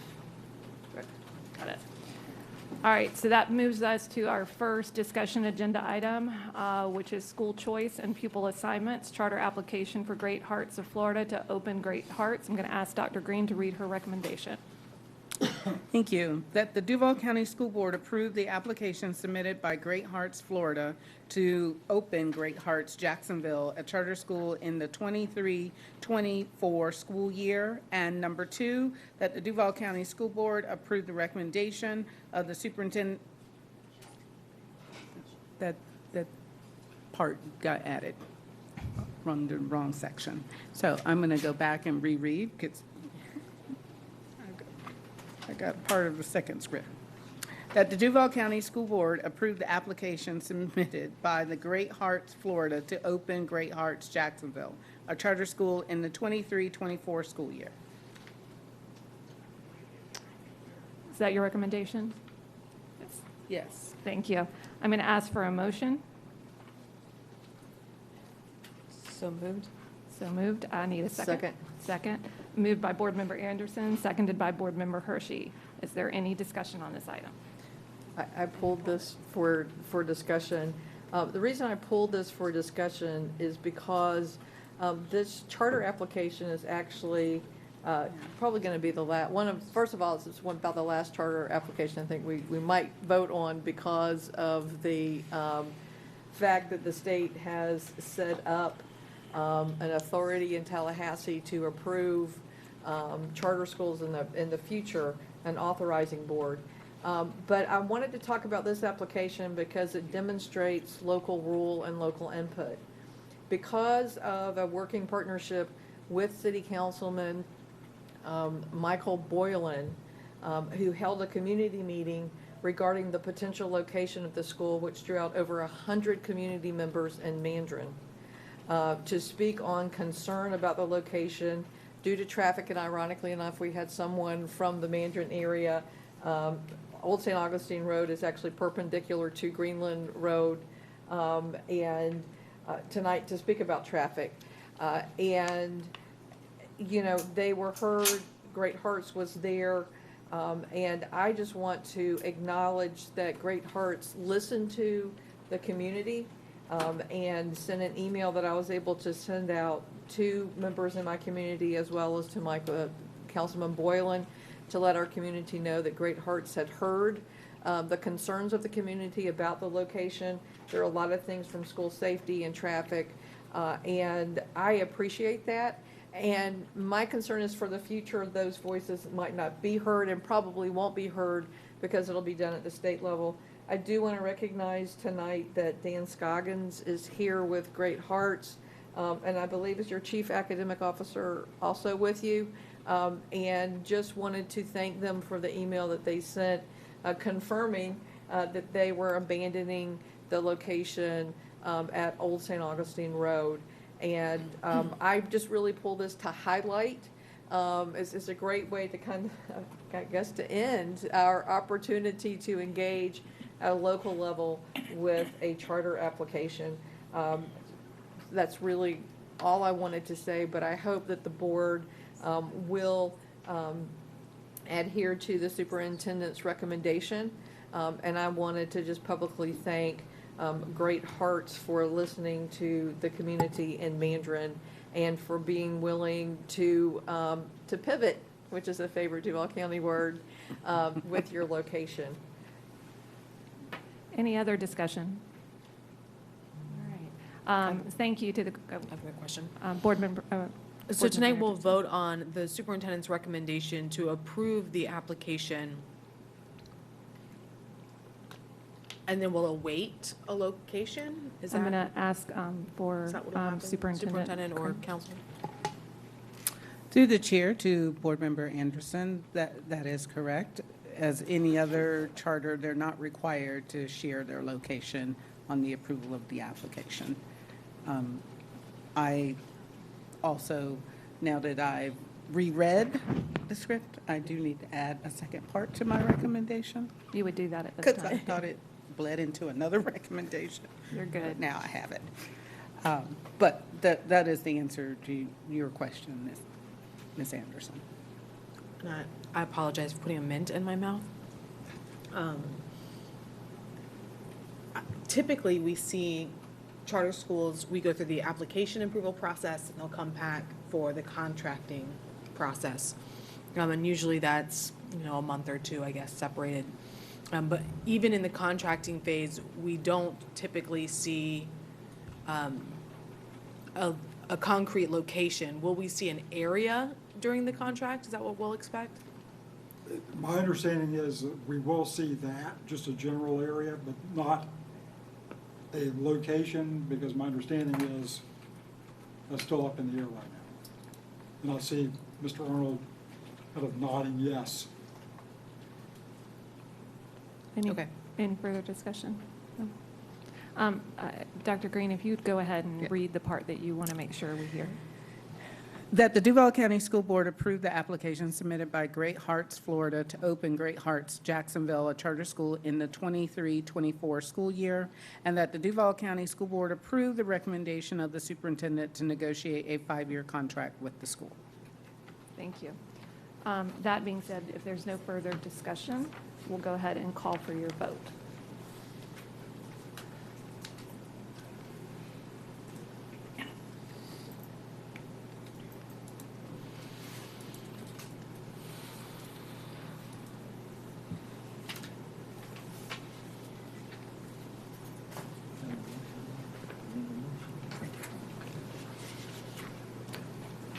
And that passes 6-0. And again, thank you to the Great Hearts team for being with us this evening. It was a long night, and we appreciate you sticking with us. That being said, we're going to move to item number 3, which is actually a board member item. Human Resources Compensation, approval of the First Amendment to Superintendent Employment Agreement with Dr. Diana Green. And I'll keep reading the agenda item on this one, that the School Board of Duval County, Florida approve the attached First Amendment for the Superintendent Employment Agreement with Dr. Diana Green for the term of July 1st, 2022 through July 30th, 2025. That the School Board of Duval County, Florida authorize the chairman or the vice chairman to execute the amendment upon formal approval by the Office of General Counsel. I'm going to ask for a motion. So move. Second. Okay, it was moved by Board Member Jones and seconded by Board Member Anderson. I will say Board Member Hershey pulled this item, so she'll be the first to speak. But before she does, I was going to ask as the board chair to have Office of General Counsel just give a little bit of information as to where we've been in this process and such in regards to, it's an interesting scenario. You have 7 board members, sunshine laws, and a contract we're trying to negotiate. Can you let the public know where we are with this and how we've gotten to this moment? Through the vice chair, yes, ma'am. Yeah, the sunshine law kind of complicates things a little bit, to say it mildly, because one of the parties to the contract consists of 7 individuals who can't really get together and huddle up and decide, well, what do we want to do here? So it requires going to everybody individually and then trying to come up with an idea of what, if not unanimity, at least some consensus is. So procedurally, and so I wanted, it's helpful, I think, for the public to know it's not the typical type of scenario. But the initial step is to find out, well, what is the superintendent's request, or what are those various components of her request, after which my predecessor, Rita Mayers, and I met with the members each member of the board individually and went through Dr. Green's, the things that she had mentioned, or requests, if you will. After that, and if there were issues that were raised at that point, then, the idea was to go back and talk to Dr. Green about that. Dr. Green, after we had the conversation with the individual board members, she then eliminated or reduced some of the things that she asked for. So what we were left with is she basically, either abandoned altogether or reduced some of the request. And that's where we were. And then based on prior conversations, the effort was to try to put together a draft contract that would represent, if not unanimity, at least consensus based on what I had heard from everyone, with the idea that, that it would be difficult, given the unwieldy nature of the negotiations in the sunshine, to have an agreement that necessarily represents unanimity, if you will, as to each point. So this agreement, the idea was to at least present something for discussion, for consideration, that represents consensus, if not unanimity. Again, with the idea that it's certainly open for discussion tonight. All right, and thank you for doing that, because it is unique when you've got 7 different people doing one contract, especially with Sunshine and such. That being said, again, Board Member Hershey is the one that pulled this item, so at this time I'll ask Board Member Hershey to begin the discussion. Thank you. There's a few things that I would like to preface this by saying is that it's hard to believe it's been 4 years, and I know Dr. Green has loved every moment of being here with DCPS. There hasn't been a dull moment since she's been here. But one of her goals, which she had 3 goals based upon the strategic plan, this is prior to, that went through about 2020. Those 3 goals were school safety and security, to increase revenue for the school district. We knew that that was an issue going into when we were doing our superintendent search 4 years ago, and then to move the district to an A district. We are points away now. When I have been at schools in my district, I've seen the safety construction signs up, and I know that things are happening and moving forward. And as I look across our district and see the work that we've done since 2019, as painful as gates around all the schools are, it's nice that our doors are closed and that we have people walking around the building to ensure that those things are happening. We have somebody who, since I've been on the board, was superintendent of the year during the pandemic. I mean, that's quite an accomplishment, as well as the fact that the board has continued to give Dr. Green a highly effective rating on the superintendent evaluation over the years. Having said that, I am concerned about the salary in this contract, because when I look at the districts, the big 7 districts, I believe that we are not at a price point in a salary where we need to be for what has been accomplished and the work that's been done and what we demand as far as our pushing towards being that A district. And so I would like to propose an amendment to the contract to move the superintendent's salary to $310,000. I would second that motion. I was going to ask if we have a second. We have a second now. Is there any discussion on the amendment to move? Oh, wait. To the contract as amended. To the contract, okay.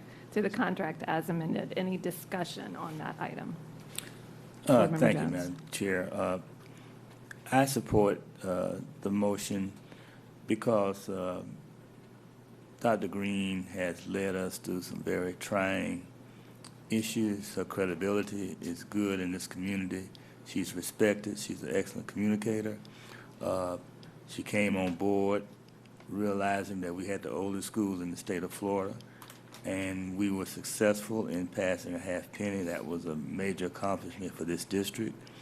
We were very, as Board Member Hershey pointed out, a few points from being a school district. She walked us through a very difficult transition during the pandemic, having to reopen schools in the middle of, during spring break, after spring break, and then having to start the next school year with all these mask mandates and virtual school. And we've done a tremendous job as a team and supporting the superintendent and her recommendations. Her staff has been excellent. And finally, the school renaming.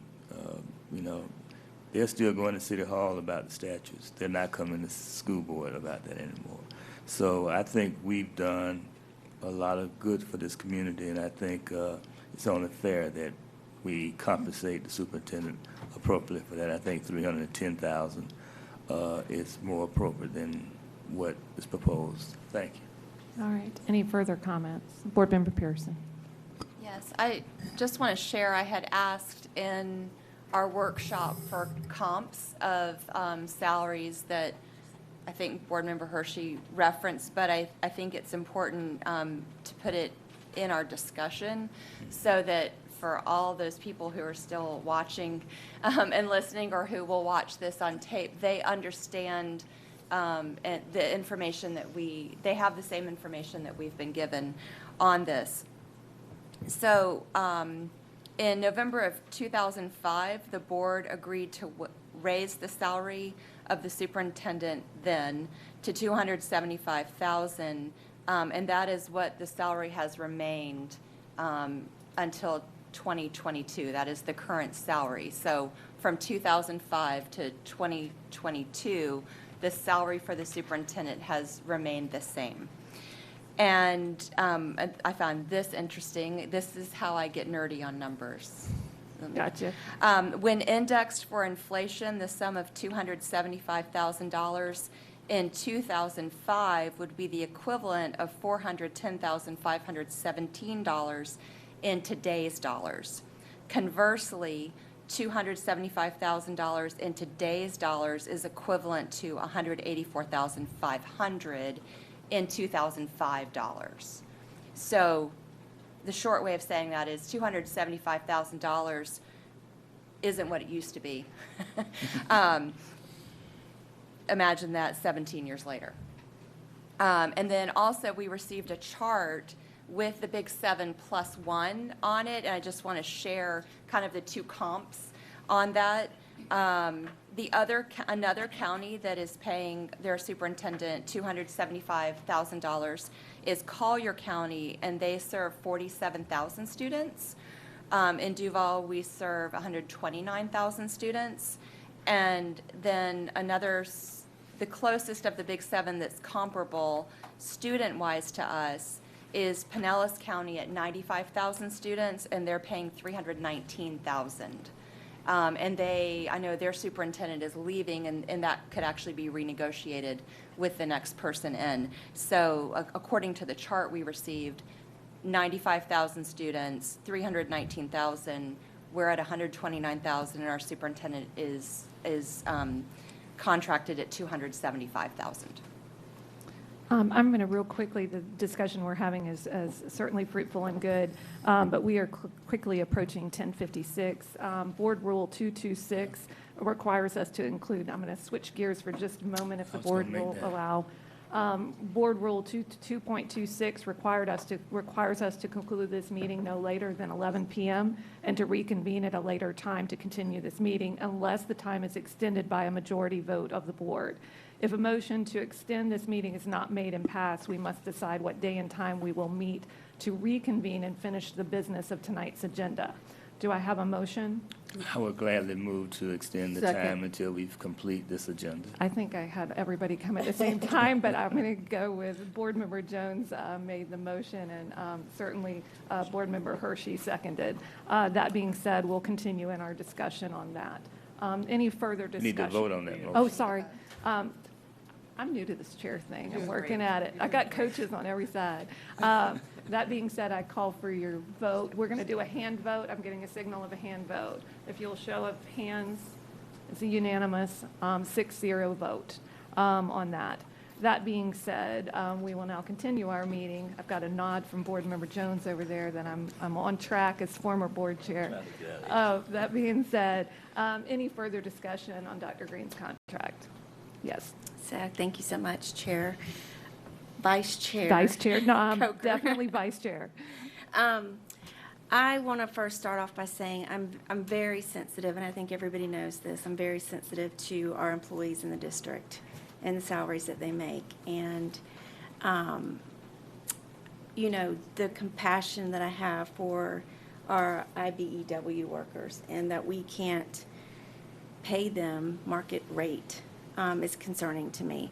And so I have a real issue with increasing the salary, especially with what we have going on in employment issues across the district.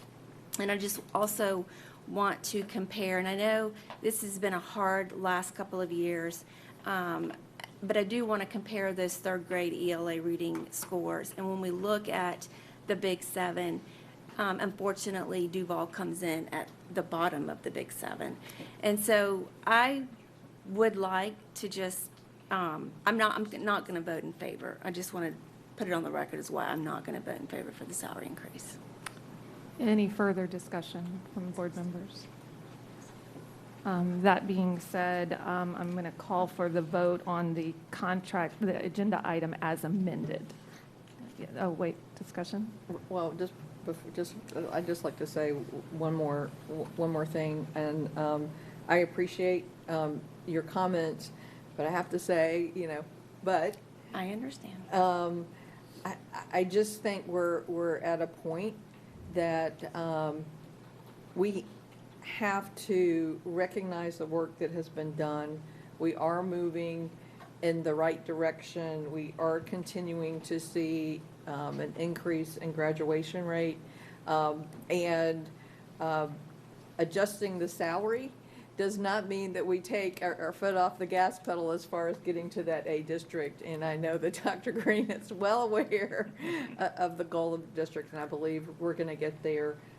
But I just feel like it's time for the board to take action to recognize the work that's been done.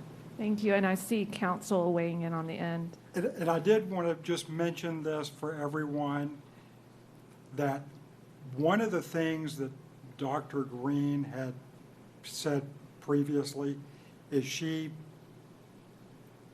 specifically said, I don't want more than 300. For what it's worth, if you want to go with that or not, that's your call, but I promised I would say that. So Thank you for adding that to the conversation. That being said, if there's more discussion. One more. Yes. I'd love to hear from the superintendent with that extra tidbit of information from our council. Through the chair to Board Member Anderson and the rest of the board, you know that we are in a situation where we are presenting to our community for a referendum for teacher salaries. And I've shared, when you look at the Big Seven, our teachers are at the bottom. And 300,000 would ensure that I am ranked the same as the teachers. I am still going to be ranked number 7. And that is why I've requested, thank you, but I would prefer to stay in alignment with the teachers as a show of support for our teachers of what we're trying to accomplish. My raise will not help any other employee group. What needs to happen, this board has shown leadership to move forward with going out to our community. That's what's going to help not only our teachers, but our maintenance departments. It's going to take more than what my salary would be. And as a leader, one way that I try to show leadership is walk the walk, talk the talk, and if I feel that our teachers are number 7, I should remain number 7. Board Member Anderson, continue. Thank you. Thank you. You know, I'm sitting here and I'm hearing the conversation, and I'm thinking about our IBEW workers, and I'm thinking about our teachers, and I'm thinking about all of these folks. And although we have worked really hard to make big strides with salary increases, the superintendent has not seen that over her interim. And I think, of course, the work that we've done as a board, but certainly under the leadership of the superintendent and with her staff, has been incredible. But more than that, for me, every time I go someplace with Dr. Green, her heart is undeniable. It's incredible. You know, I appreciate so much the care that you have for the people that work for you, your commitment to the staff and to the students and to this community. And I appreciate you. And whether I support the amendment to move the salary increase to $310 versus $300, I want you to know that, hands down. I'm grateful for your leadership. I'm grateful for your partnership in moving this district forward, regardless of income. I see Board Member Pearson. I just have a process question on the vote. Mhm. So what we're voting on is the amended contract at 310. If we were to vote no, then would we be voting next on the contract as presented in the agenda? That's correct. Okay. That's correct. I will say from my standpoint, on a discussion basis, I'm the odd one on the board that served directly with Dr. Green when I was with the district prior to being on the board, and certainly have seen her just 24/7 and her continued heart and advocacy for children in our district, and I am incredibly grateful. And while I do appreciate all the discussion about IBEW and our teachers and whatnot, what I will also say is that I think that there are times when we try to do incremental growth for every employee group, and quite candidly, she's the only one in her employee group, but there's an opportunity to possibly, just like we raised a number of employee groups to $15 an hour, we've done some different things along the way. I appreciate the sentiment, but I also think if we have an opportunity to move an employee group, and we can do that, then we have to look at that as well. Some employee groups are larger than others, though, and I recognize that. Can I just say, Dr. Green, you're killing me. I'm sorry. But I do want to add this. When I have been with Dr. Green, when we used to could go to conferences before COVID, she is a rock star across the nation, not just at FSBA, and not just when she goes out into the community. I think it's very important for this board to consider the fact that at some point in the near future, there is going to be a superintendent search, and we need to be competitive. And I think it is very unfair to have a superintendent who has put in the work, made the sacrifice, and moved the needle and tackled issues that no one else has wanted to tackle for decades in this district, and not to reward that, and for it to be rewarded at the end when another superintendent search is done, and to be competitive, the salary has to be raised. And I can assure the city of Jacksonville and all the teachers that moving the salary to $310 is not going to make this the highest paid superintendent in the Big Seven. It will still be towards the bottom. I see Board Member Jones' hand. Yes, ma'am. I guess through the chair, through to legal. If we move this to 310, which I support, does Dr. Green have the ability to reject the increase? She could. Thank you. And so,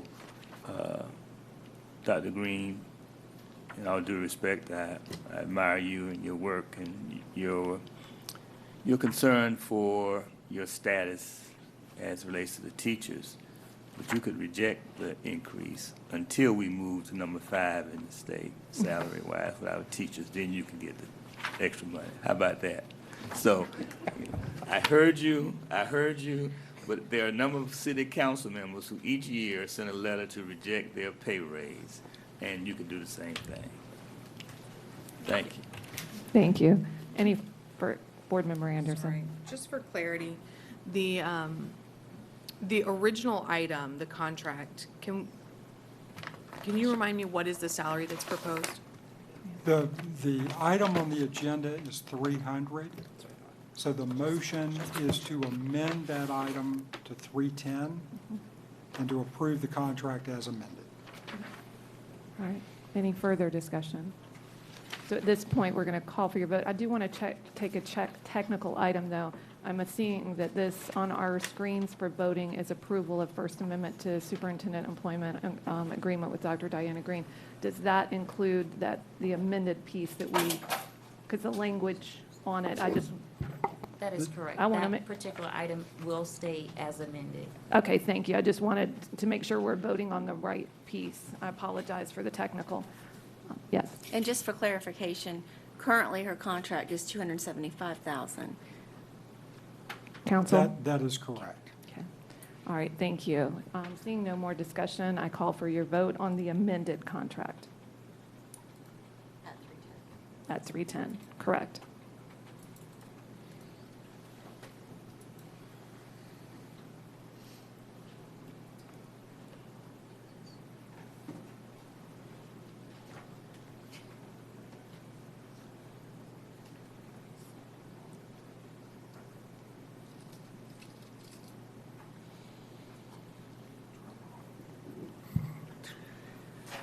The item is at 3-3. Motion fails. The motion fails. The item is at 3-3. The motion fails. So now we go back to consider The original. the original, because the item did not pass. Okay. So it fails 3-3 because it's a tie. That That's being correct. said, we'll go back to the original item. That's correct. And so then the question is whether or not to approve, whether or not there's a motion to approve the contract as, We already have a motion on the floor, yeah, for that. That being said, I believe I would need to open this back up to discussion for that item. That's right. That's correct, okay. So we had a motion and a second on the original item, so I'll open it up for discussion for the original item. Any discussion? I'm seeing none, so I'll call for your vote on the non-amended. Can you clarify? So what we're voting on now is the original agenda item with no amendment. Correct? The original agenda The item. original contract. Correct. the one We've that's seen. posted. The proposed. The one that's posted on the agenda, Okay, Right, that's what we're voting on, or what you are voting on. okay. right. I do have a comment. Go ahead. Okay, thank you.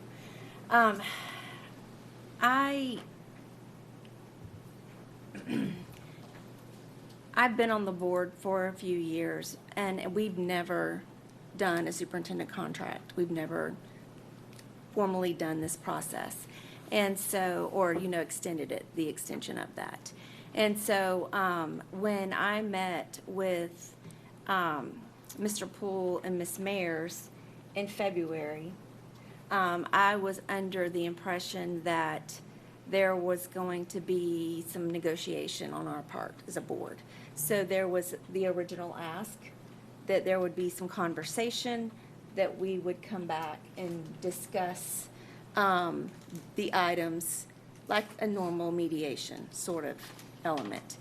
And I was, quite frankly,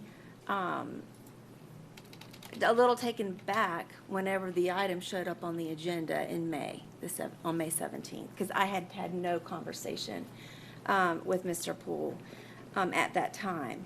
And so it seemed to me the contract had been negotiated, and I had not been a part of the conversation of the contract being negotiated. And so when I asked Mr. Poole, you know, because of sunshine and everything, I didn't know what board members had participated in the conversation to talk about the salary, the extension of the 3 years, any of those things. And so my concern, I can say, is the salary increase and the extension for 3 years, when we don't have solid data that come back to say we're meeting the goals of the strategic plan. And so I'm just not comfortable at this point agreeing to this contract, and for those reasons. And I wish that I would have had an opportunity to discuss that with attorney, Mr. Poole, and so that Dr. Green could know that. And so I'm just in a place where I'm super uncomfortable with this contract, and so I just wanted to make that point. Okay, thank you for that. I think I saw Board Member Anderson had something. Yeah, thank you. When we saw the item come and there weren't attachments during workshop, I was taken a little back. I said, I'm surprised to see this here. We haven't had any follow-up conversation. But I didn't want it to go unsaid that Mr. Poole not only followed up immediately, but also provided a binder, which I've been able to reference. It included this contract as well as historical information on previous contracts, and walked me through exactly what took place. You know, we had the conversation with our general counsel, both Ms. Mayers and Mr. Poole. I offered input, and I wasn't surprised because I didn't support the contract. I think it's just a matter of sitting down and looking at where do we land? What was the final piece? And so I wanted to say thank you for that. I disagree with Board Member Joyce. I think that there was time and there was opportunity to have these conversations, and so I didn't want it to go unsaid that even though we didn't have it in that moment, that you worked really quickly to get us the information that we asked for, and I appreciate that. Board Member Jones, I see Thank you. I appreciate the work that Mr. Poole has done. And we have to keep in mind as a board that he can't be a conduit. He can't tell one board member what another board member has said or discussed with him, because then he's violating the sunshine. So we have to be aware of that. And I think Mr. Poole has navigated through this very unusual negotiations between 7 board members and the superintendent quite well without violating the sunshine law. And if there had been an increase in the request from the superintendent, I'm sure that that would have warranted his conversations with us again. But because there were lower requests, then that puts us even in a better position, because Dr. Green had reduced some of her initial requests in this contract. So thank you, Mr. Poole, for keeping us legal and in the sunshine throughout this process. Yes. Yeah, Board and a Member follow-up, Jones. I'm not at all saying that he should have done anything outside of the sunshine. I'm just saying from February to May, when this item was put together, there's no additional conversation. I requested dates where he met with board members, and the piece had already been put together, and I believe the first date was May 10th with Vice Chair Coker, and then the 13th with Pearson. I get my agenda by binder, so I didn't get mine until the 16th, which we talked about it on the 17th. And I noticed that most of those conversations came after the finished product. And so I just wanted to reiterate, I was not asking for any conversation outside of the sunshine. I would have just preferred to have some conversation with legal before I received the final product. I will say I'd like to add, just from my standpoint, that I had 2 meetings, one with Ms. Mayers, one with you and Ms. Mayers, and then actually the third most recent meeting. But I will say I picked up the phone several times and called you as I had questions, and I was appreciative of you contacting me back when I took the time to call you, because I did have questions as this was an ongoing. So thank you for making sure that you were quick and responsive to me in this process. That being said, is there any other discussion? One thing we haven't discussed is the fact that the reason we're having this conversation is that Dr. Green is on a 4-year contract that is up like at the end of this month. And so you have 2 choices. You renew the contract or you don't, and if you don't have a superintendent. And so that's why this conversation doesn't come up all the time. The 4-year contract was established at the time that Dr. Green was hired 4 years ago.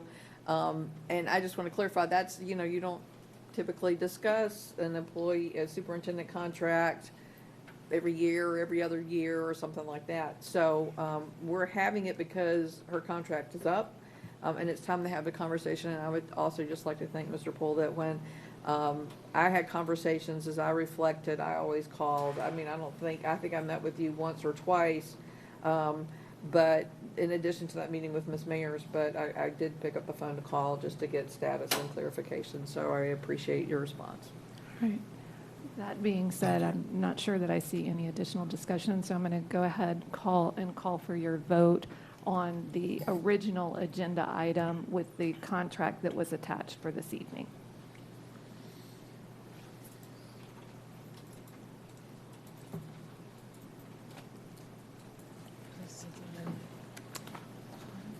Item says amendment.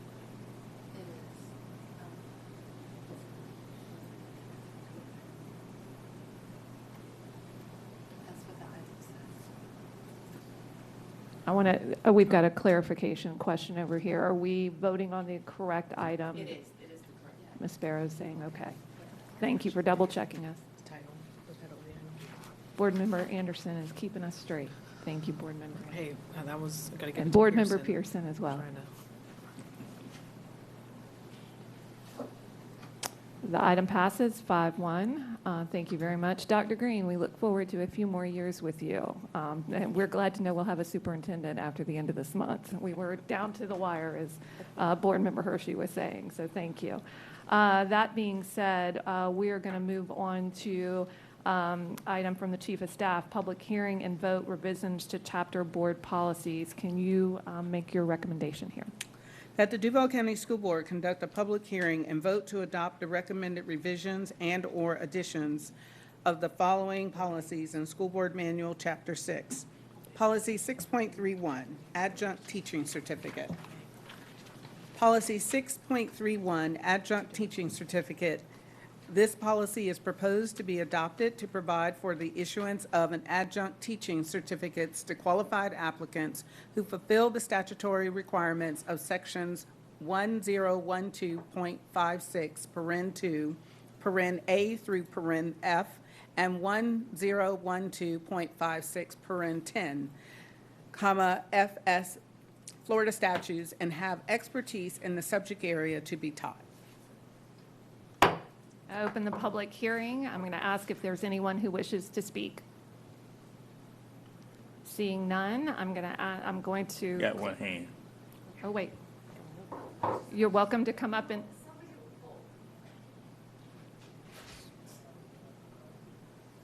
And you're speaking on the current item, correct?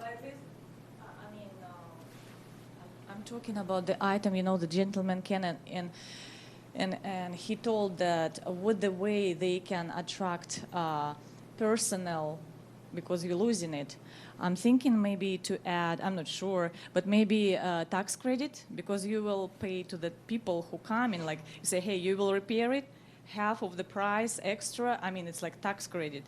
People then, hey, maybe they will use it. I'm not sure, of course, but I just had that idea. Well, thank you for participating in our public hearing. At this time, I see no other comments. I'll close the public hearing. I'm going to ask for a motion. So moved. Second. Moved by Board Member Anderson, seconded by Board Member Jones. Are there any board members wishing to speak? Seeing none, I will call for your, oh. Oh, I'm sorry, I didn't see your hand. I'm going to be brief. I just want to say, it sounds like this is going to be a great opportunity. And I appreciate the work that went into this and bringing the policy forward so that we can staff our classes. Any other I discussion? could, through the chair, I totally concur. This is outstanding. And hopefully we can reduce that vacancy, teaching vacancy rate by half. Thank you. Dr. Green, did you have anything? No, ma'am. All Thank you. right. That being said, and I see Ms. Schultz over there smiling. That being said, if we have no other board members wishing to speak, I'll call for your vote.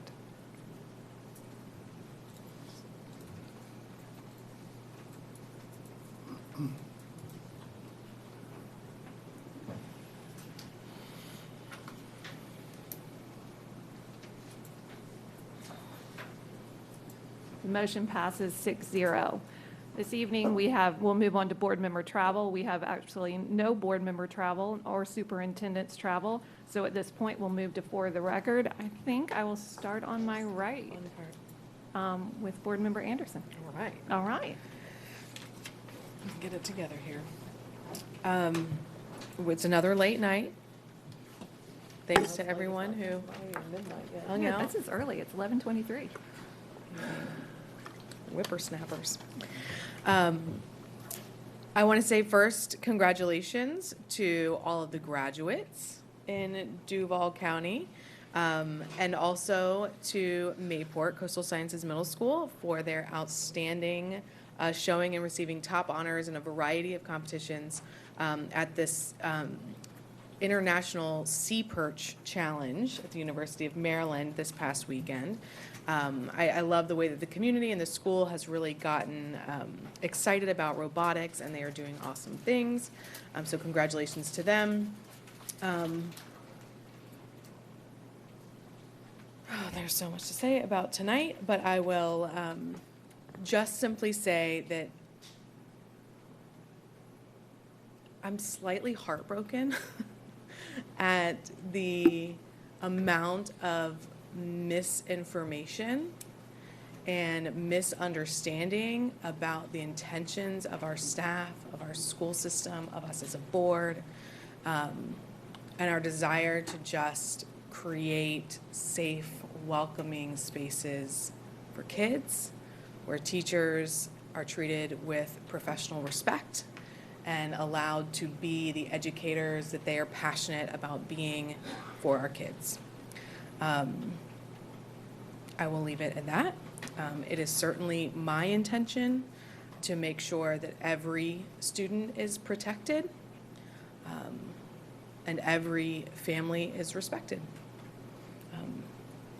And I think that that's our duty and responsibility as board members. I'll leave it there. All right, thank you. Board member Pearson. Congratulations to the class of 2022. Go forth and do great things, whether it be college, career, military, or some other. Congratulations to the class of 2026.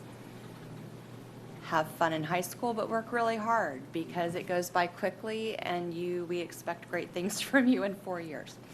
And congratulations to the class of 2029. You will be entering middle school. That goes quickly, and that is the place where you lay the foundation for time management, workload management, study skills, interpersonal skills, so that you can be successful in high school. I think we focus on our high school graduates to the exclusion sometimes of our middle school milestone and elementary school fifth grade milestone. So I want to make sure that they're celebrated and charged as well. I also want to say congratulations to Principal Emmanuel Wright and the team at Love Grove Elementary for seeing a 12-point change in their third grade ELA scores. That's a really big jump for them, and I know that it comes with a ton of hard work and innovation and dedication from their staff, and so I want to recognize them for that. And I'm going to give the floor back now. All right, thank you. I'm going to go down to the end to Board Member Jones and work my way back. Thank you, Madam Chair. Congratulations to the class of 2022 and to Andrew Pearson, who's off to college. Mom is going to miss him, but he'll be in good hands, I'm sure. Also, congratulations to the All Sports Award recipients that we attended last month.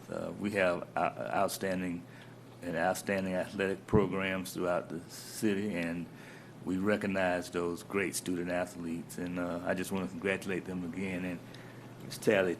Tammy Talley for outstanding work that she did in that. Also, I was able to attend 21 of my 23 book fairs sponsored by Read USA.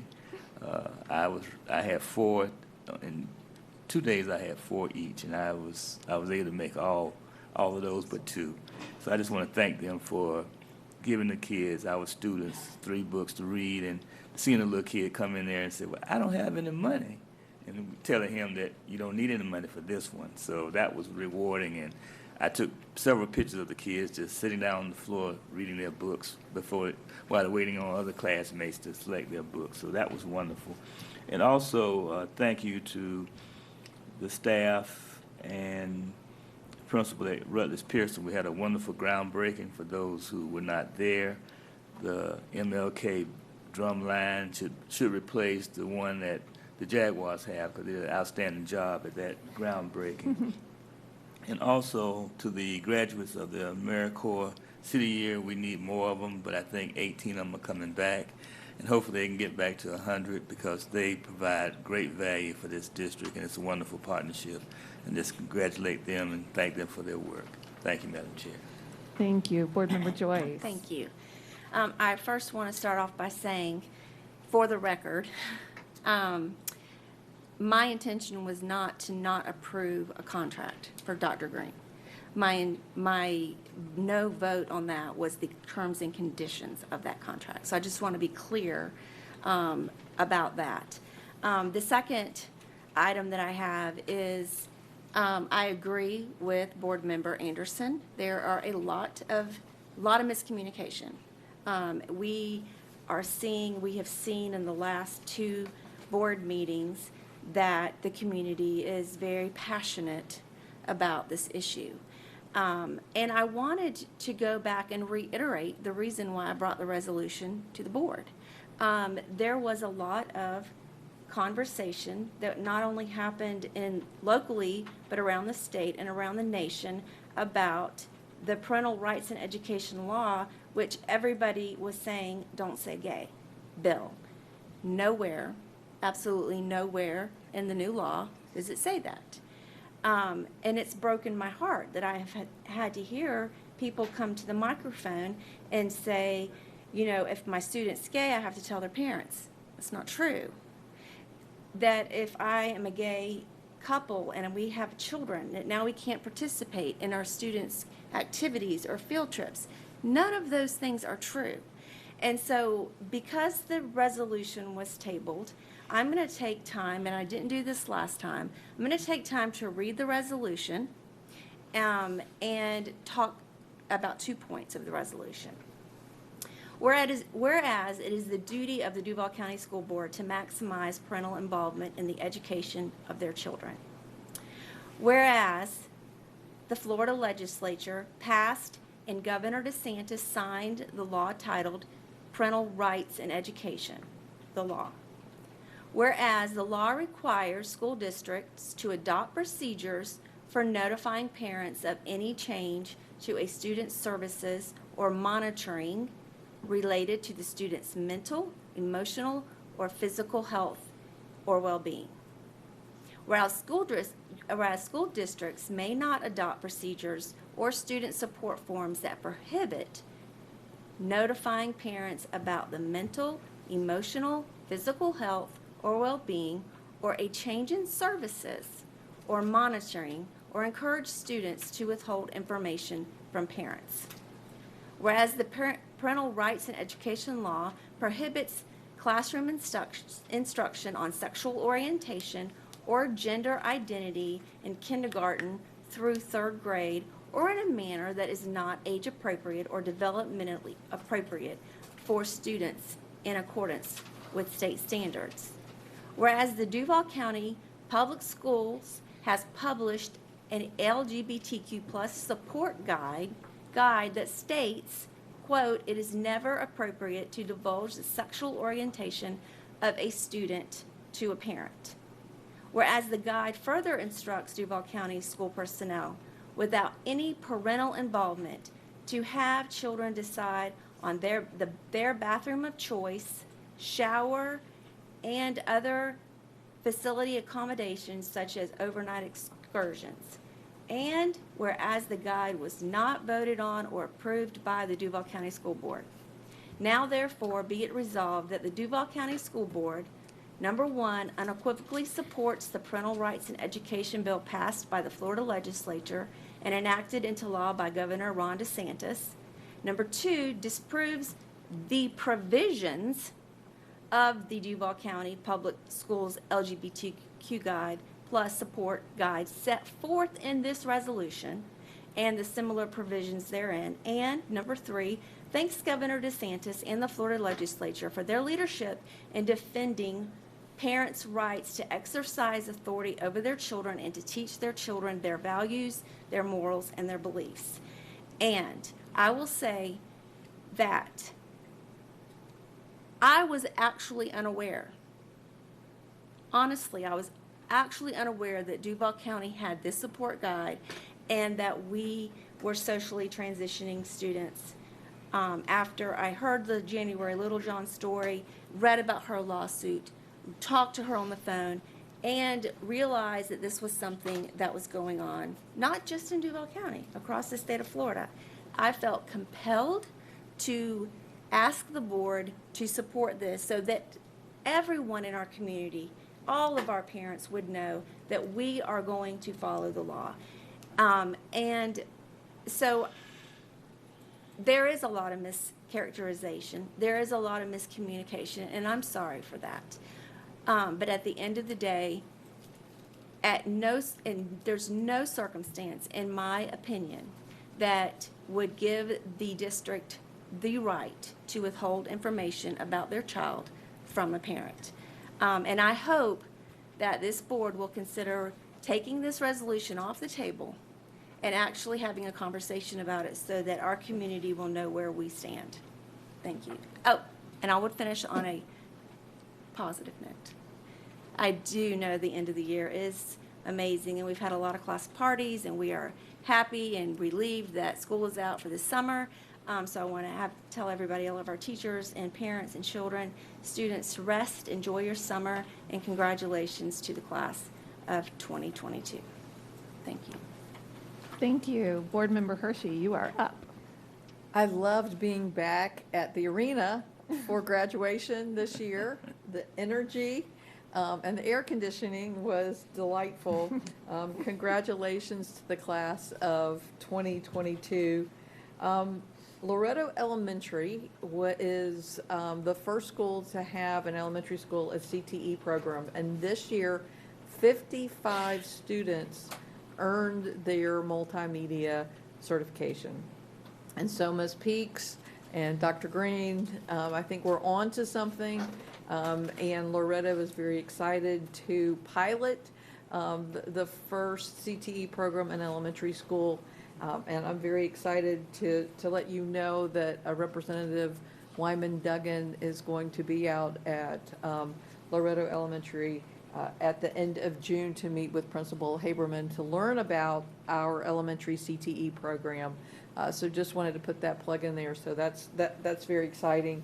You know, the Read USA Book Fair does not cease to amaze me, and I know it's just the second year. But once again this year, you know, I have like my favorite quote from students, and this year a student had her 3 books, and she turned around and looked at me and she said, "We don't ever have to return these? I get to keep these?" And so it doesn't matter, I share that, it doesn't matter what part of the city that you're in. There is a student in every school who celebrates the ability to go in and select their book and that they get to keep their book. They don't have to return it. So this is a great gift. There are books that fly off the shelf like hotcakes and that are very, very popular. I did not see at my school any books that were inappropriate or scandalous or any of those things. They were popular books, many of the books that my children read a long time ago in school. So that was very exciting. I wanted to thank Read USA for that. And on that final note, I will just say that I remind everybody that 20 minutes a day paves the way, so please find a good book, more than one, and spend a lot of time this summer reading. Thank you. I would concur with you on the reading, and I will concur with multiple board members on the book fairs from Read USA. Like you all, I did not get to as many as Board Member Jones. That was really impressive, by the way. But I will tell you, the smiles from the children as they realized they got to pick books and no one was going to need to pay for them. And they were so excited about their different titles. It was phenomenal work. So thank you to the team that put those together. I do want to congratulate all the graduates as well. I do want to make sure that I congratulate, like Board Member Jones did, the mom of the grad over there. Congratulations on your child matriculating from DCPS. That being said, I know you won't be completely surprised by this, but we did have a 3rd grade release of test scores last week, and there were 11 schools that went over double digits this year. And I might have done a little breakdown of those scores because you all talk a lot of smack about a lot of stuff, and I just need to add to it. So I had 4 schools, Lake Lucina, Principal Walsh, who is such a rock star, 19-point increase, most in the district, amazing work. Grasp Academy, which if you know the unique students there, you know that's amazing that happened under Principal Powell, so 12-point increase. Arlington Heights under Principal Scott, 10-point increase. And out at New Berlin under Principal Crystal Lewis, a 10-point increase. You may recall I touted them about a year ago because their entire teaching force out there decided to get their reading endorsement. Everybody, no matter what content area. Clearly this has paid off, so huge shout out to Crystal Lewis, the principal out there. That being said, here's where the calculation comes in. I want to remind all of you, I am the smallest of the 7 districts. Just going like right? full data nerd. 7 districts. I am the smallest. But of those with double-digit gains, I make up 36.36% of the double-digit gains for the board. So I'm just saying we're walloping up on people. Arlington is making it happen in Ocean Way. So very excited. I see accountability assessment over there laughing at me. Yes, I still like to do a percentage. It's all good. But congratulations to those schools in Arlington with double-digit gains and also out in Ocean Way. Do want to make sure I do one last shout out to Grasp Academy for being recognized earlier this evening. Again, incredible work with just incredible children out there. I do want to make sure that we thank, I only see one of you, but our security that have been managing these board meetings, hopefully you're out there and you're hearing. That being said, we have had some really large crowds the last couple of board meetings, and I want to make sure that we thank you for your diligence. You're putting plans in place to make sure that we keep everyone, including us, cabinet, all of our visitors safe and sound. If you can relay that, we would be very appreciative. We are very grateful to you all for what you do. That being said, I want to make sure I also say thank you to everyone for their patience tonight. I promise Board Chair Willie will be back next month. But I will say when you're going to have to fill in, when you have 3 prior board chairs as strong as Board Member Anderson, Board Member Hershey, and Board Member Jones, you're in good hands. So thank you for the 3 of you for the eye contact and coaching this evening to get us through. I am grateful to each of you. You did great. That being said, Board Chair Willie is coming back. Did I tell y'all that? He will be back next month. But Board Member Hershey, you can continue to read the blue cards if you'd like. No. Okay. That being said, I'd like to have a motion to move to adjourn the meeting. Second. Second? Who was the original? Board Member Pearson, seconded by Board Member Anderson. All those in favor signal by yay. Yay. All those opposed signal nay. Don't hear any of those. That being said, the meeting is adjourned. Thank you.